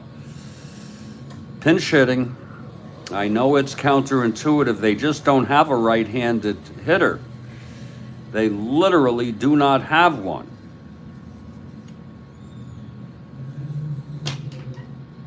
Yeah. They don't have one.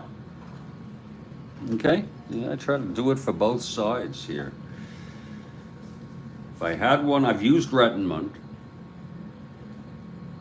And I say, Frank is not available. Frank and Boog and Brooks are not available in this game. I'm going to hold tight with that. So here's Elrod now. Hamilton in for Downing, who's keeping us frowning. Here's the pitch to Elrod now.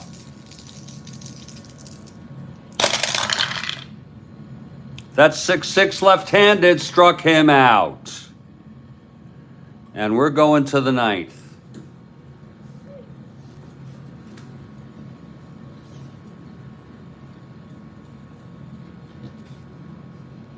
Two runs. We're all tied at 5. There's going to be a new pitcher.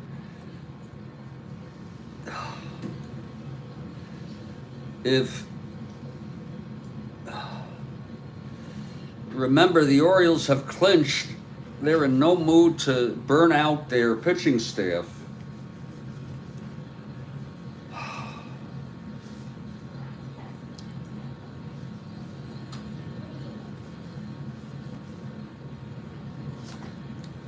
We're going to bring in Dick Hall, who is sufficiently rested We do not need to bring in Eddie Watt, who pitched last game. We're going to bring in Dick Hall, and he's great too. Shit. So Dick Hall comes out to take his warm-ups. It's going to be Jerry Kenny. It is a 5-5 ball game. Jesus Christ. How much coffee can you drink? God.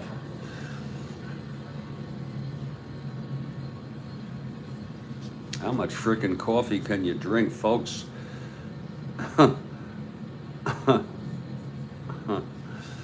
Oh, Lord help me, God. And I welcome suggestions. I used to be, I'll be honest with you all. Years ago, I've been doing this online for 3 years. I've been doing this replay. Actually, a little less than that. I started the replay about 3 years ago. I don't know exactly when, but it's about 2 years playing daily. And I used to be annoyed when people would tell me what to do. And now I've done a full 180, and I embrace it. So, for a number of reasons. One of them is it helps you to be a participant in the game.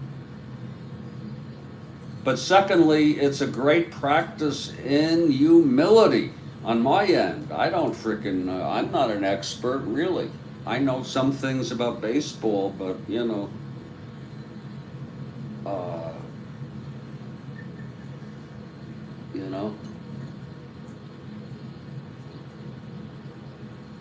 Exactly, Ben. Exactly. Some of you may not like that I brought Dick Hall in, the right-hander, but oh yeah, Ben. I work diligently. Except the thing is, I'm not using Frank, Boog, or Brooks because they're not playing today, and there's a reason they're not playing.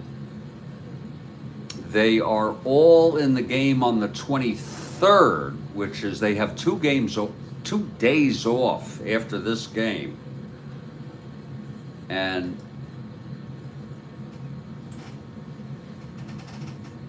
exactly, Ben.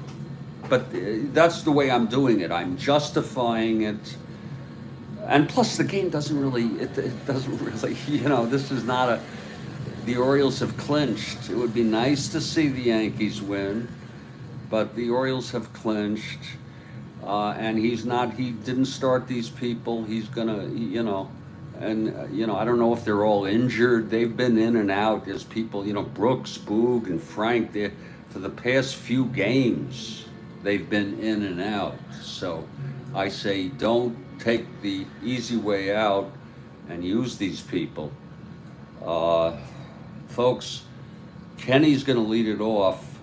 I'm going to do this half inning, and then I'm going to take a break for a few minutes. I might, by the way, when these all are downloadable, I might combine these 2 broadcasts into one. Anyway, here's Dick Hall. Top of the 9th, 5-5 ball game. Hall is ready. Here's the windup. Is that so? 52.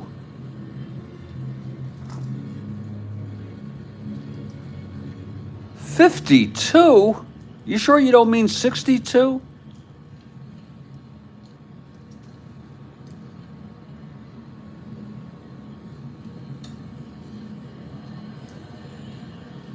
What the hell?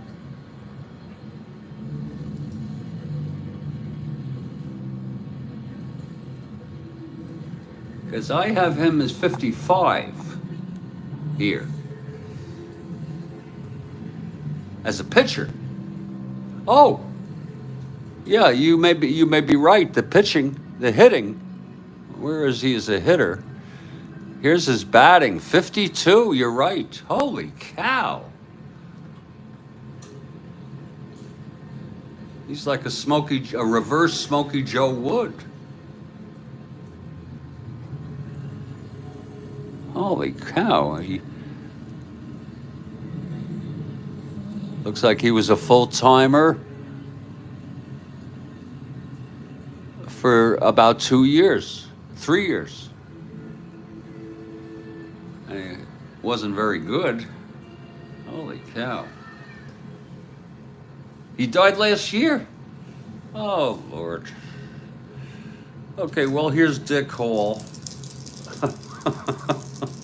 This is the end of his career. Okay. The pitch to Kenny. That's 5-9, left-handed, pops it up to first. For Chico, 1 down. And here's Horace.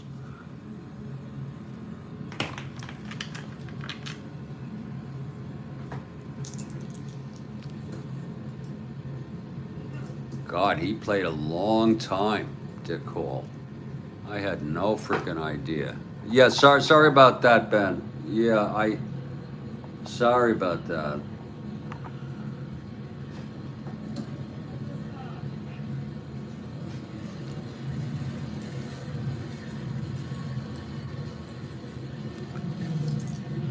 All right, 1 out. Here's Horace now. Top of the ninth, 5-5. Dick Hall. That's 2-3. Right-handed, grounds to third for Floyd, and that's 2 away. Oh yeah. We can pan it up. We can pan it all places. Now here's Gene Michael. Yeah, sometimes I forget. What's lots of fun is when you have a non-carded player, you know what I mean? And you got to pan it up to show that player's card and go back and forth. 2 outs, nobody on. Hall. That double switch is brilliant. Love that. 3-5 right-handed, struck him out. So Dick Hall really looking good there. And we are in the middle of the ninth. That's a brilliant freaking move. I need to, if I wasn't so depressed and anxious, I would embrace the opportunity to learn shit like that, the double switches. But I guess it's not so hard to learn. It's good to distract myself. I can Google it. And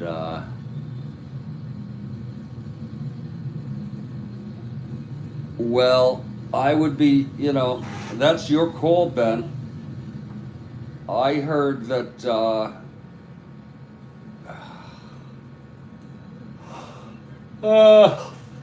I heard from Steve Aquilong that he doesn't like it. He thinks there's too many things that happen too often.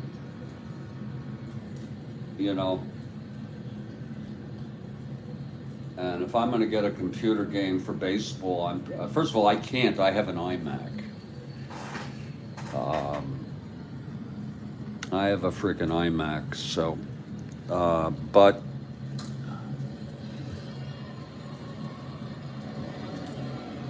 and plus, I don't know if that's what I want. Do I want a computer doing most of the shit? I'm going to take a little break, but I want to show you all something here real quick. I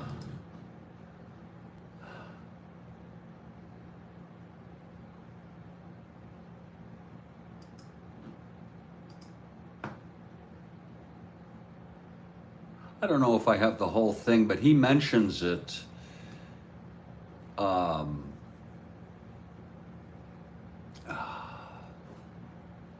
I should put a link to the original. Christ.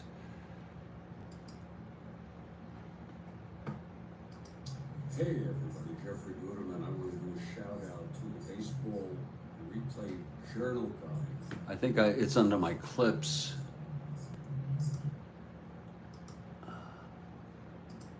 I don't think clips are visible unless you post them. Here it is. Hey there, guys. You know, I was watching YouTube the other day, imagine that. I was watching a 1969 Strat-O-Matic Super Advanced game stream done by good old Jeffrey Guterman. I'm going to put a link to his channel down below. You can check it out yourself. Hey there, guys. You know, I was watching YouTube the other day, imagine that. I was watching a 1969 Strat-O-Matic Super Advanced game stream done by good old Jeffrey Guterman. I'm going to put a link to his channel down below. You can check it. But well, he goes on to say he saw me writing down these figures for the super advanced, and is it worth doing it? But you know, I don't want to belabor it. He's an interesting guy. This guy is very interesting. His passion, his interest, his you know.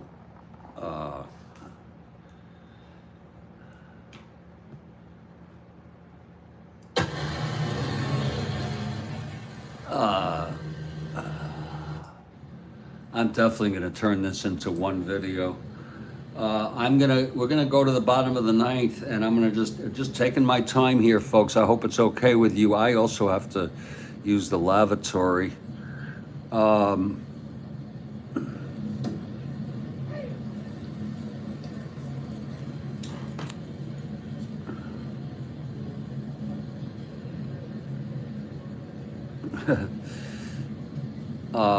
I'll be back. Oh, I gotta use the lavatory so bad. Hold on, and then I'll say goodbye to you for about 2 or 3 minutes. Hold on. I'm gonna take a leak. Lord.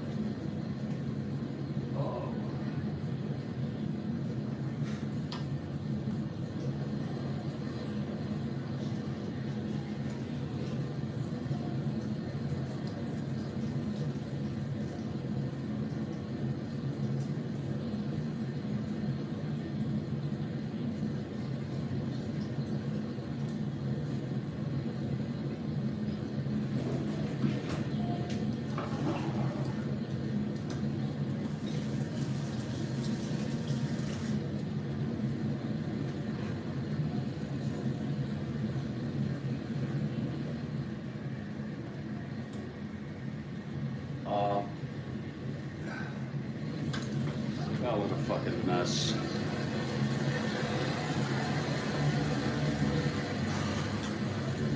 I don't know what I would do without all of you as my community, because you're so kind.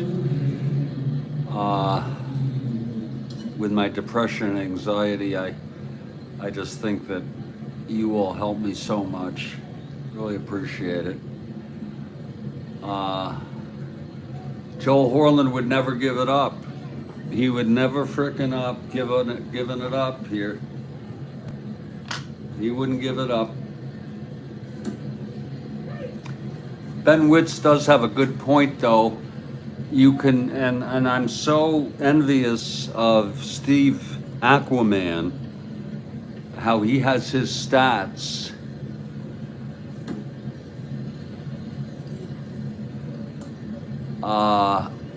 He does it with a computer. I guess you can do it independent of playing games. I don't know how long it takes him to input, but boy, that sounds like a real great thing. Anyway,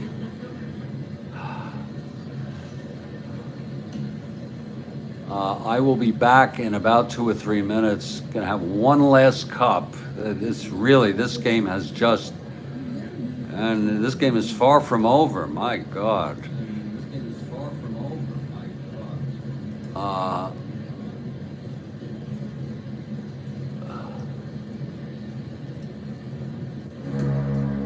I'll be back in just a couple minutes.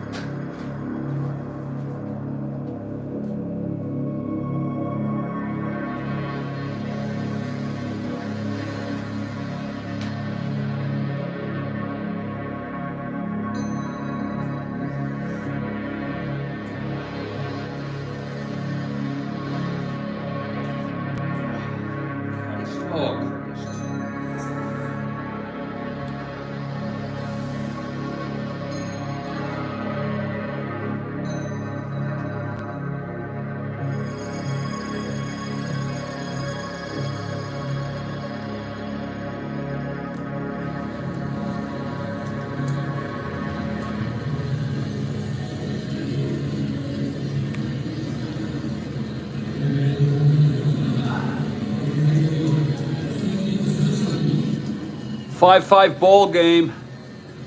Steve Hamilton. Oh.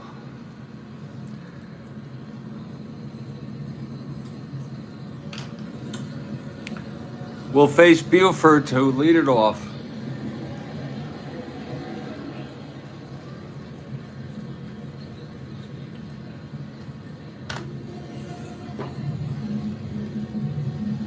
Here's Hamilton now.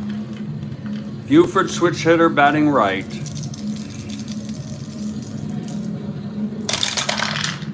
That's 1-5 left-handed, chops it to second.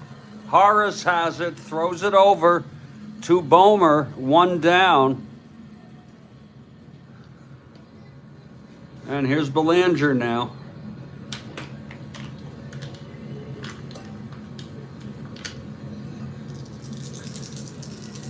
Hamilton pitched 1/3, struck out Hendricks when he came in to relieve Downing, who left us frowning.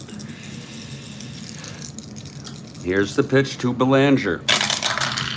That's a 2-6 left-handed, grounds it to short from Michael. Over to Bomer, 2 outs. And now Paul Blair. Now Blair has power.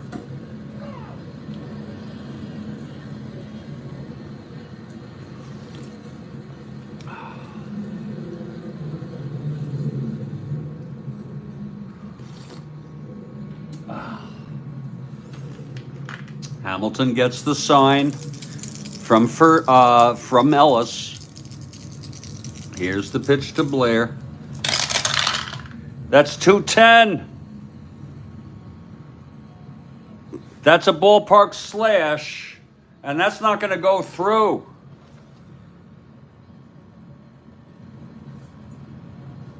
It's a liner to short caught by Michael. 2-10. Ballpark slash against the left-hander. Michael makes the catch. It's a 1-2-3 for Hamilton. We're going to extra innings.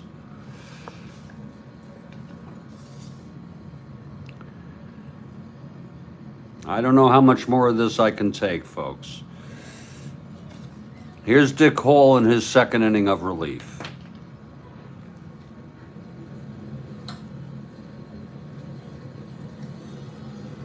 Oh, I remember micro league baseball.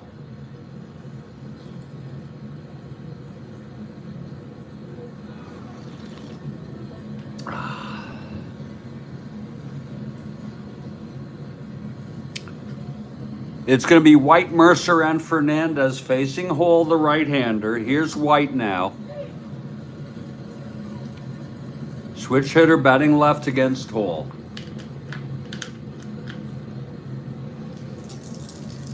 Here's Hall. And the pitch. That's 3-3 right-handed, and he grounds it to first. And Chico takes it to the bag, one away. Now here's Mercer now.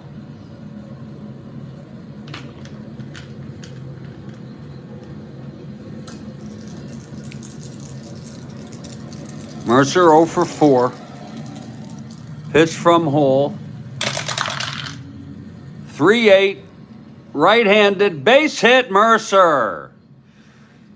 So Mercer, the go-ahead run. Kathy Harden for the Yankees. It was a 3-8 right-handed. Non-clutch situation.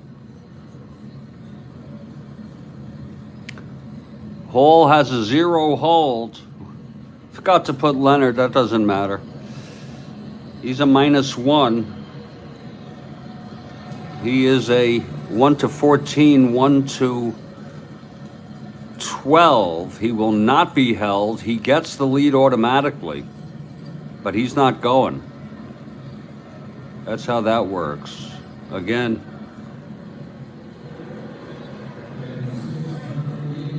one to 15. with Hall -1.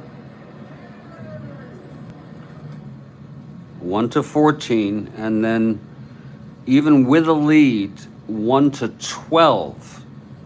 And therefore, we will let him have the lead, but he's not going to go for the lead. He has the lead automatically, I should say. Be a daring move for him to try to steal on a 1-12. Here's Fernandez, 2 for 4. He hit the home run in the 8th.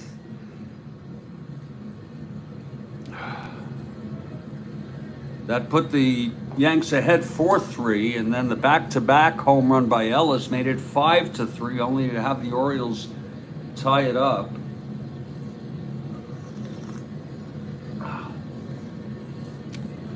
Okay, Hall now from the stretch.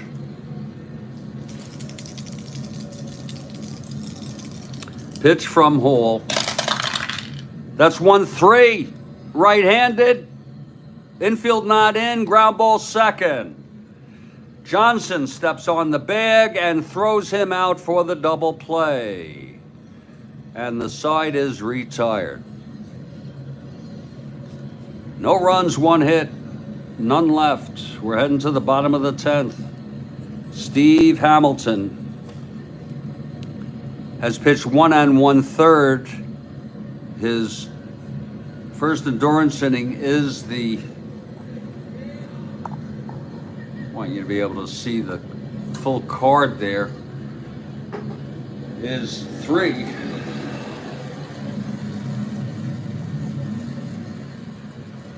Here's Hamilton. He'll face Etchebarren, Motton, and Johnson. It's almost like the Orioles put in their B team in a way, you know. Here's Etchebarren. 5-5 ball game, bottom of the 10th. Hamilton now. Left-handed pitcher.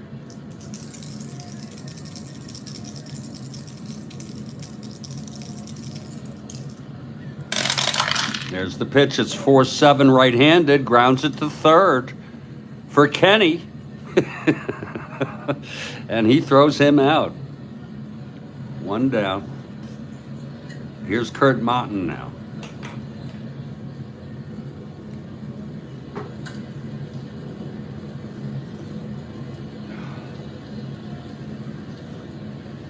This is my last cup of coffee.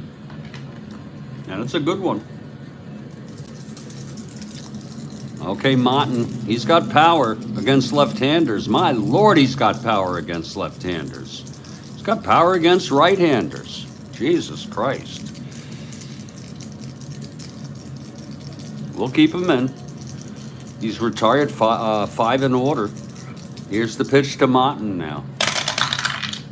That's 5-6 right-handed. Struck him out. Oh, he got him on strikes. 2 away.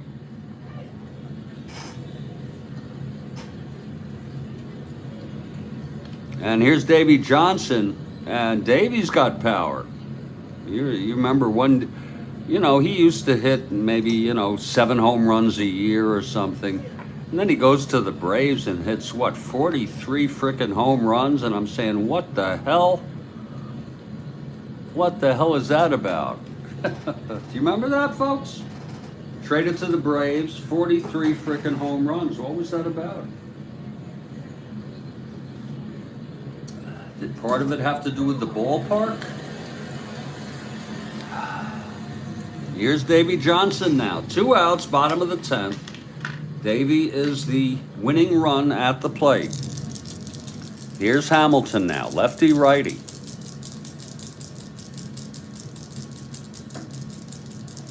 Well, that happened after 72. He went to the Braves when you were a toddler. Here's the pitch to Johnson. You don't remember that as a toddler? That's 5-7 right-handed. Grounds to second, X. Horace.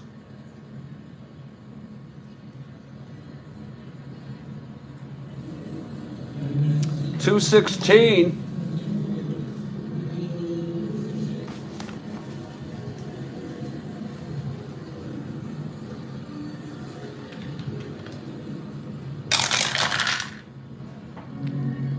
That is a reroll. 22 G1 gets 2 at Horace. E16. 610 11. And he throws him out. We're going to the 11th.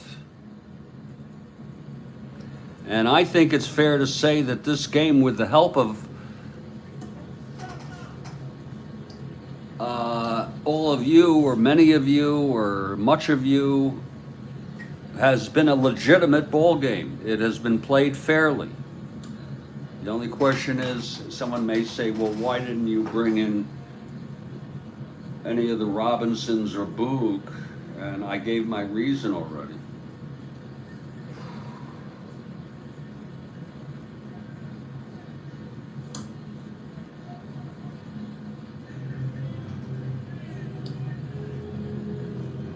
For Earl Williams. Yeah, and you go look at his stats. I don't have the energy now, but go look at how that happened. Here's Dick Hall now. 7-8, third inning. This is his first endurance inning. And by the way, Hamilton will be due up after Bomer. Hamilton is due up here, thanks to the double switch. Oh, Lord.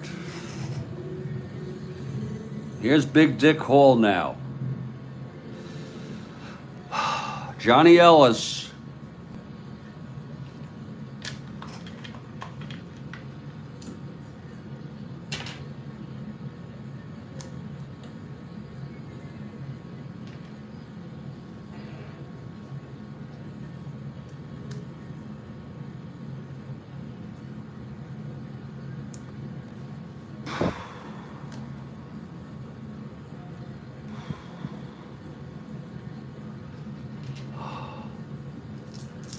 Okay, Hall. Pitch to Ellis. That is 5-6. Right-handed, fly ball right field. Under it is Motton, one away. And here comes Len Bummer. I've had it with the coffee.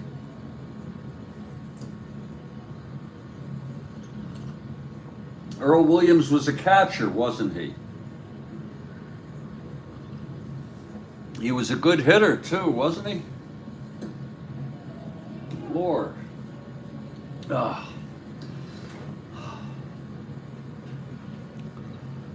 Okay, here's Dick Hall now. The pitch to Bomer. 3-5 right-handed, struck him out. And that's the second for Dick Hall. 2 outs, and I have a rule here. You know, it's basically a rule of thumb. Is when I have a pitcher coming up in extra innings, I hit for him. I don't care if there's 2 outs or what. It's just, you know, how many innings you're going to have him pitch. Do you follow what I'm saying? He pitched 2 1/3 perfectly. But how much longer are we going to have him pitch? Do you know what I'm saying? He pitched perfectly. We'll find out who's coming in. Probably Aker. It will be Aker. He pitched in this game in real world. There's going to be a hitter here facing Dick Hall with 2 outs.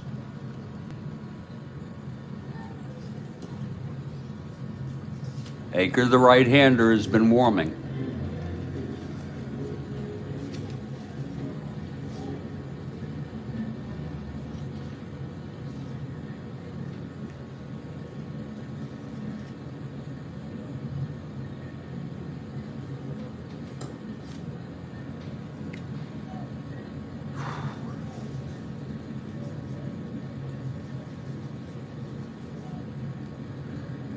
Well, it's going to be Thurman Munson. I could go with Bill Robinson, because he's got a bit more power. Okay, but I could also go with Jake Gibbs a left-handed hitter, but he's, yeah, we'll go with Thurman, the youngster.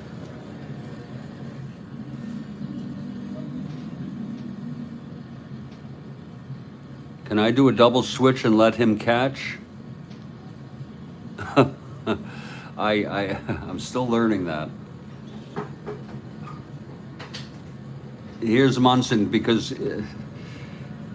you know, you talk about Ellis and Etchebarren, and I've already used Hendricks. I have Dalrymple. How long are you going to let these people catch? You know what I'm saying? I have Gibbs if he gets tired. Here's Munson, right-handed hitter. 2 outs. Nobody on.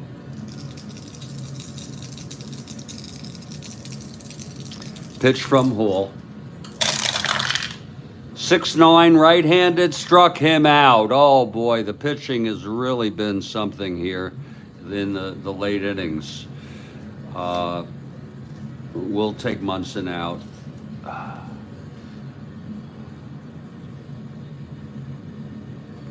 And that'll be it for Hamilton.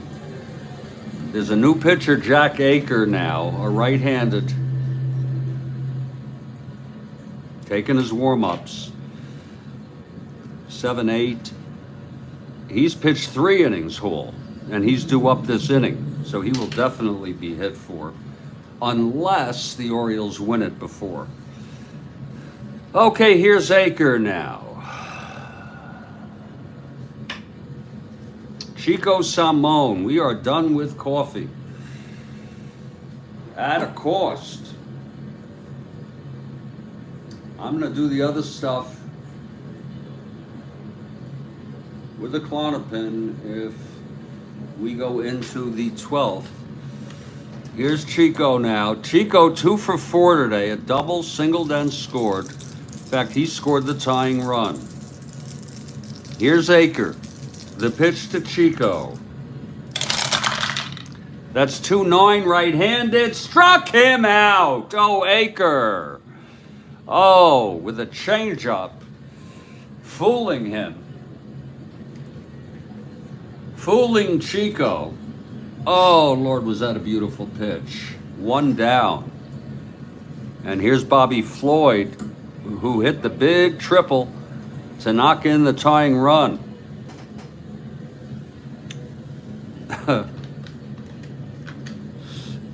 Bobby Floyd, a 202 hitter. What the hell? Is that who I think it is? Oh my God, that Green Party candidate, the woman got arrested.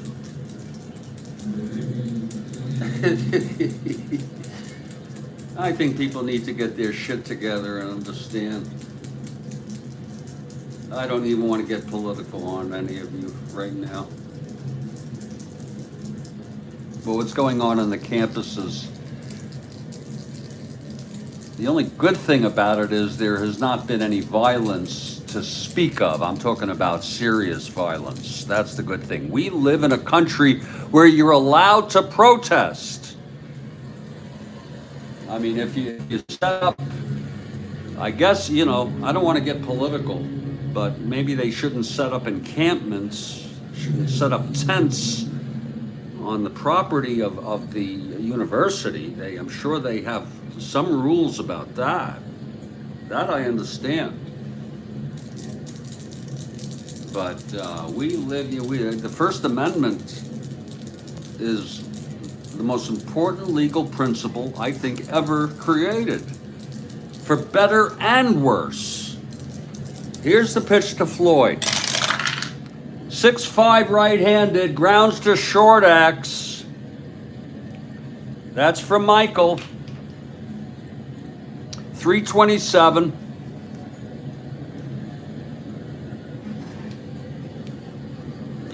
I'm definitely going to be combining these into one ambient game.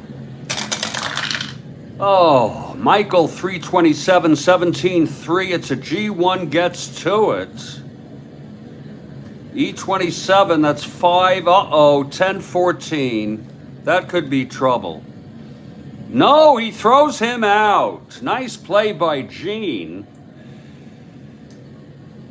And there will be a hitter for Dick Hall. There will be a frickin' hitter for Dick Hall. And it's going to be Elrod. Oh, I've used Hendricks. Yeah. It's going to be Clay Dalrymple, who has some power. Clay hit 3 in 80 at bats. He's an N against right-handers. Aker doesn't allow too many home runs, but Clay Dalrymple,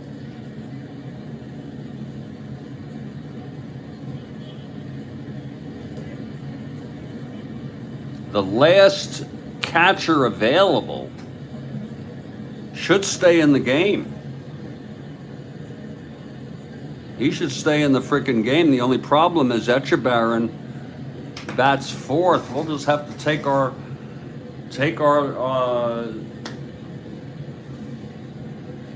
try our best here.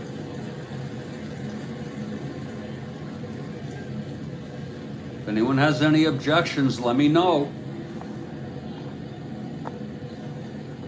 I can use Dave May if you want, so that I have Dalrymple to replace Etchebarren if you want. I mean, how long do you let these catchers catch? You know?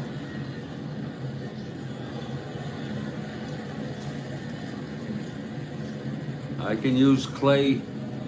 I can use Dave May. I think better Dave May, even though Dalrymple, 242, it really doesn't matter. He's 238. He's got a better home run ratio, but against my better judgment, I'm gonna use Dave May. Okay, folks, I'm gonna use Dave May.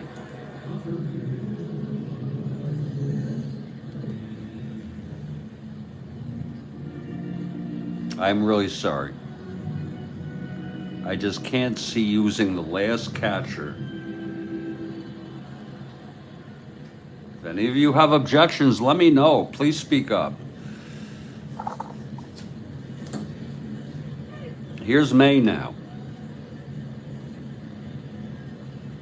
Facing Aker.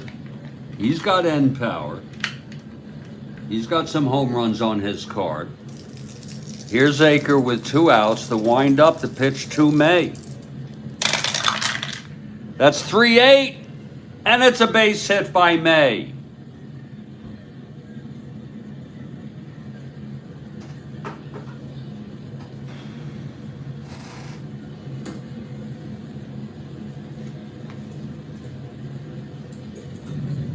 It would have been a ground out, a pop out, I'm sorry, by Dalrymple, but I don't believe in that. I believe it would have been a different role.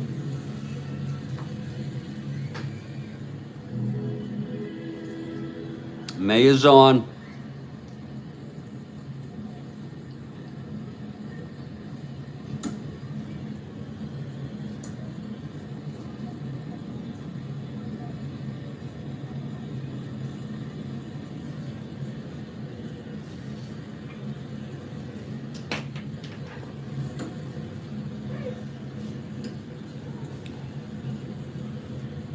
And here comes Buford now. He can end this once and for all. Bottom of the 11th, 2 outs. May, the winning run on first.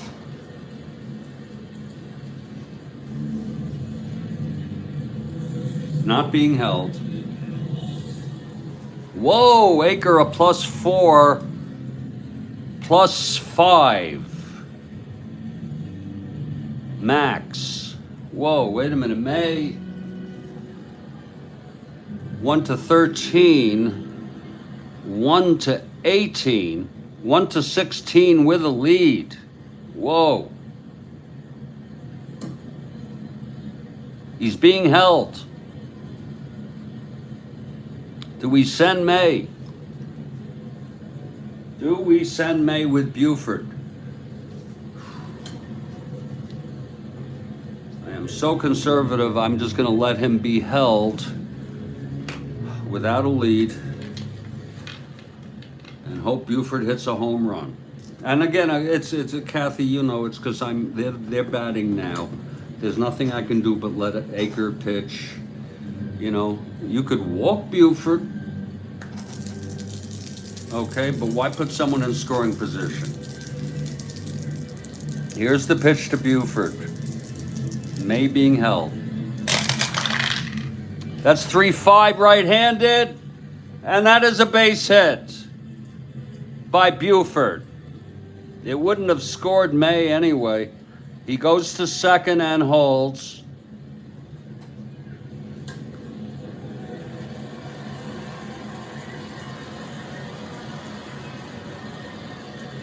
And here's Belanger now.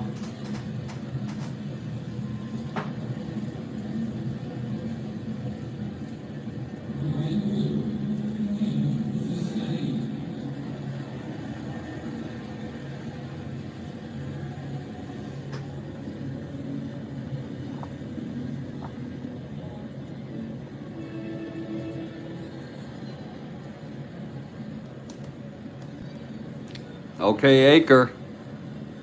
The winning run in scoring position, clutch situation.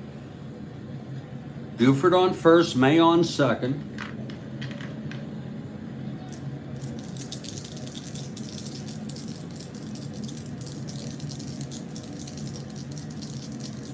He has no clutch. Oh, he does. He has a clutch single to asteroids at 212. Here's the pitch from Aker now. There we go, 6-5 right-handed, grounder to short. With some luck, it's not going to end the ball game. 6-5 right-handed, ground ball short X Michael, 327. Here we go. Let's see if Gene can get to this.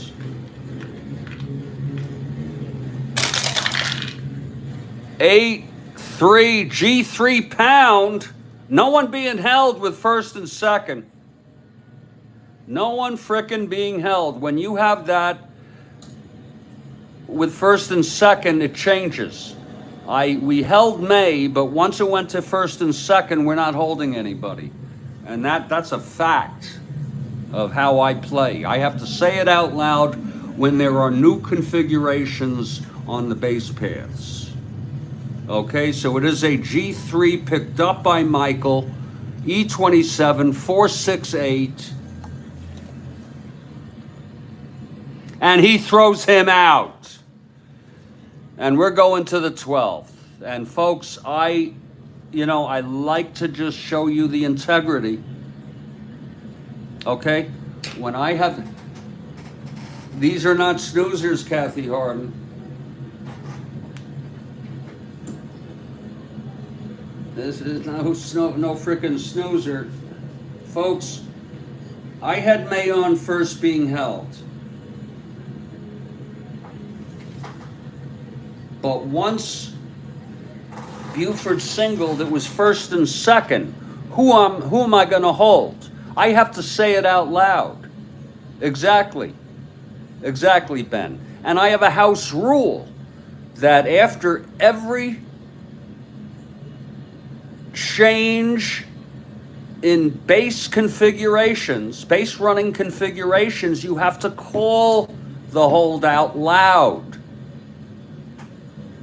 And even when I used to play solitaire,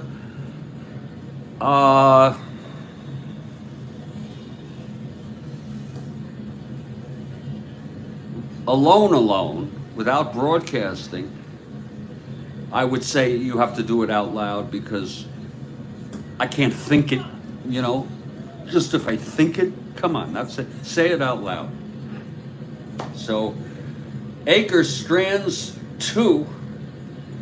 We've gone 11, and there's going to be a new pitcher for the Orioles. All is done.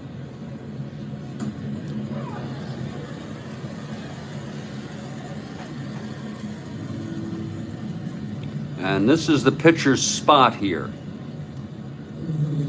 This is the pitcher's spot. You know what I'm saying? Aker. Where is Aker, by the way? Oh, I hit for Aker. Oh, shit. Did I hit for Aker? Shit, I hit for Aker here. Oh, they need a new pitcher. Holy shit, that was Aker's spot. You remember? Yes or no, folks? I'm not big on these double steals. I hit for Aker. I'd like some help. Okay. This was, we brought in Aker. Yeah. Of course I hit for Aker, sure. 7, 8, 9, 10. He pitched 1 inning.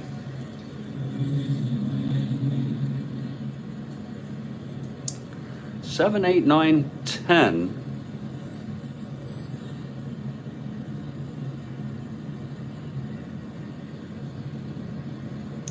Now I'm really confused. I have 7, 8, 9, 10 innings. Oh, God.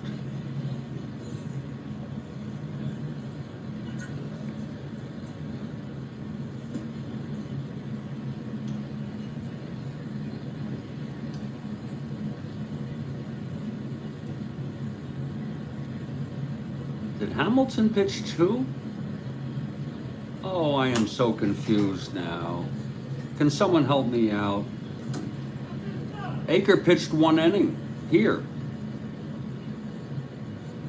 But if I used Munson, is that why? Oh, that's why Aker came in. Okay, 7, 8, 9, 10, yes. This is when Aker came in. Aker came in because Munson hit.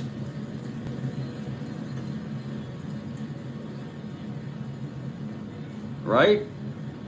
Well, let's go back again. 7 2/3 here for Downing. Then we brought Hamilton in. And Hamilton pitched here, here, and here, putting Kenny in that spot. And then here, yes, so he only pitched 1 inning. I need a new pitcher. That's right. 1 inning. Thank you. Thanks, Ben. You know your stuff. I'll tell you, the Yankee relief pitching has been good. They need a new pitcher. Actually, wait a minute. Well, Munson's out. He came into pinch hit and he's done, sure. But there's a new pitcher here.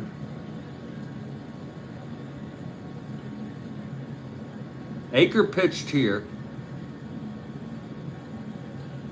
This is where Aker came in, yeah. Aker's good. Aker is still in this game.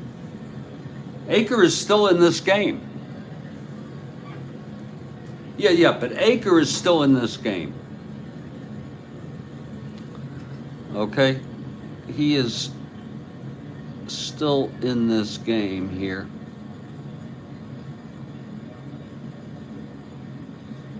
Because again, yes, Aker is still in this game, yeah. What's needed is a new pitcher for the Orioles. And the Orioles really have no interest in burning out their bullpen. 7, 8. Hall pitched 3 frickin' innings. Can you believe that?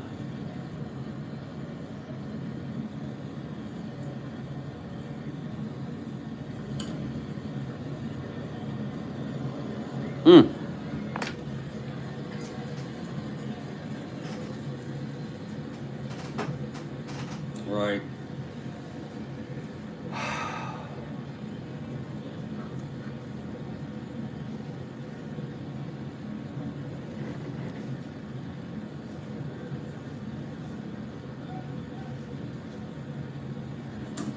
I used a lot of freaking people. Folks, I hope you don't mind. I'm bringing in Frank Bertania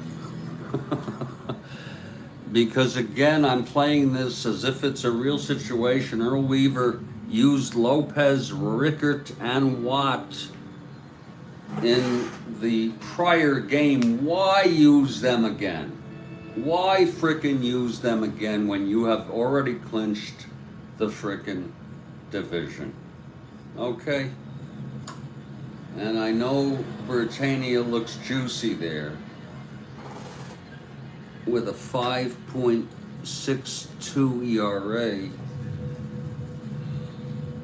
but I have no interest in frickin' burning these frickin' people out. I guess I could bring in Lopez if he didn't pitch on the 18th. I'll check on that since he's not one of our most coveted relievers.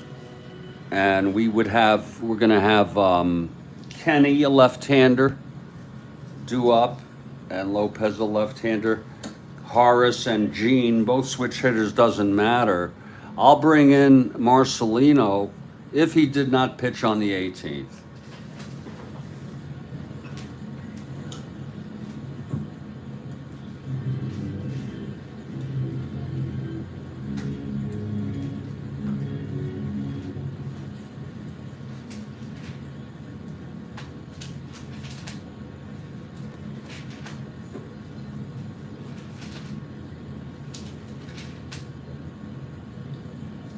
He did not. He did not. So he will. Lopez will come in. I think that's a happy medium. I think it's fair to both sides to not put in Bertania with the 5.62 ERA left-hander. Instead, we'll bring in Marcelino Lopez.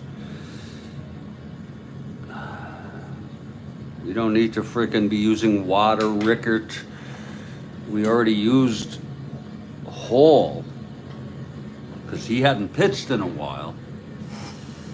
So Lopez taking his warm-ups here in a game, top of the 12th, 5-5 ball game.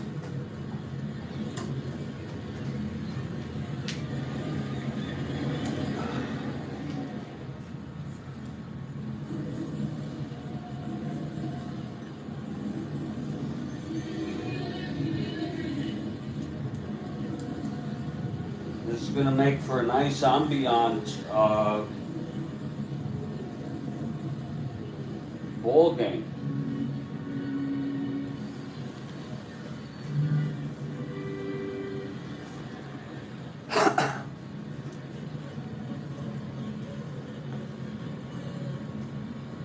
All right.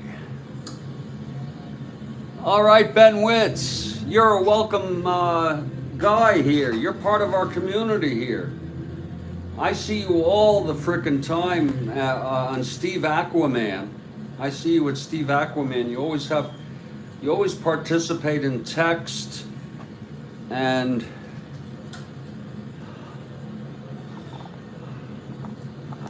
you're a very welcome addition. You're bouncing around. I think Aqualung has something later, and Sports Time Machine. You might want to consider broadcasting some of your games. Lopez out there taking his warm-ups.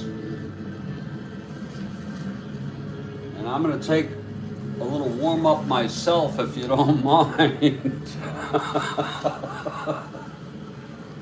Woo!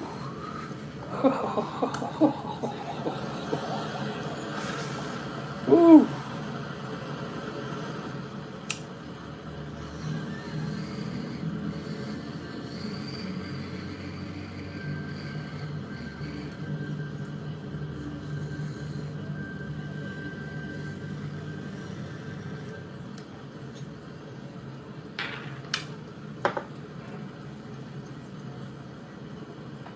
Oh, Ben. Don't worry about it, Ben. Go for it. I'm still trying to get used to the rules of SOM play also.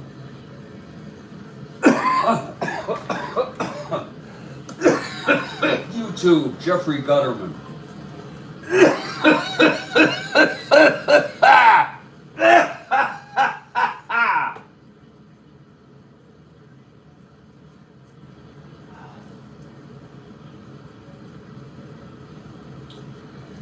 You're a good guy. All of you folks are good people, enjoyable people.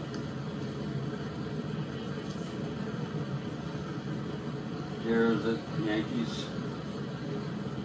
There it is live right there.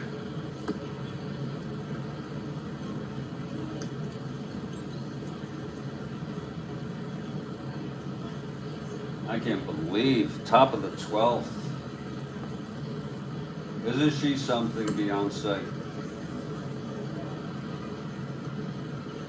Wow.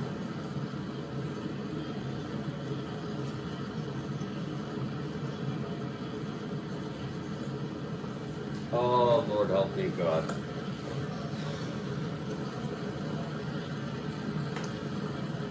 Absolutely, Rick. And the double switch thing, I've always knew about it, but I'm just not, sometimes, the way our brains are hooked up, some of us, sometimes we just are not amenable to certain things, the complexity, you know what I'm saying?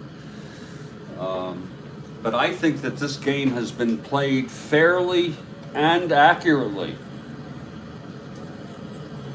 Not perfectly, but, and the only thing people could call me on is not using Frank or Brooks or Boog. And I'm just telling you that these suckers have the day off. Maybe I'll use one of them. Okay. Frank would probably be the best bet because people don't realize that Brooks only hit 236 this year. People don't realize that he had I don't like to talk about it too often, 234. Okay? I don't like to talk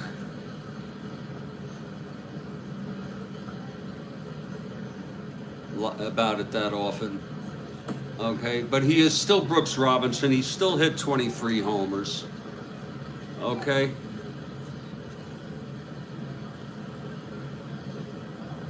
He doesn't have a high strikeout ratio. And he's a frickin' 1. Surprisingly, though, he's an E14. I don't know if that's not so bad. That's like an error every 9 games.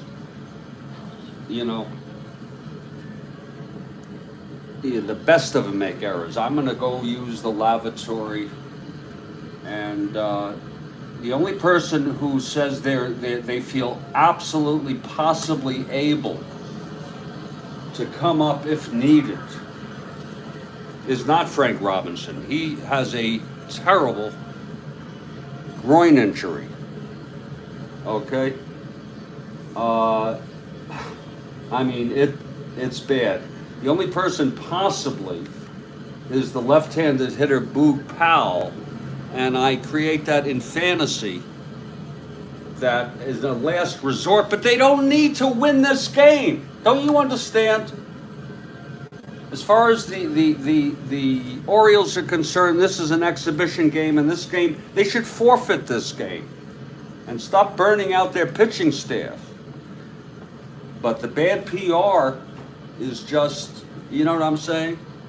But an argument could be made to forfeit games when you are way ahead or have clinched your division and you don't want to burn out your frickin' pitching staff.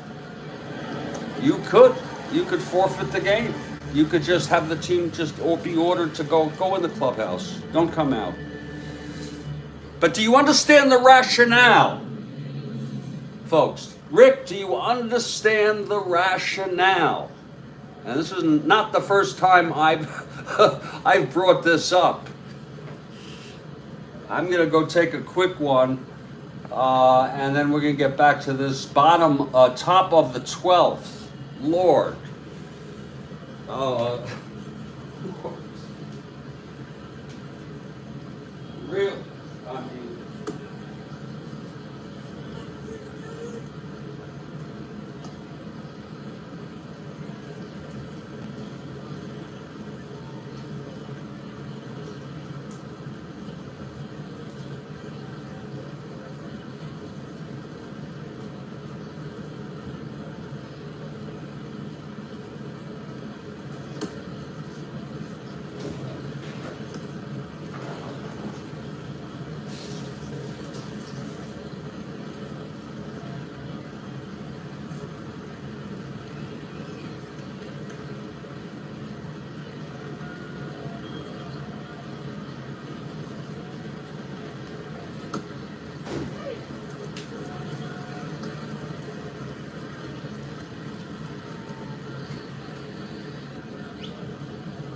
um, just to let you all know, tomorrow I absolutely have to do a thorough sweep and mop of Studio B. It's overdue. Yeah, exactly, Ben. That's the only the PR issue that the PR issue, Ben, of but also some of the true fans would appreciate it. Some fan, not true, but some fans would. I have a little morsel left here, and I think that Kathy, just to make it a good one. I have a teleconference with a very special person at 4 p.m. Eastern, so this game cannot go.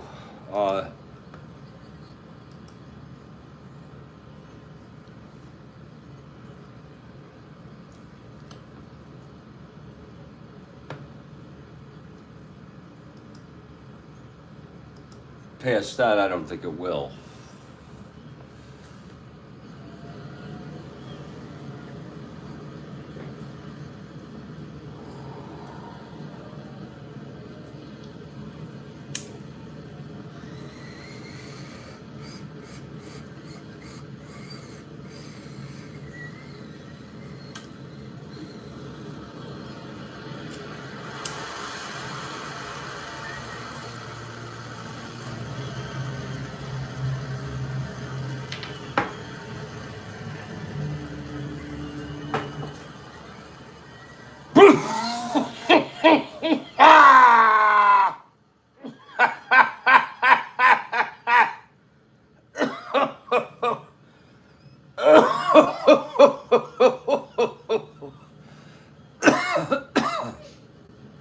Oh, Rick.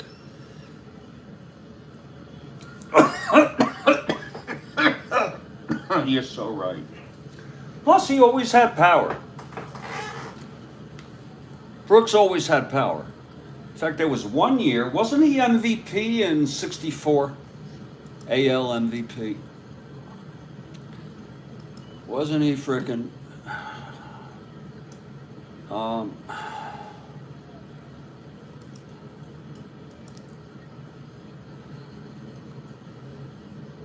You know,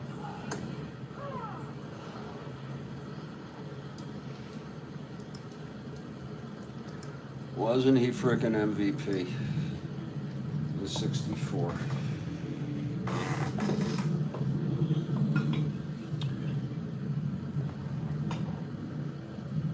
And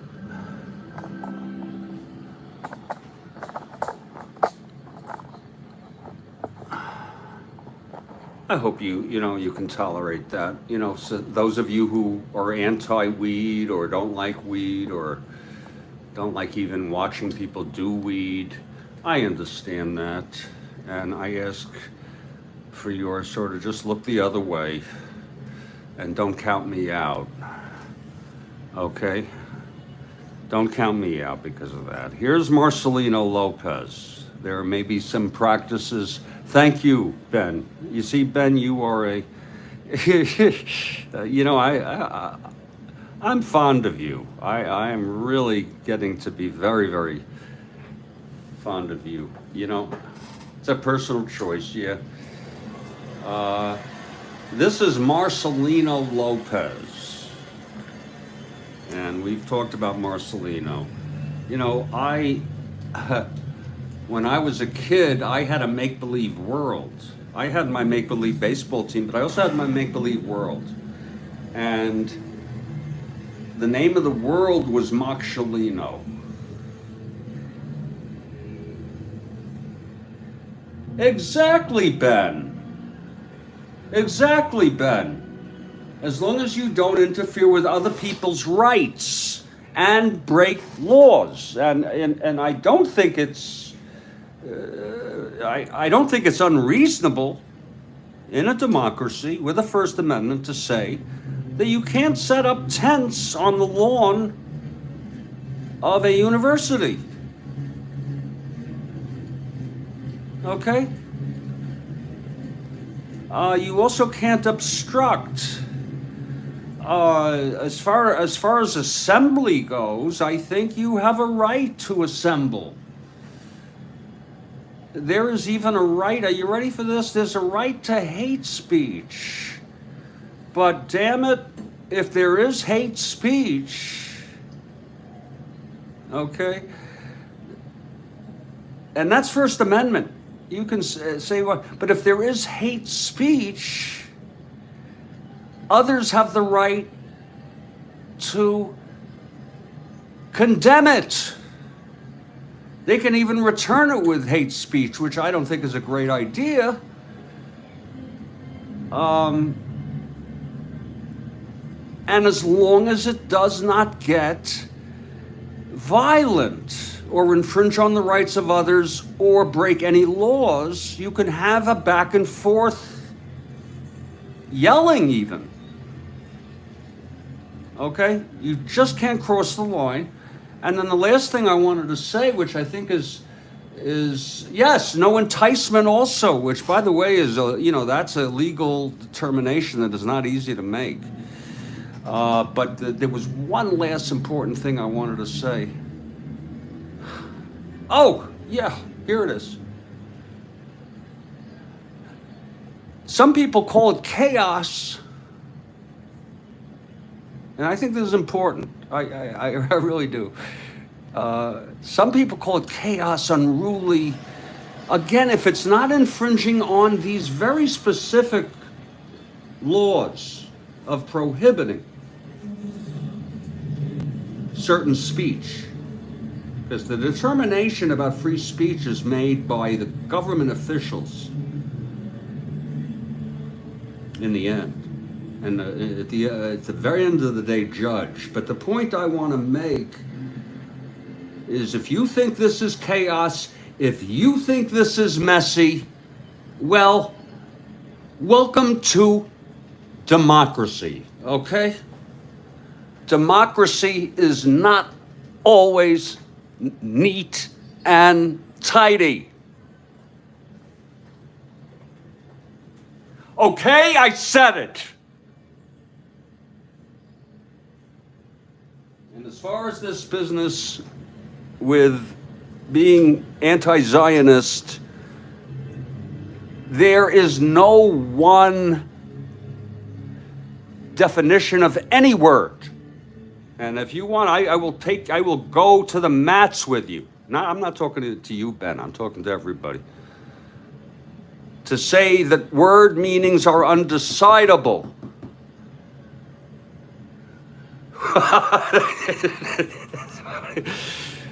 Because all you have to define words is other words, so it's a hermeneutic loop.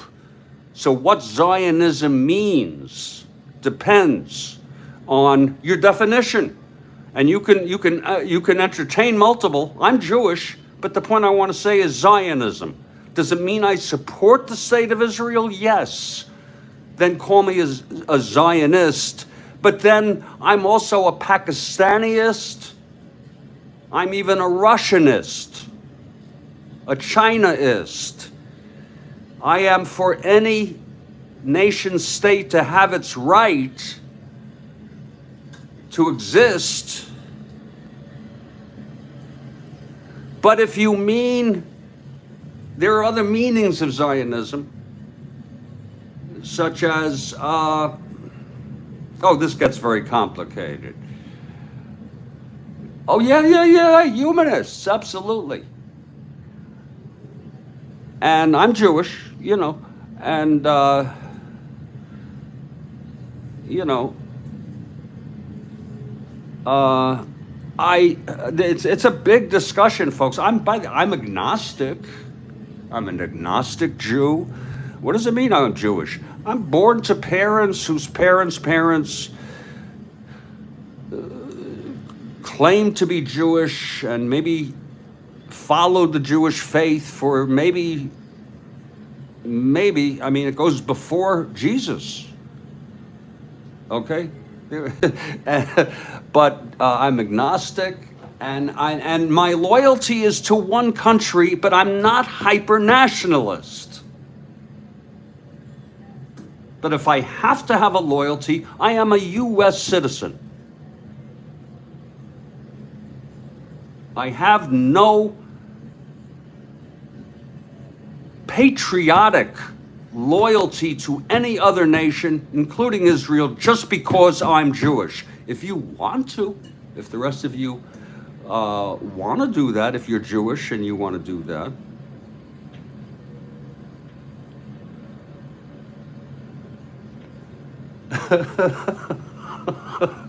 you're born white. You can't change that. You're going to switch from being atheist to following the tenets of Judaism, then I'm a Jew. How about, Ben? Sure, you're a Jew. Were you born Jewish?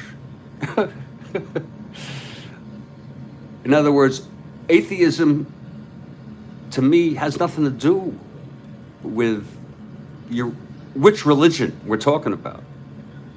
If I was Catholic, if I was Christian, if I was Muslim, I'd probably be, the way my brain is hooked up, agnostic.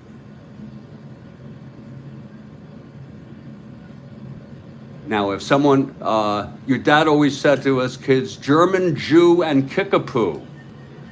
Okay. Why, you Jewish, Ben? But anyway, folks, I'm sorry to get into that. I do think, you know, and I know I let it all out, but I am not what I call a super Zionist. I am not and I'm a Zionist only if I'm allowed to qualify that it means, and the scope is very narrow, I support the state of Israel. Sure. And in fact, who knows what would happen if there was no Israel. But look, I think we've gotten way beyond the scope of this ball game. And by the way, this game has gone, I'm surprised, I'm over 2 hours ago, and more maybe. There's no way of telling when it's live. But the first game, before it was interrupted due to my coffee crisis, that freaking game went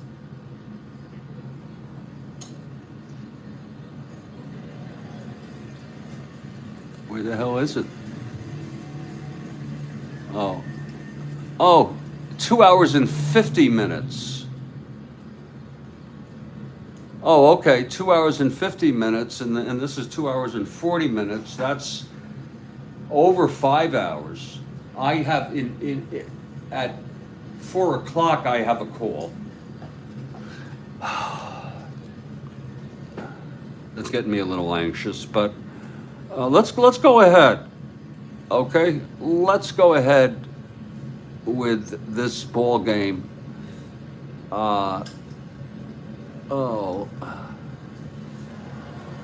Let's go ahead. I hope I can. Okay, Marcelino. Now wait a minute.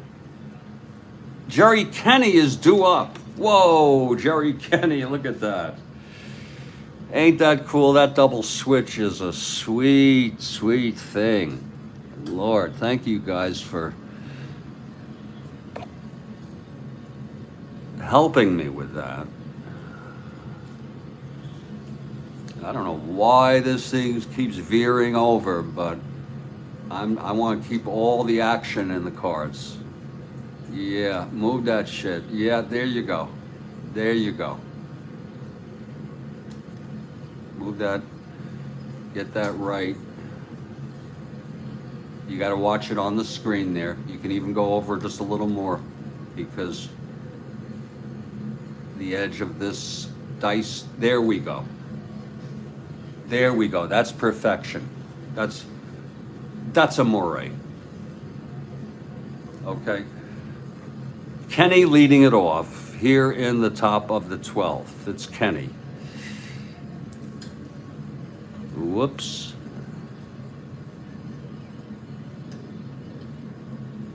There it is. You see, every time you move it over, you're gonna lose a little, but there we go. Okay, Marcelino. So I had this world called Machelino. M-A-C-H-S, wait a minute, it was M-A-C-S-H-A-L-I-N-O. Machelino was the planet. Machelino land was the biggest country, and then there was a country called Kalon with a K, which was a smaller country trying to be democratic, but it was ruled by Machelino land, which was a country, but it was basically the whole planet. The whole planet is called Machelino. And now we have someone who sounds like that, Marcelino. So we could go Machelino Lopez facing Kenny to get us started in the top of the 12th. Whoa! That and I told you I need to clean my floor, but it was a 3, and it fell off. It fell down. We'll watch that again. 3-11 left-handed, and that's a slash. Oh, but I think it's going to be caught by Kenny, by somebody. 3-11 slash with a 16. Ain't that a kick in the frickin' teeth? It's caught by Davy Johnson. It was a screaming line frickin' drive. And Johnson, one of the top stringers in this ball game. We'll look at that again. It was a 3-11 left-handed ballpark slash. There it is. There it is. And we got 16, and you know he's left-handed. And we just want to make sure we're doing it right. 1-11, it was a 16. That's going to be a liner to Davy. A liner to Davy. And that's one away. And here comes Horace. Horace had that big, huge home run. If some of you remember, that was to start off that big 3-run. What a ball game it's been. I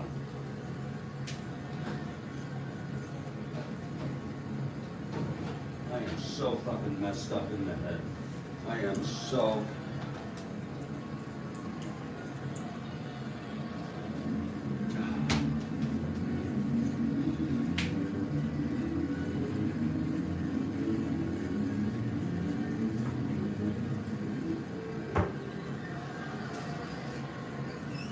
so fucking messed up.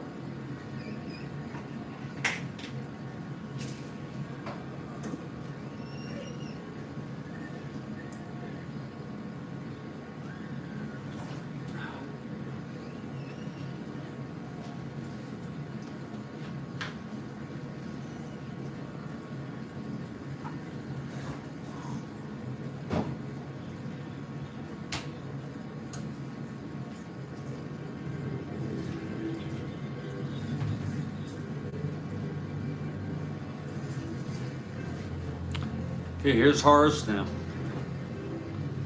Got the yard for the Yankees. Top of the 12th. 5-5 ball game. Here's Marcelino Lopez. And the pitch to Haas. That's going to be 6-11. Switch hitter batting right, and he grounds it to third for Floyd. And that's 2 away.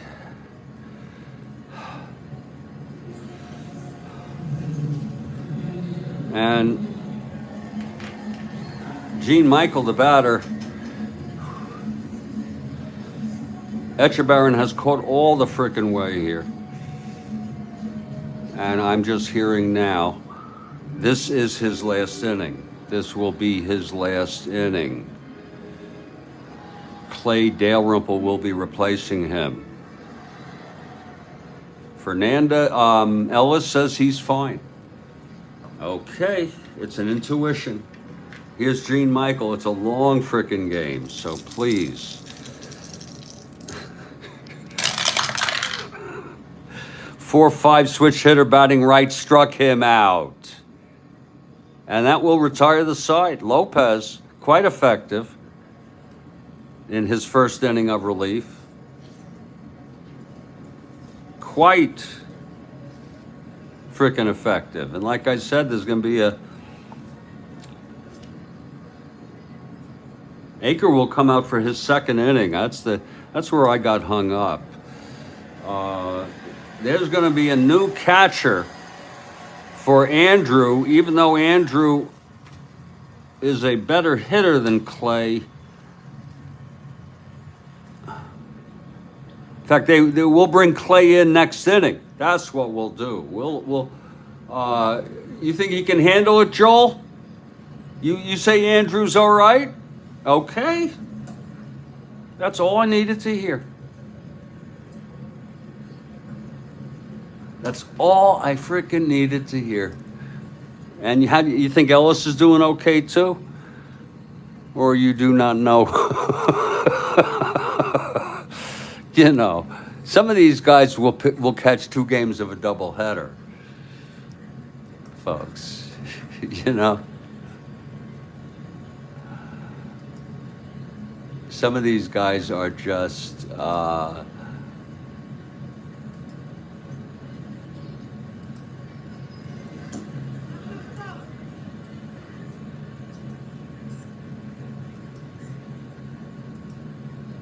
Andrew was a average, if you don't mind me saying, an average catcher, if you will. He is a -1. Okay, let's give him that.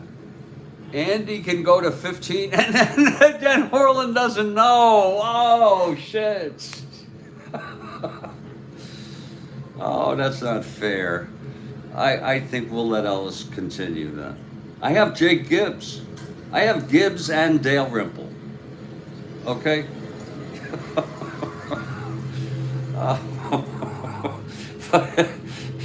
This guy was, you know, I kind of liked it, you know.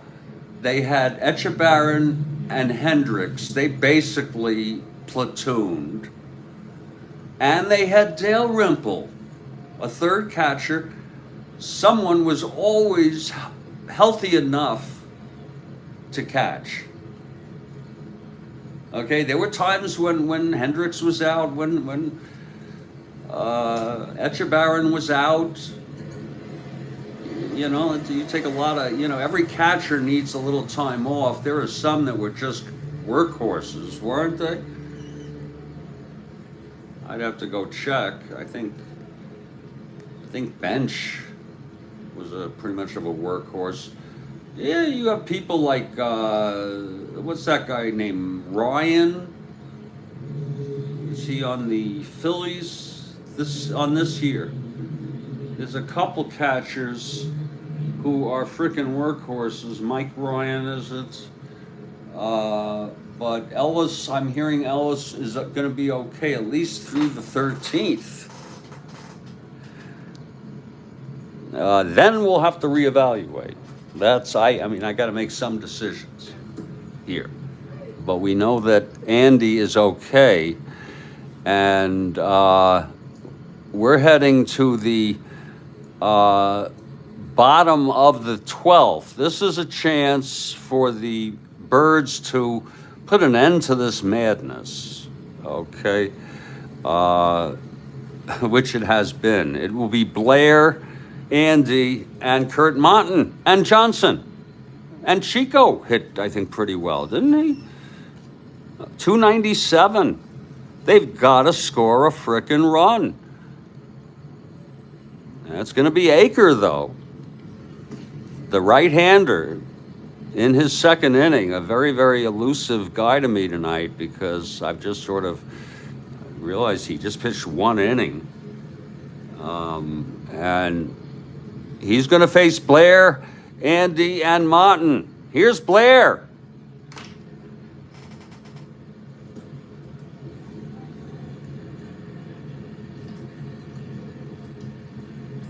Blair steps into the batter's box.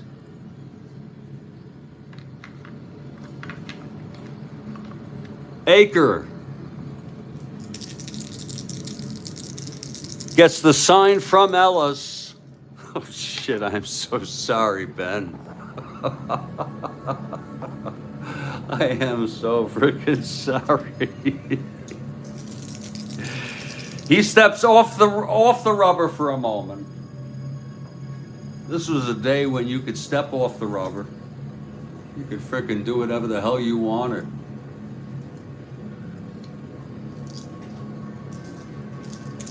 Aker, the windup, the pitch to Blair. That's 1-5, and that's a shot out into the gap. It's dropping in left center. White has to run to pick it up, and Blair comes in with a stand-up double to lead off here in the bottom of the 12th.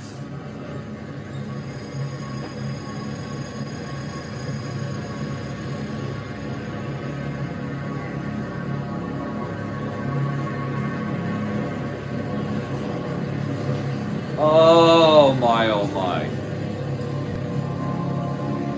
Whoa. Oh, Kathy, easy now. Kathy, easy now.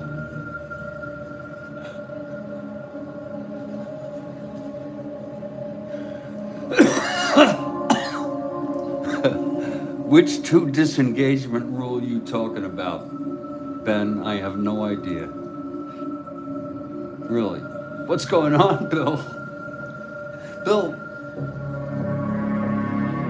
Bill, if you're just coming back, a lot is going on. My coffee maker broke.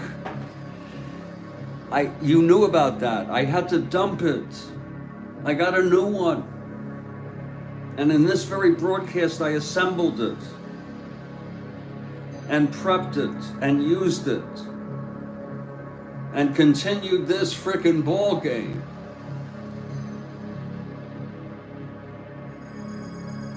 Oh, I mean, it's insane.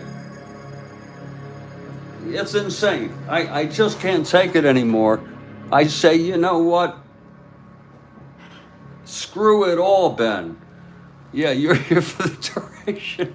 And Steve Aquilung has arrived. I have a phone conference at 4 p.m. This game, the Orioles, I'm sorry, Kathy. The Orioles have to frickin' finish this nonsense once and for all. And folks, this is Kathy's not happy. I'm tired, Kathy. This is the second broadcast, folks. I'm going to be combining this into two for it's over 5 hours. This is a super ambiance game. A leadoff double by Blair.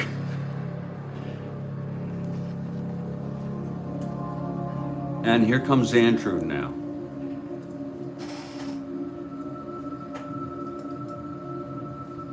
Oh, no, I've gone longer than that, Bill. Please. Now, Andrew can end this ball game with a base hit. And that's what we're resting on. We have Kurt Monton, 303 hitter. We have Davey Johnson, your perennial 280 hitter, your 280 type hitter. What did he hit? 280.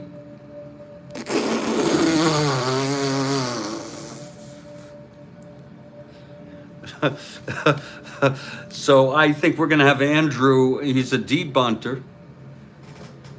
I think we're going to have Andrew. Oh no, Bill. Bill. Not again. Oh no.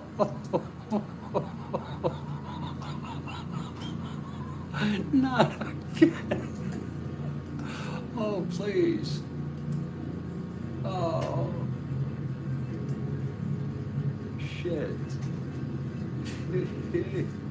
Not again. Oh my goodness.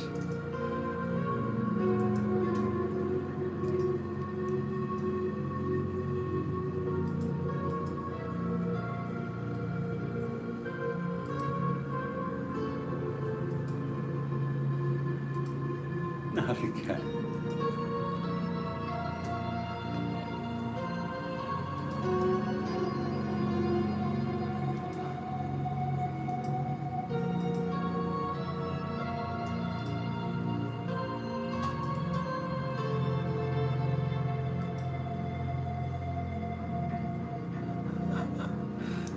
Take a good thing and make a joke out of it.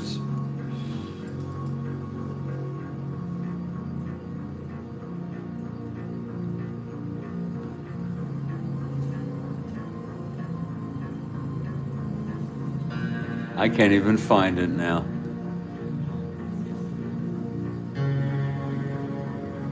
I can't even find it.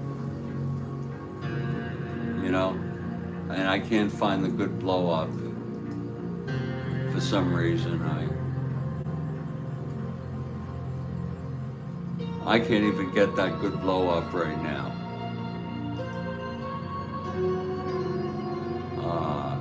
But I want to tell you something here.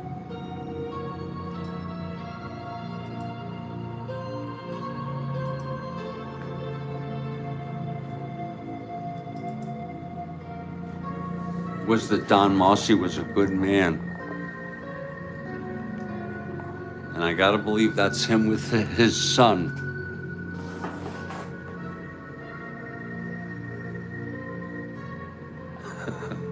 And I don't think there's any room for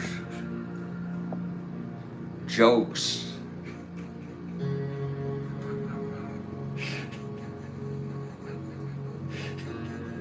I just wanted to show you. I just want to tell you, Bill, that Don Mossy is a multifaceted human being. Okay? Okay?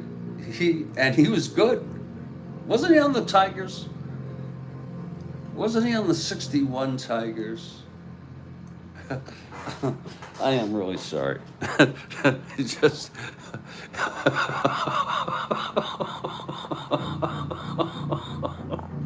it gets intense, people. Sometimes it gets very, very intense. Back to Andy now. Andy steps in the batter's box facing Aker. The winning run on second is Paul Blair. You're not looking at the score sheet on purpose. Think of it as radio just for the moment, the idea that unless you do follow the score sheet, it's Blair the winning run on second. Bottom of the 12th, 5-5. Aker on the mound for the Yanks. The pitch to Andrew. And that's going to be a 3-3. And it's a ballpark slash on a 17. Right-handed. And that's going to be caught by Michael. Oh my, what a pretty catch by Gene frickin' Michael. Oh, my Lord. My frickin' Lord, what a beautiful. Well, let's look at that again. Whoa, there was Etchebarren now.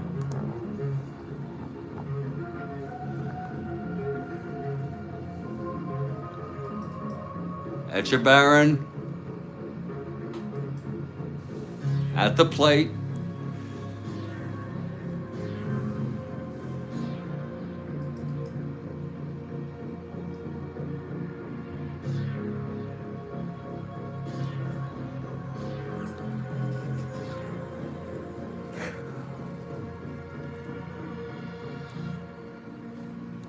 One out.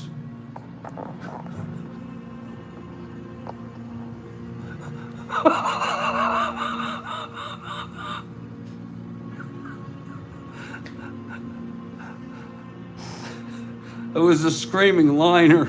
If you look at it, 3-3. That's a slash. Right-hander. 17. That's a liner to the shortstop. That was caught by Michael. A beautiful catch, mind you.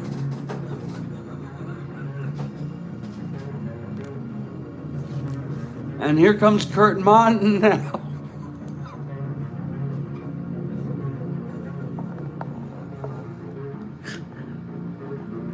I could use...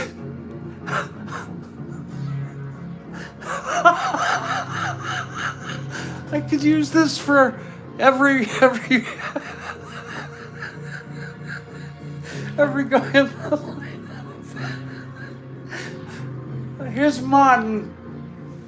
No. No. Oh, folks. It's, you know, it helps a little bit. It helped me a little bit with my anxiety and everything. Oh, and how morbidly unhappy I am. But this helped a little bit.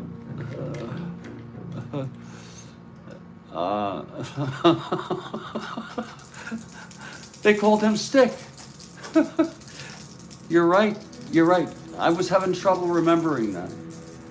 Rick. I forgot what his nickname was, and it's Stick. It's not the Stick or anything like that. It was just Stick. Here's Martin now. Aker from the stretch, trying to get out of this. Winning run on scoring position. Pitch to Martin, 2-9, right-handed. Grounds to short, P. Stick.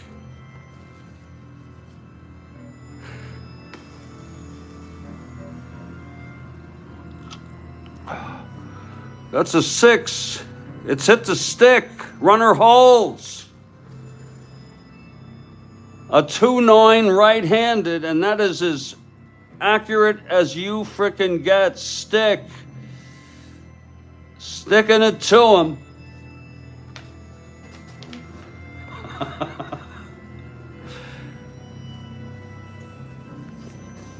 Clutch situation. Davey could end this. Kathy, I guess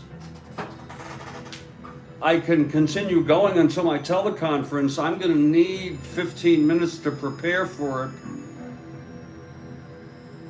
So I'm going to be going at least about 20 minutes more. And if need be, there'd be a third broadcast, and I hope it would be this evening. Because, you know, I do the best I can. I'm human. And here is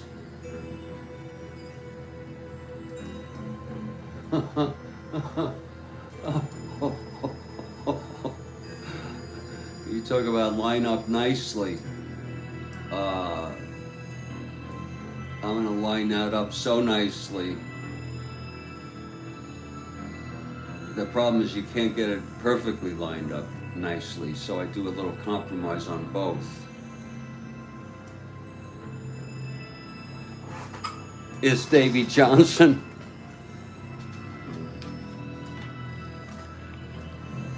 Davey Johnson is coming to the plate, ladies and gentlemen, with 2 outs, bottom of the ninth, 12th. There's Davey. Get that lined up there.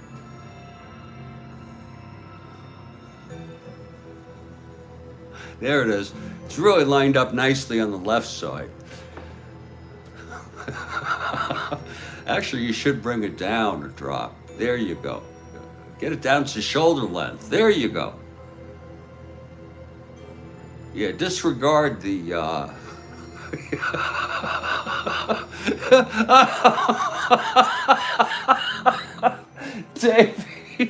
Davy Johnson, clutch situation. Kathy, oh God, I just don't know anymore. Here's Aker with 2 outs. It's Belanger on second. He had the lead off. Blair, I'm sorry, had the lead off double. Here's Aker now. The pitch to Davy. That's 2-11. It's a ballpark slash. It's not gonna bring him home no matter what. It's an 11. Right-handed. It is 11 base hits. And Blair goes to third and holds. Oh, what a pretty play that was, if I must say, on the 2-11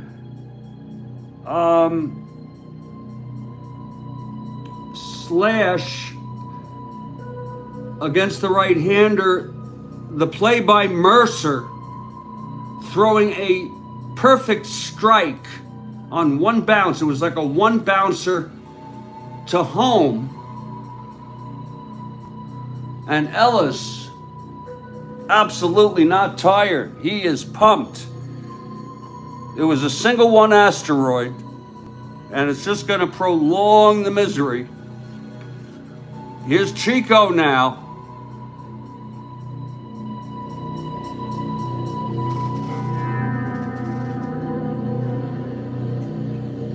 People very, very, very intense here.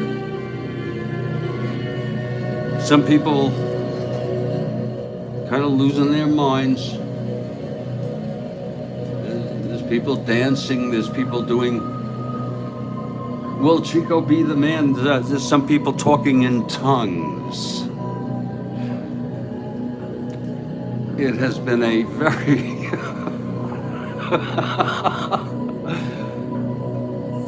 Kenyon has posited the question of the day, will Chico be the man? And ladies and gentlemen, here comes Chico Salmon.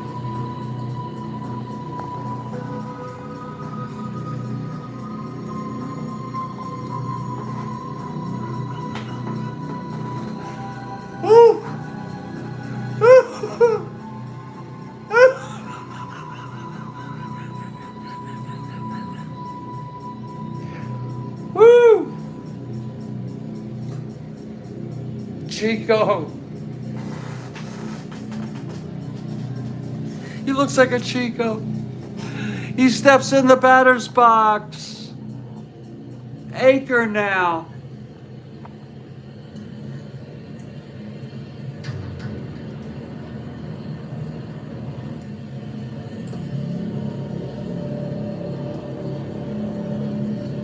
Aker looks in. First and third, 2 down, Chico.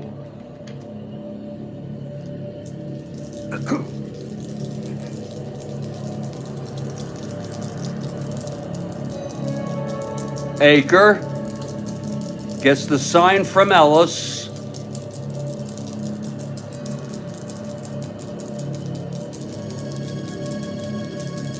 And the pitch to Chico. Oh, that's a 4-4 right-handed catcher X. This could be trouble. Lord help me. Lord help Johnny Ellis. A 4-4 pass ball, this ball game's over. If it's a wild one, this game is over. A 4-4 right-handed catcher X.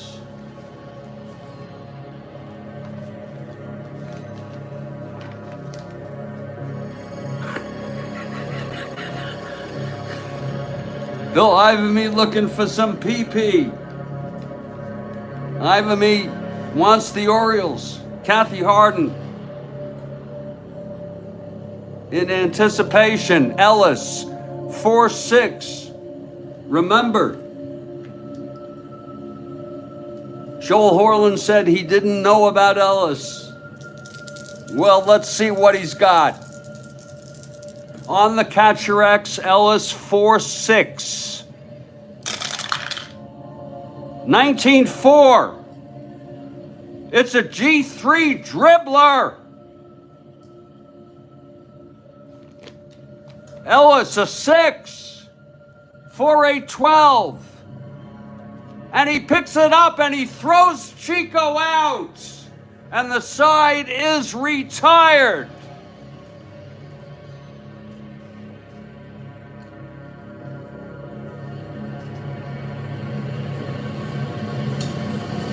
Whoa, whoa, what a beautiful play that was.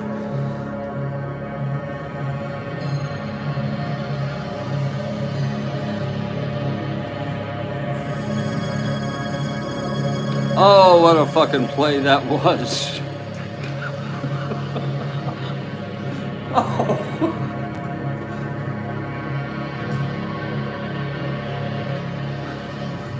Oh. Oh, Kathy. You gotta love it. You gotta love it. Oh, let's look at that again. What a play by... He pounced on that like it was a grenade. It was a 19 on the 20 die.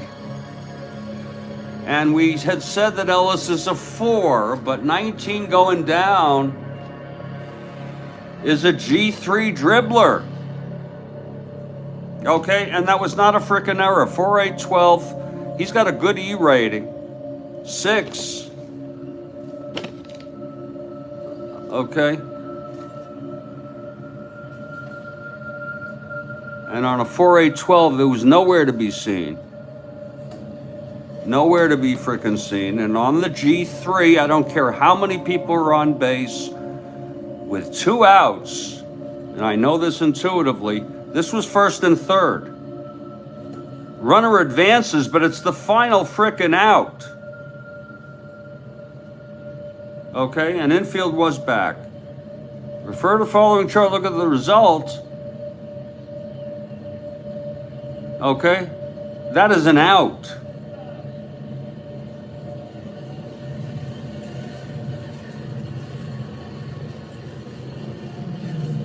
And now he knows. That's an out. That's how I read that. And folks, I am going to have to conclude this broadcast at this time.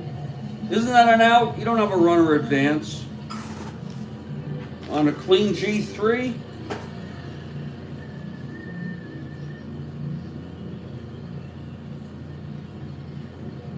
Oh, Grumble results.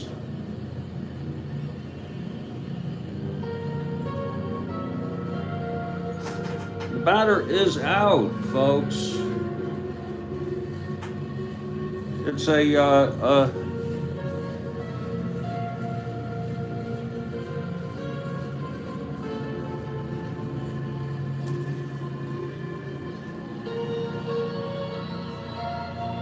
exactly, Ben. Thank you. I don't know why I get into some of these loops sometimes, but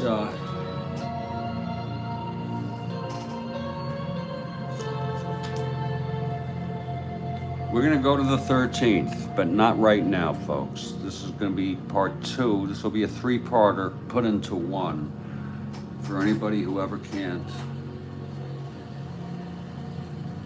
On to the 13th, yeah. Thank you, Bill. Thanks for the support. Thanks for letting me all know what's going on. Glad you came back, Bill. This game is not over. In fact, it's just getting started, and when it does, I can't believe there's Akers' position right here. That was only his second inning. It's going to be White, Mercer, and Fernandez. And look at that, Marcelino is still in this ball game. Be very careful. It's 5-5 through 12. I have enjoyed this very much. You want to know what time I might come back?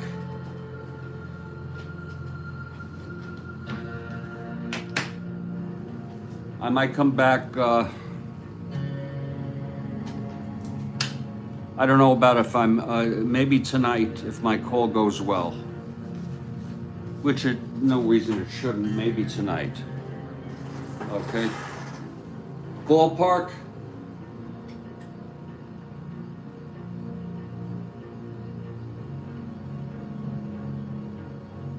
Maybe,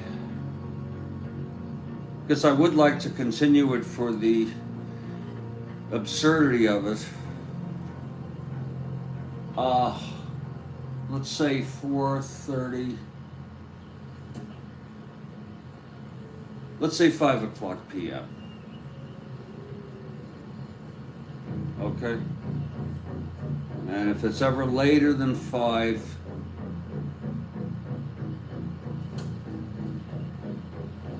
folks, in fact, I'll set it up now for 5. If it's later, I'll move it up to increments every 15 minutes if it's late. I don't see any reason why things won't go great. I worry about everything.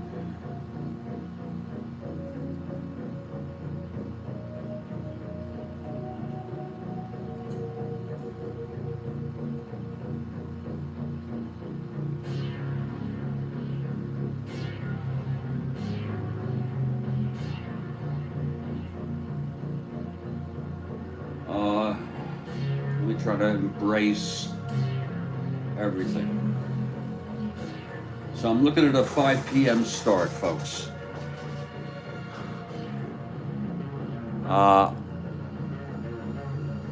And I want to thank you all so much. Take care now.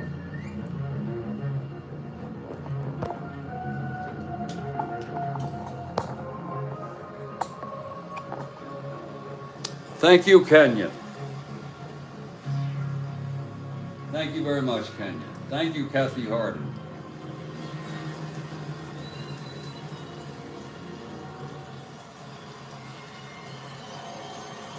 Thank you.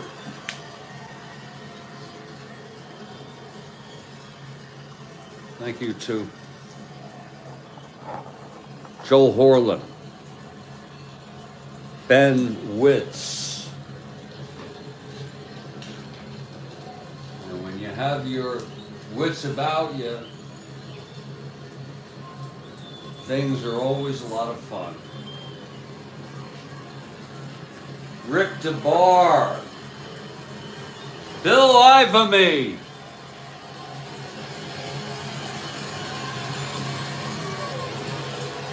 Steve Aquilung.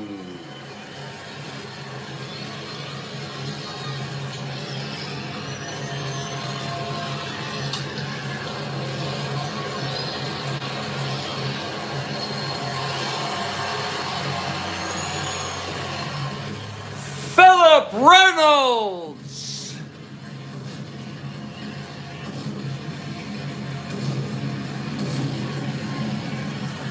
Kenyon Gray, Bill Ivamy, Ben Witz, Joel Horland, and mostly, good night, Kathy.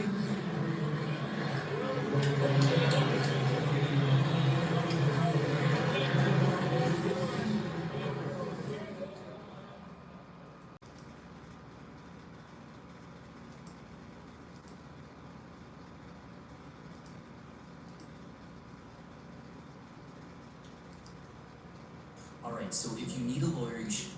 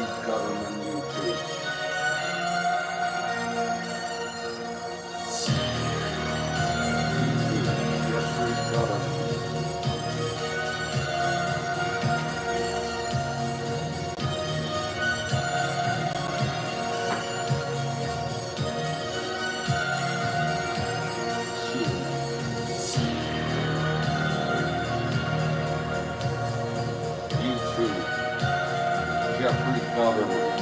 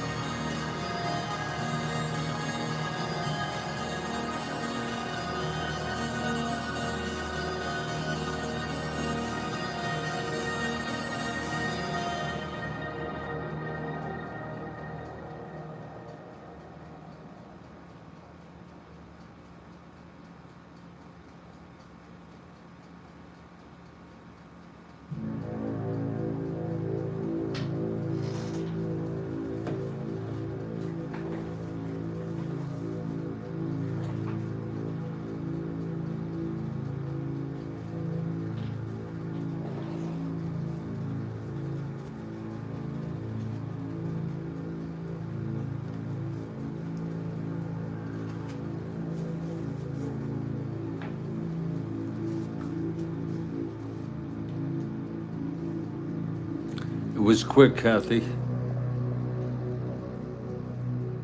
The conference was canceled, and it's okay.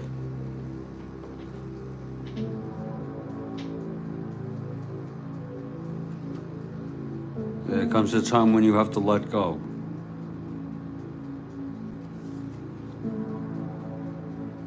You have to let go. And I feel fine. Actually, a little bit relieved. Folks, we are in part 3 of what has been almost a 6-hour ordeal. Actually, the game has gone, let me see how long in the first 2 parts, we went 3, 4, 5, 6 hours and 10 minutes. Actually, 6 hours. And 3, 4, 5, about 6 hours and 11 minutes. And God help me, I'm gonna be putting this one into a single file.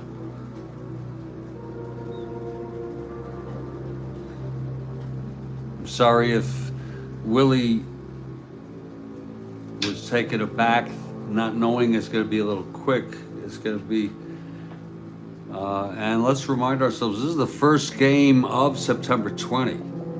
This was a game. Top of the 13th, and you got to keep track of all this. It's Marcelino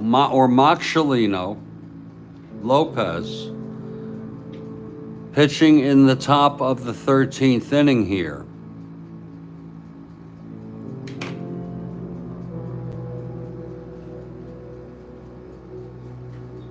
Marcelino Lopez. And he is going to have the pleasure of facing White, Mercer, and Fernandez. And don't forget the back-to-back home runs by Fernandez and Ellis. Ellis, boy, that play he made to end that inning, he just got to that. I didn't know he could get to that. And he got to that squibber and threw a bullet to Bomer at first to get Aker out of that. And Aker is still in this frickin' ball game. I don't know why I have Aker 7, 8, 9, 10, pitched 2 innings. Okay, you're getting a lot of work out of these people. Hall pitched 3 great innings. Leonard, shit. And here comes Roy White now. We are in the dramatic ambiance, but of course we like to mix it for full effect. When we can get it just right, it is a dream. Kathy Harden for the Yankees. And I'll tell you, the fans in Baltimore, all 7,500 of them, many have left. They are a complacent fan base.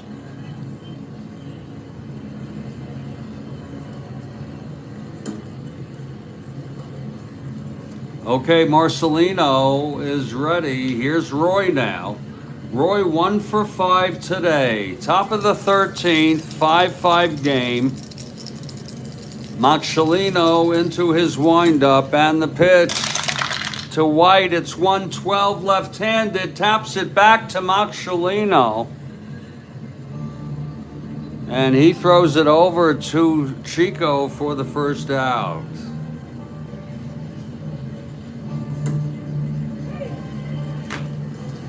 And here comes Bobby Mercer now. Lefty here. Oh, Mercer stepping up to the frickin' plate. Whoa, here he comes. Here he comes. And Mercer stepping into the batter's box now. It's 1 out, nobody on. Marcelino on the mound. And the pitch to Mercer. That's going to be 5-7. Left-handed, and that's a shot into the gap for Mercer. It's dropping in right center. Martin can't get to it. And Mercer strolls in so easily with a leadoff double. A leadoff frickin', not a leadoff double, 1 out double. I am so sorry, people. I am so sorry, people. It's up to you, New York. If you can make it here, you can make it anywhere. Mercer with the double off Marcelino. He's got plenty of fatigue. Here's Frank Fernandez. Frank Fernandez stepping up.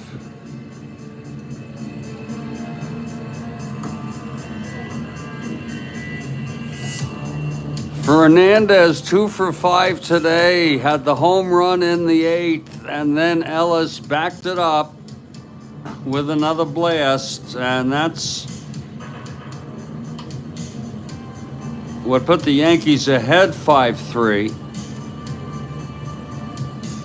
The game has been so many layers to this ball game. Okay, Fernandez digs in right to that box now.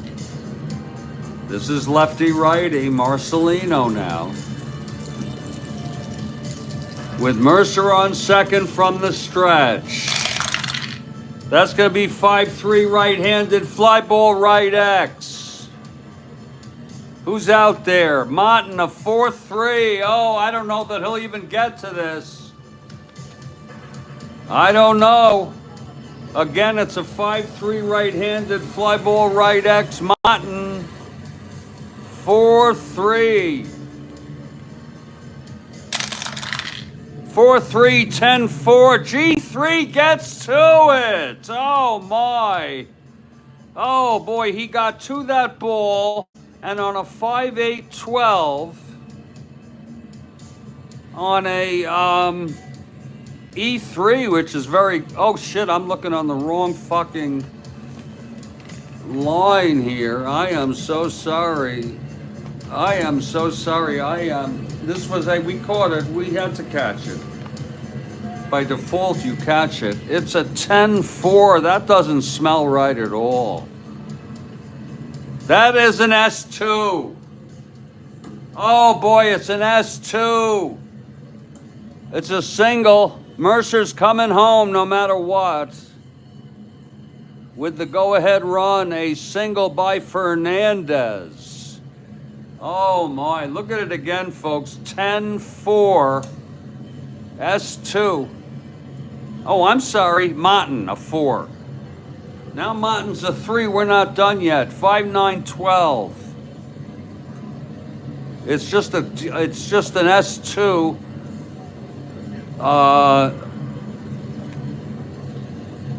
Was a frickin' S2 on a 10-4 S2. It's a clean S2. We're looking just to be sure on everything here. Single advance 2. And boy, with the about 3,000 left, freaking Frankie Fernandez has put the Yankees ahead 6-5. Now Marcelino, 7, 8, 9, 10, 11, 12. This is only his second inning. We'll keep him in. It's not like Weaver is not eager to bring anybody in. And if he does, it's going to be Frank Bertania.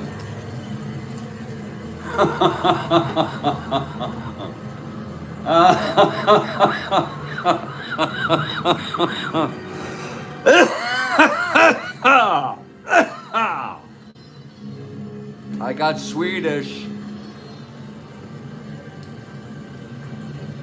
I got the Swedish baking, folks. Double. It's a frickin' double.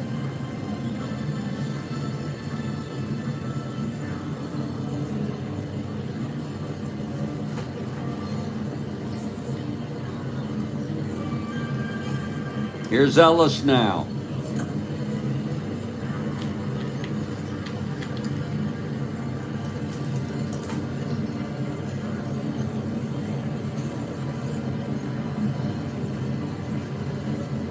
He's a -2.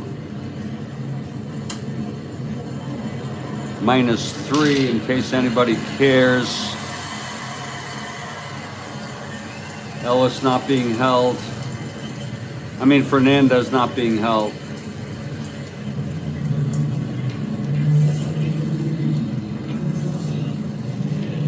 Okay, Marcelino now. Ellis, 2 for 5. Here's the pitch. And I think this was played fairly. 3-4 left-handed, grounds it to second. And Fernandez will advance. And that'll bring out a clutch situation for Bomer. Even Bomer made a contribution by walking, even though he's a 176 hitter. He's gonna hit here. It's not like they really have anybody. There's nobody. Let Bomer stay out there at first base with his 4.9. It's all going to be up to Jack Aker for the win. Jack Aker for the frickin' win. I got to get through my head that this was Jack Aker pitching when he was. Marcelino with Fernandez on second, 2 down. And the pitch to Bomer. That's going to be 6-6 right-handed. Walked him. He walked him.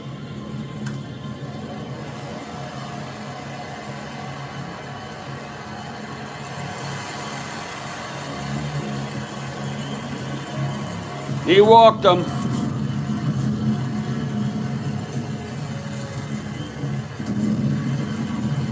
It was a 6-6 right-handed.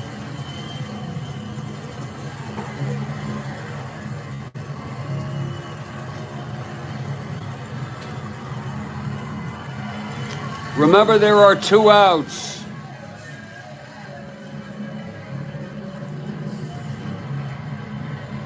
And Jack Aker is coming out to frickin' hits. They're going to keep him in.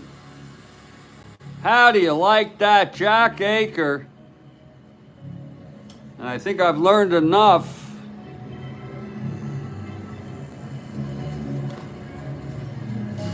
Even though Aker has had his troubles there. Oh, here comes Aker now. First and second, 2 outs. If Marcelino cannot retire Aker, he can go straight to hell. Here's Marcelino now. And the pitch to Aker, right-handed. That's going to be 3-9. He grounds it to third. Floyd has it. And we're going to the bottom of the 13th with the Yankees leading by 1.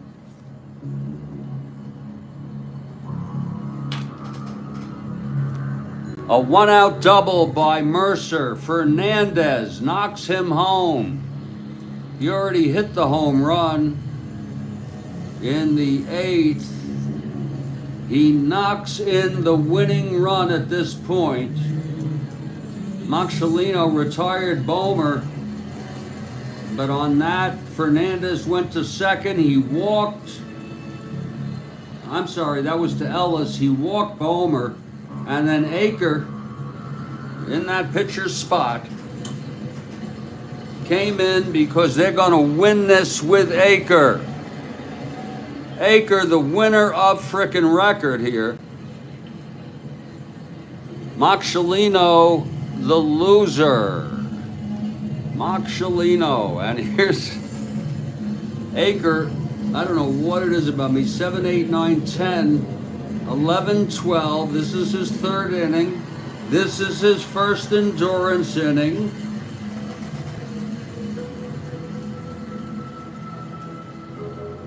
And he's going to have the pleasure of facing Bobby Floyd, a pinch hitter, whoever that may be.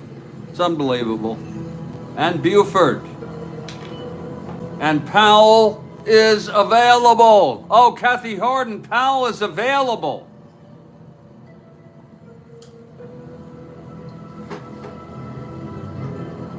Despite his groin injury, Powell is available. Shit.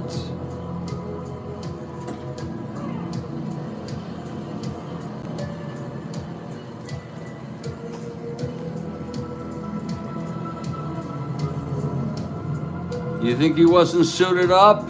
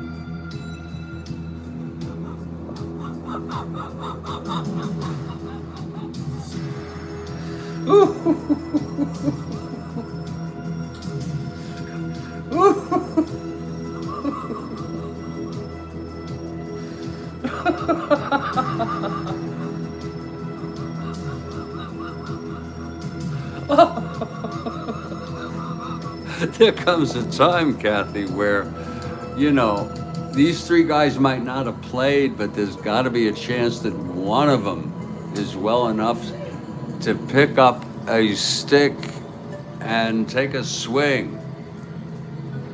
Okay? There's got to be a time. We're going to let Bobby Floyd lead it off here. Well, there you go. There goes my dinner.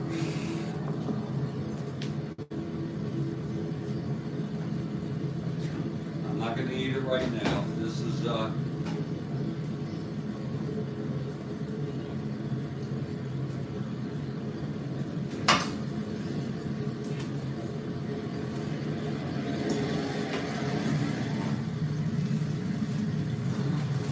guess there's no reason why I can't just let it sit there in front of me.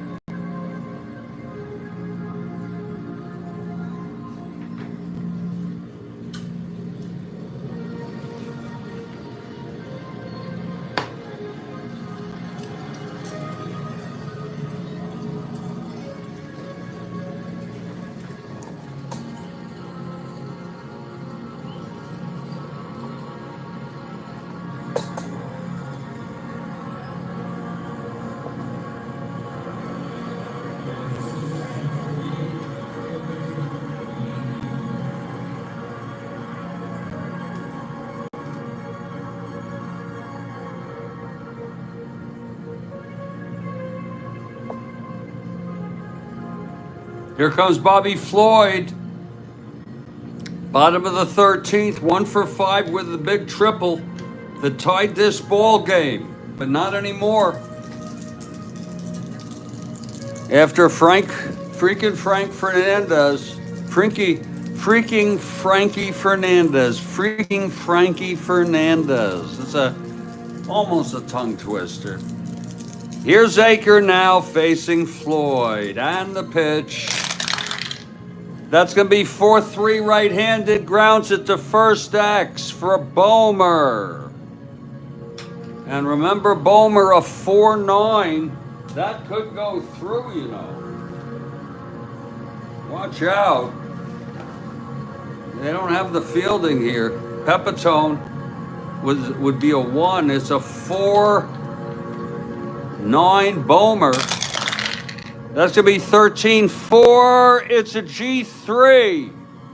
He gets to it. 3.68. He's got a good E rating.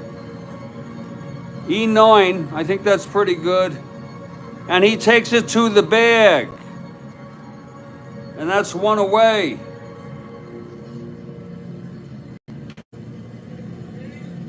And there's going to be a hitter for Lopez.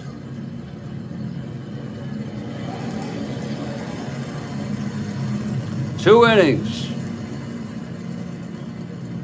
2 hits. Walked 1, struck out 1, and allowed 1 run. And that is the winning run. Unless they can tie it up here, there's going to be a hitter here against Aker, the right-hander.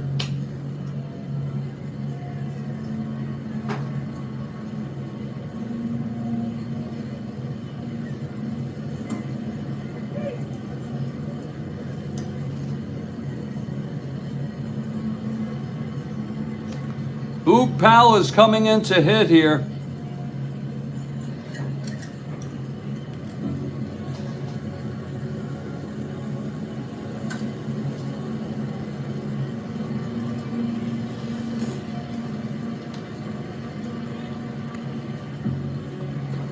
First of all, I had a question for everybody. I don't need to get into the medical question about his groin injury. Folks, can I replace Aker? Can I replace Aker here right now? If I want.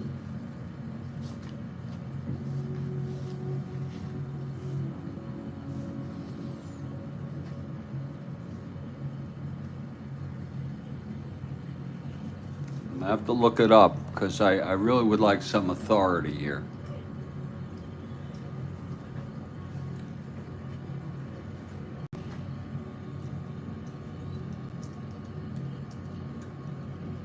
Can you replace pitcher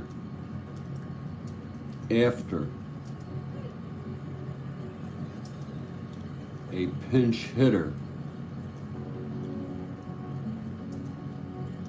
enters game?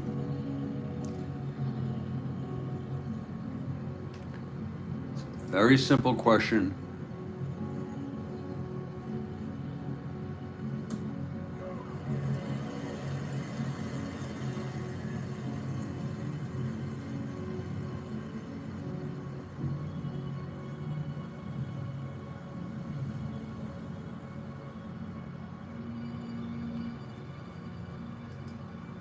I need some help on this. Because Boog Powell is coming in to hit. I say I'm allowed.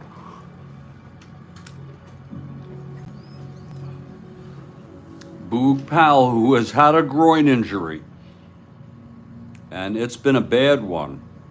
That's why the only reason he's not playing, but they're going to let him hit here. I can replace him, Bart, thank you. Boog Powell is going to pinch hit. I'm sorry, Kathy. He's the only one that I will use. Only because Brooks has the flu, Frank has a bad sprain.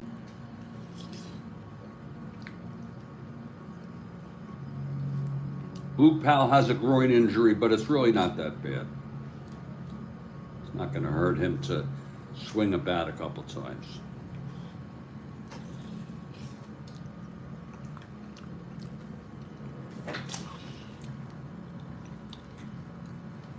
He's actually better against left-handers. Okay? He's actually better against left-handers, but Aker is not. So we're going to take Aker out, and there's going to be Mike Kekich coming in. Isn't that something? Mike Kekich, a left-handed pitcher. Isn't that something? Powell is coming in, and it's going to be Mike Kekich, the left-hander, who's not even that good this year.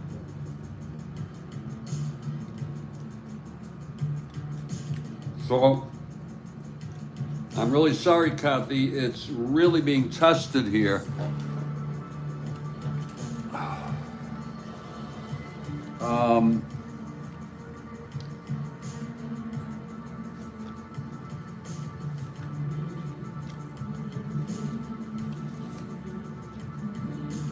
I want to bring the left-hander in here.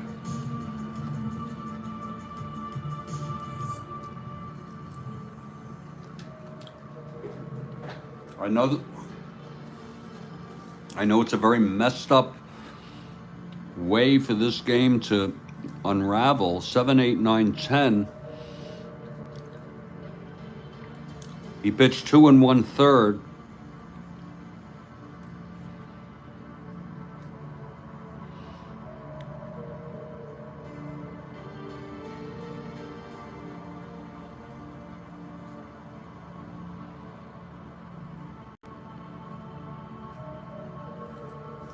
And Kekich will face Powell. There are no runs. Aker is not responsible for anybody. It's 1 out, nobody on. And this will be lefty-lefty, Kathy. If you're going to win it, let's win it right. Let's win it without them.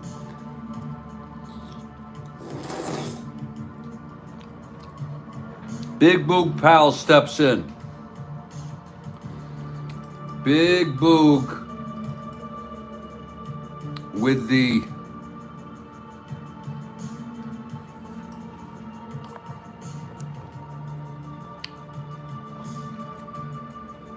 extra padding. Boog is actually it's a trade-off. He actually is better against left-handers. Okay, a little bit. But not as good against right-handers. He's actually better. Kekich is worse against left-handers. Whoa. Maybe I should keep Aker in. Bart. Maybe I should keep Aker in. I think that, and it's not done. I don't have to. We're going to keep Aker in this ball game.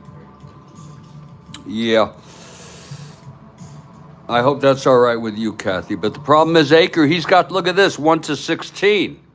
That's why I took him out. Okay, so we're going to go with what I thought, and then we're going to go with Kekich. I know it's a real crapshoot. We're just going to do the best we can and pray that at least he doesn't hit a home run. Here's Kekich now. The pitch to Powell.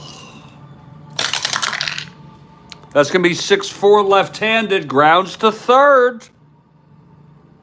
And that's going to be for Cox, a 337. You couldn't have asked for much more than that. 337, 15-3. It's a G1 gets to it. But he's an E37. Watch out for that. 6-9-10.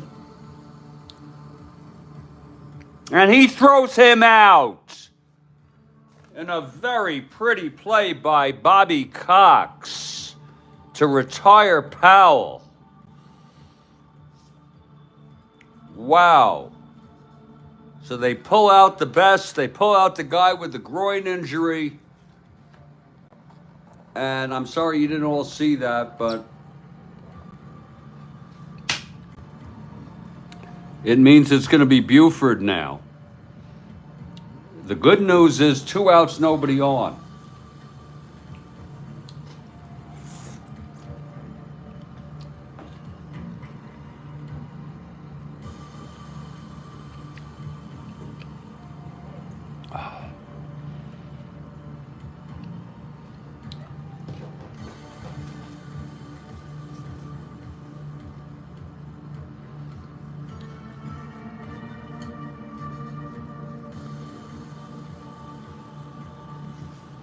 And here comes Ralph Houck.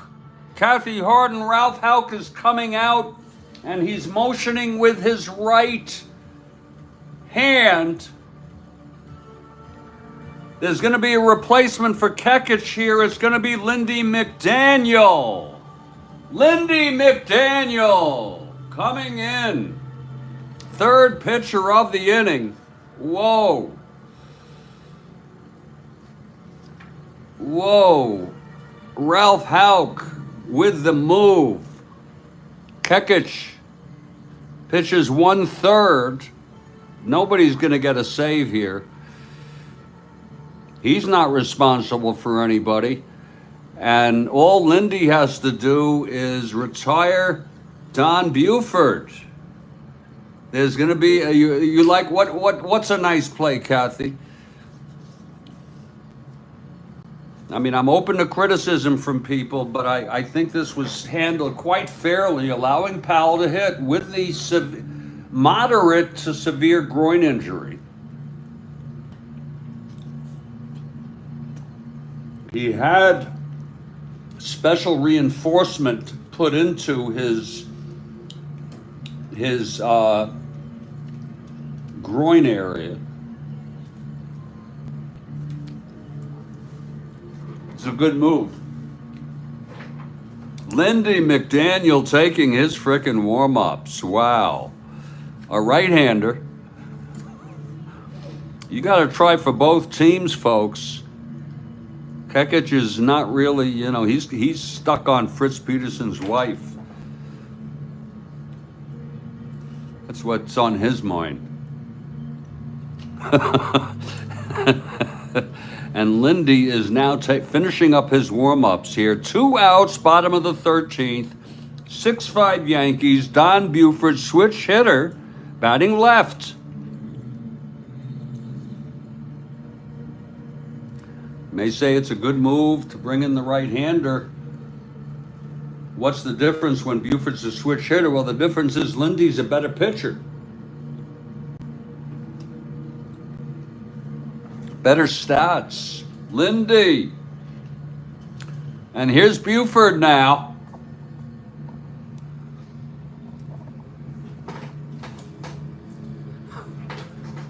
Get those shoulders lined up. There you go.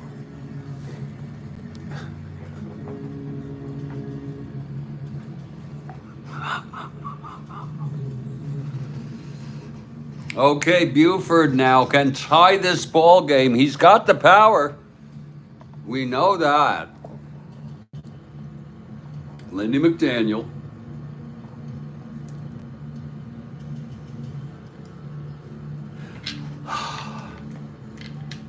Gets the sign from Ellis. The windup and the pitch to Buford. That's going to be 5-5, switch hitter batting left, a grounder to short, Michael. To end the ball game on an X. 5-5, switch hitter batting left. Michael. 327.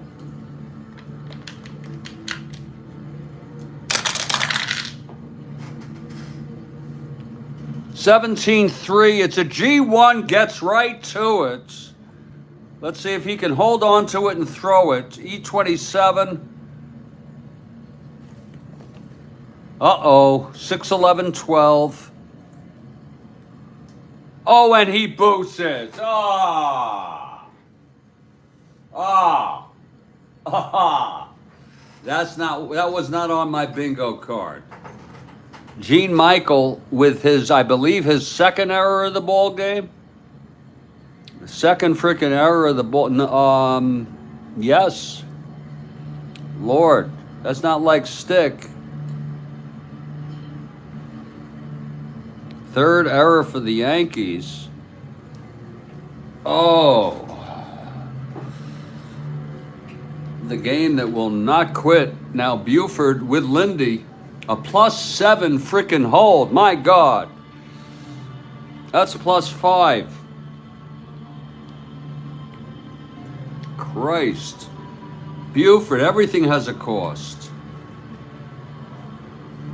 Buford 1-15, 1-20, 1-18 with the lead. They're holding him. Look at that, 9, 10, and 12. He is out. We're going to go for the craps here, folks. We're going to go for the lead, even despite the 9, 10, 12. Someone's going to be the GOAT. Someone's going to be the winner. Buford going for the lead. 4. He gets the lead. 1-15, 1-20, 1-18. He has to go. Again, 1-15, 1-20. And being held 1-18 with Belanger at the plate. McDaniel, the windup, and the pitch. There he goes, and he's safe. Buford has stolen second here with 2 outs. Oh my. Oh, Lord help me. And Mark Belanger has a chance here.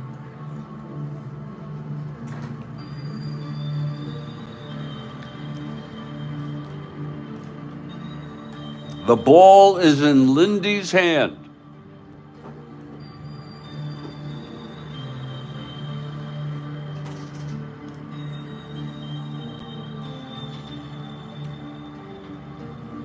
Mark Belanger at the plate. Buford on second, 2 down. You know Michael praying for a strikeout. 6-5 Yankees. The pitch from Lindy to Belanger. That's 5-8 right-handed. Fly ball center. It's sky high and playable by Mercer, and the Yankees win. Oh, a sky high fly that Lindy threw. 5-8 right-handed. It was shallow. He had to even come in for that. And this ball game is frickin' over. And what a frickin' game it's been. I will be back in just about 2 minutes with the recap, if I can even assemble one.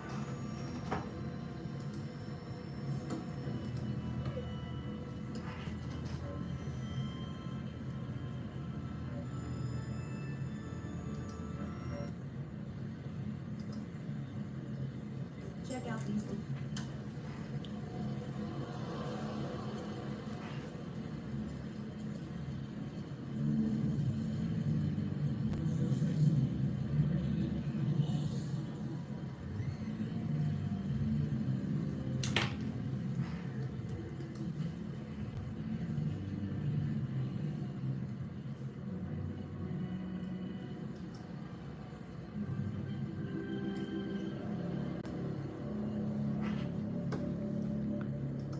Oh, what a game.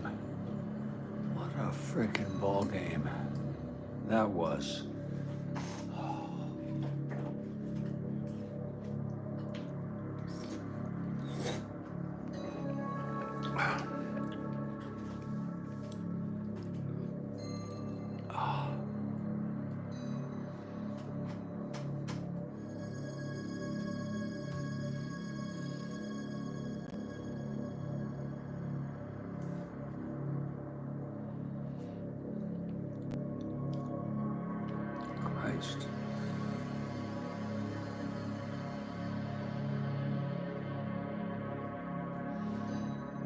Aker gets the win.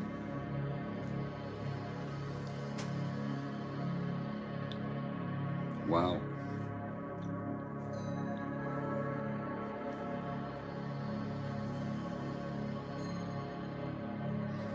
Aker gets the win.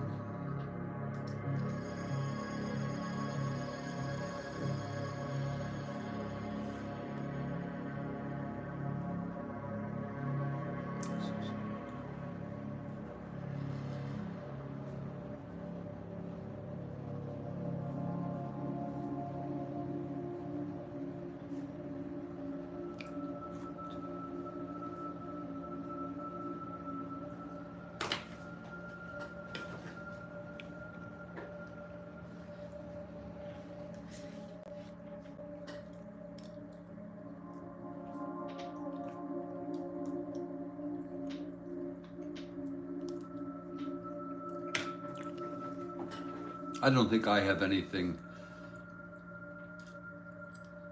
You bet, Kathy. I don't think I have anything I can really add to this.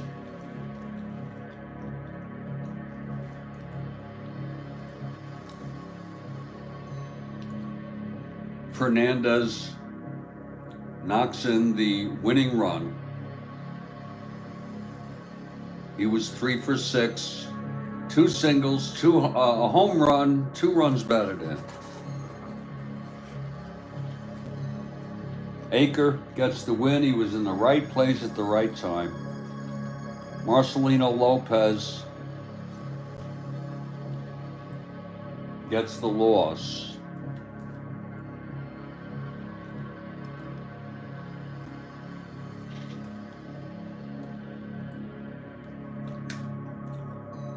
I want to thank everybody for being here.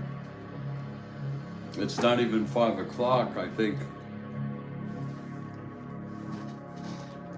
poor Willie Ivamy will be disappointed to see his Orioles lost this game.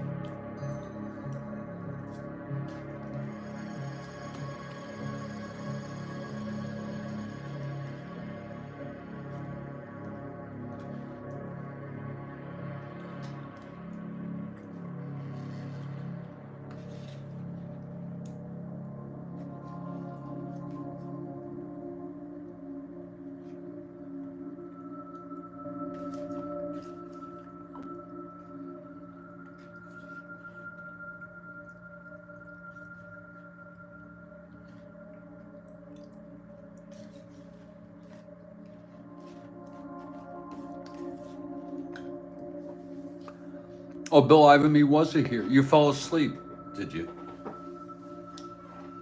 Well, that's a good thing.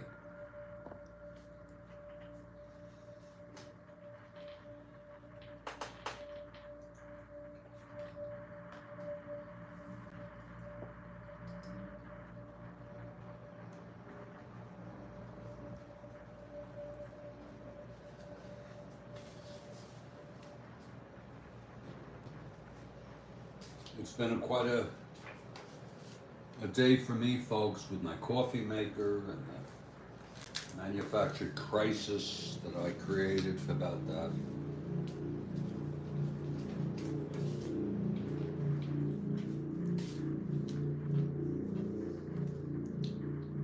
I'm going to set this one up as a playlist and just feature it for a little while. A 3-part epic game.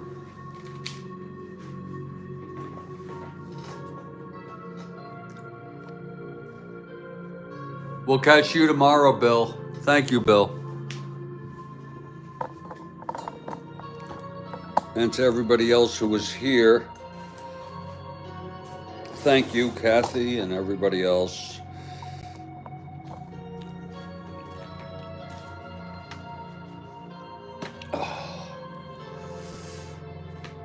That's like 7 hours at ball. Even though some of it was waiting for the coffee to brew.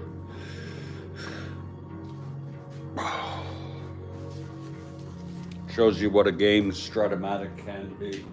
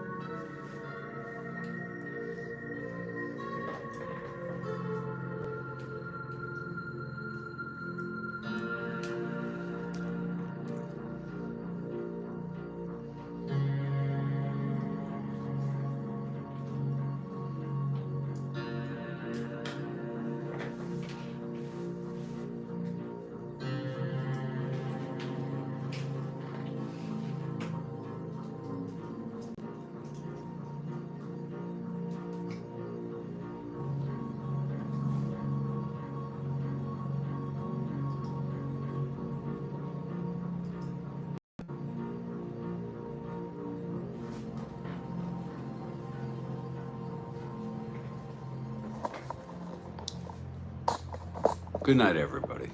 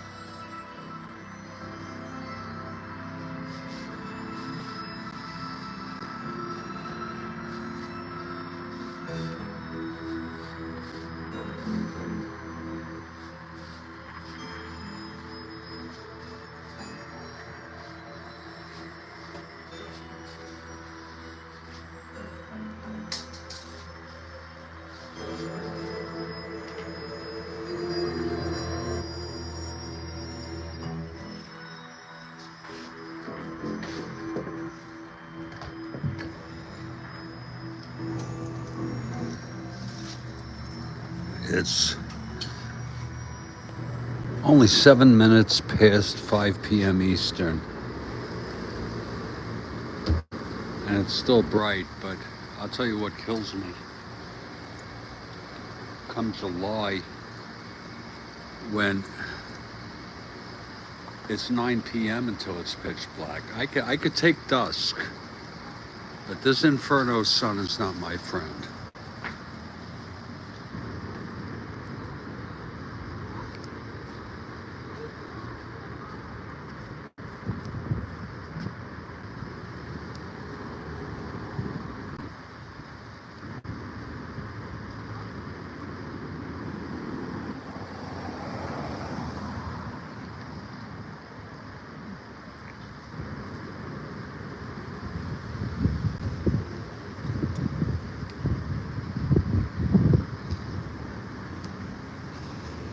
And yes, this really is Studio B.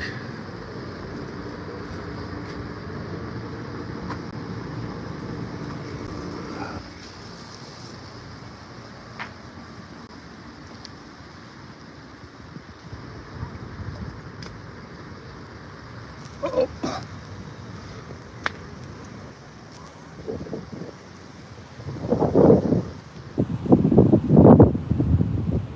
That's east. Sunset's in the west, so it's kind of bright. I'll hold it to the side as I'm walking east, walking west.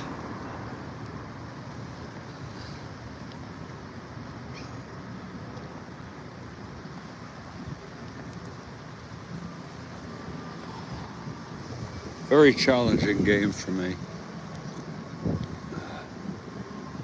this Yankee Orioles game. My hope is that I can retain integrity. That's why I embrace the recommendations of others.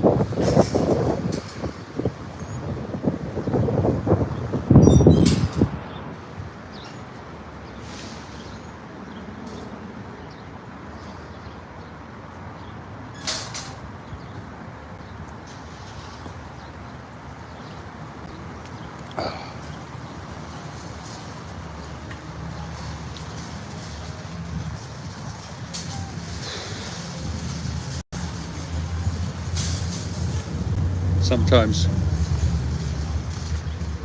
my anxiety gets to me so much with complex thoughts that I'm in despair and I'm almost panicked, but not really panicked, you know what I'm saying? It's a terrible state.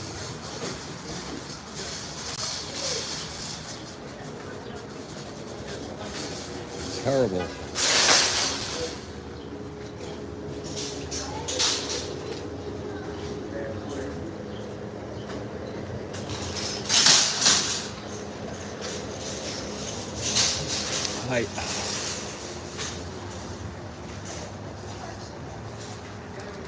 I think that I've always been quirky. I've always had sort of a quirky sense of humor. Been a clown of types, a class clown seeking attention. And I think the roosters came home to roost starting about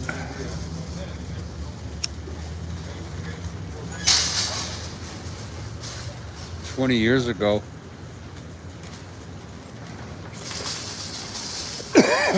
And I just happen to be one of those people who has been afflicted with a depression and anxiety.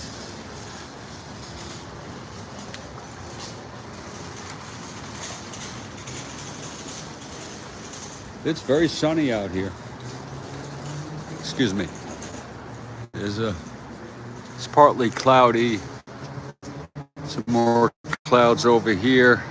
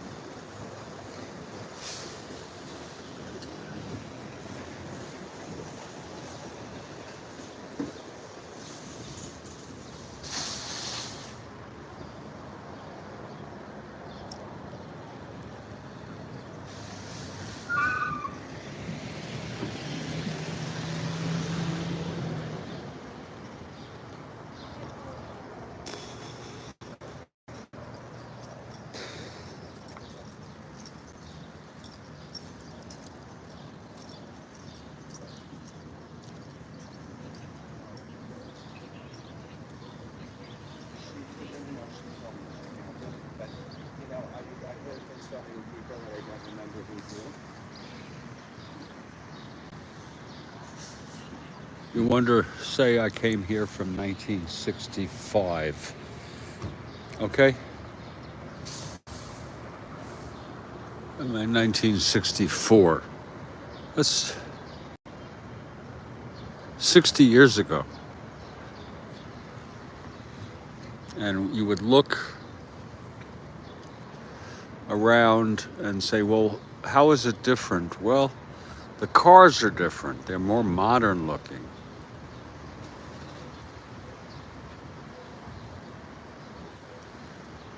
Um,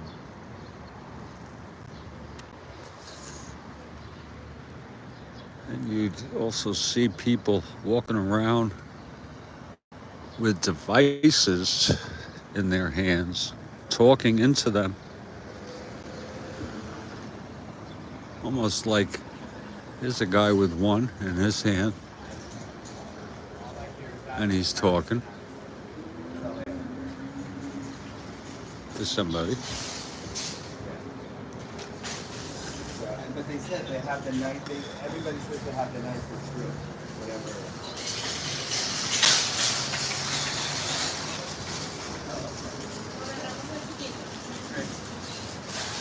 There's one right there. You wonder what these devices are. Also, the sneakers are better. You know, when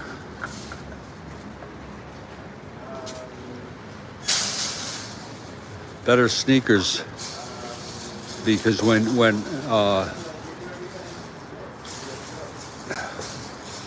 back in '64 they didn't have sneakers like this.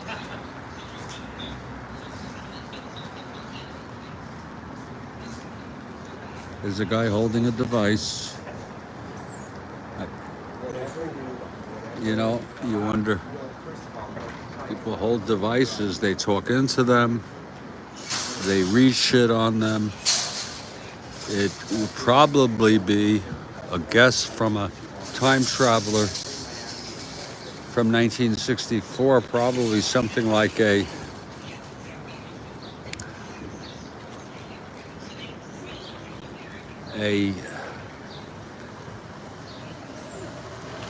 gadget that has the power of a computer, I guess, if you could think that far.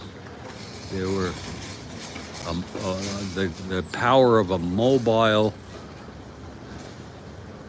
computer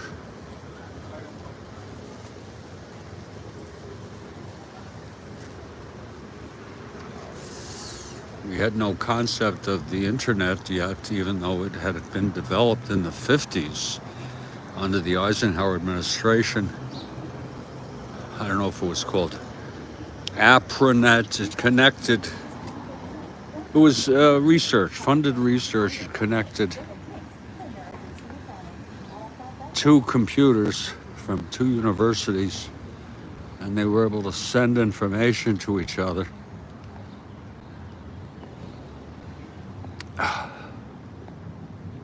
And one guy left his hat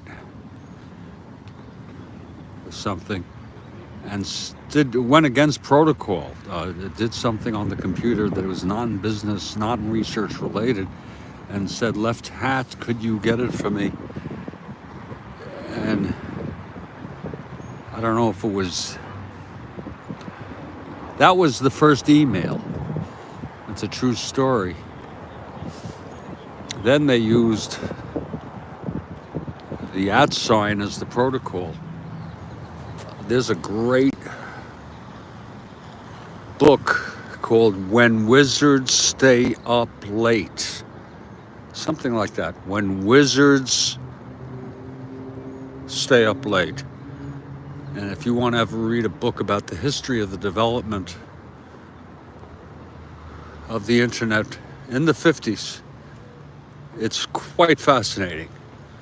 They don't bog you down with a lot of detail, just enough for a layperson to get a grasp of it and access it, but more of the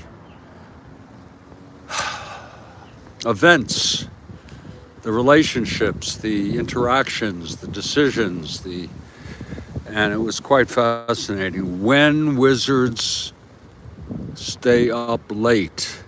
maybe at night. I bought the book because when the internet came out, I was totally obsessed with the idea of it.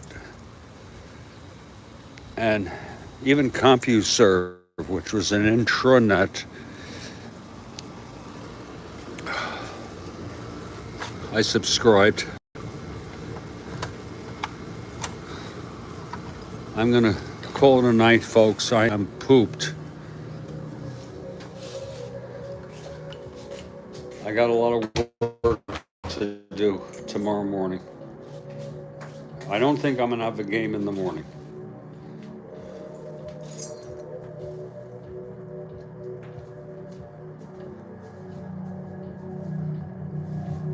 I have to clean up. You all take care now. You hear?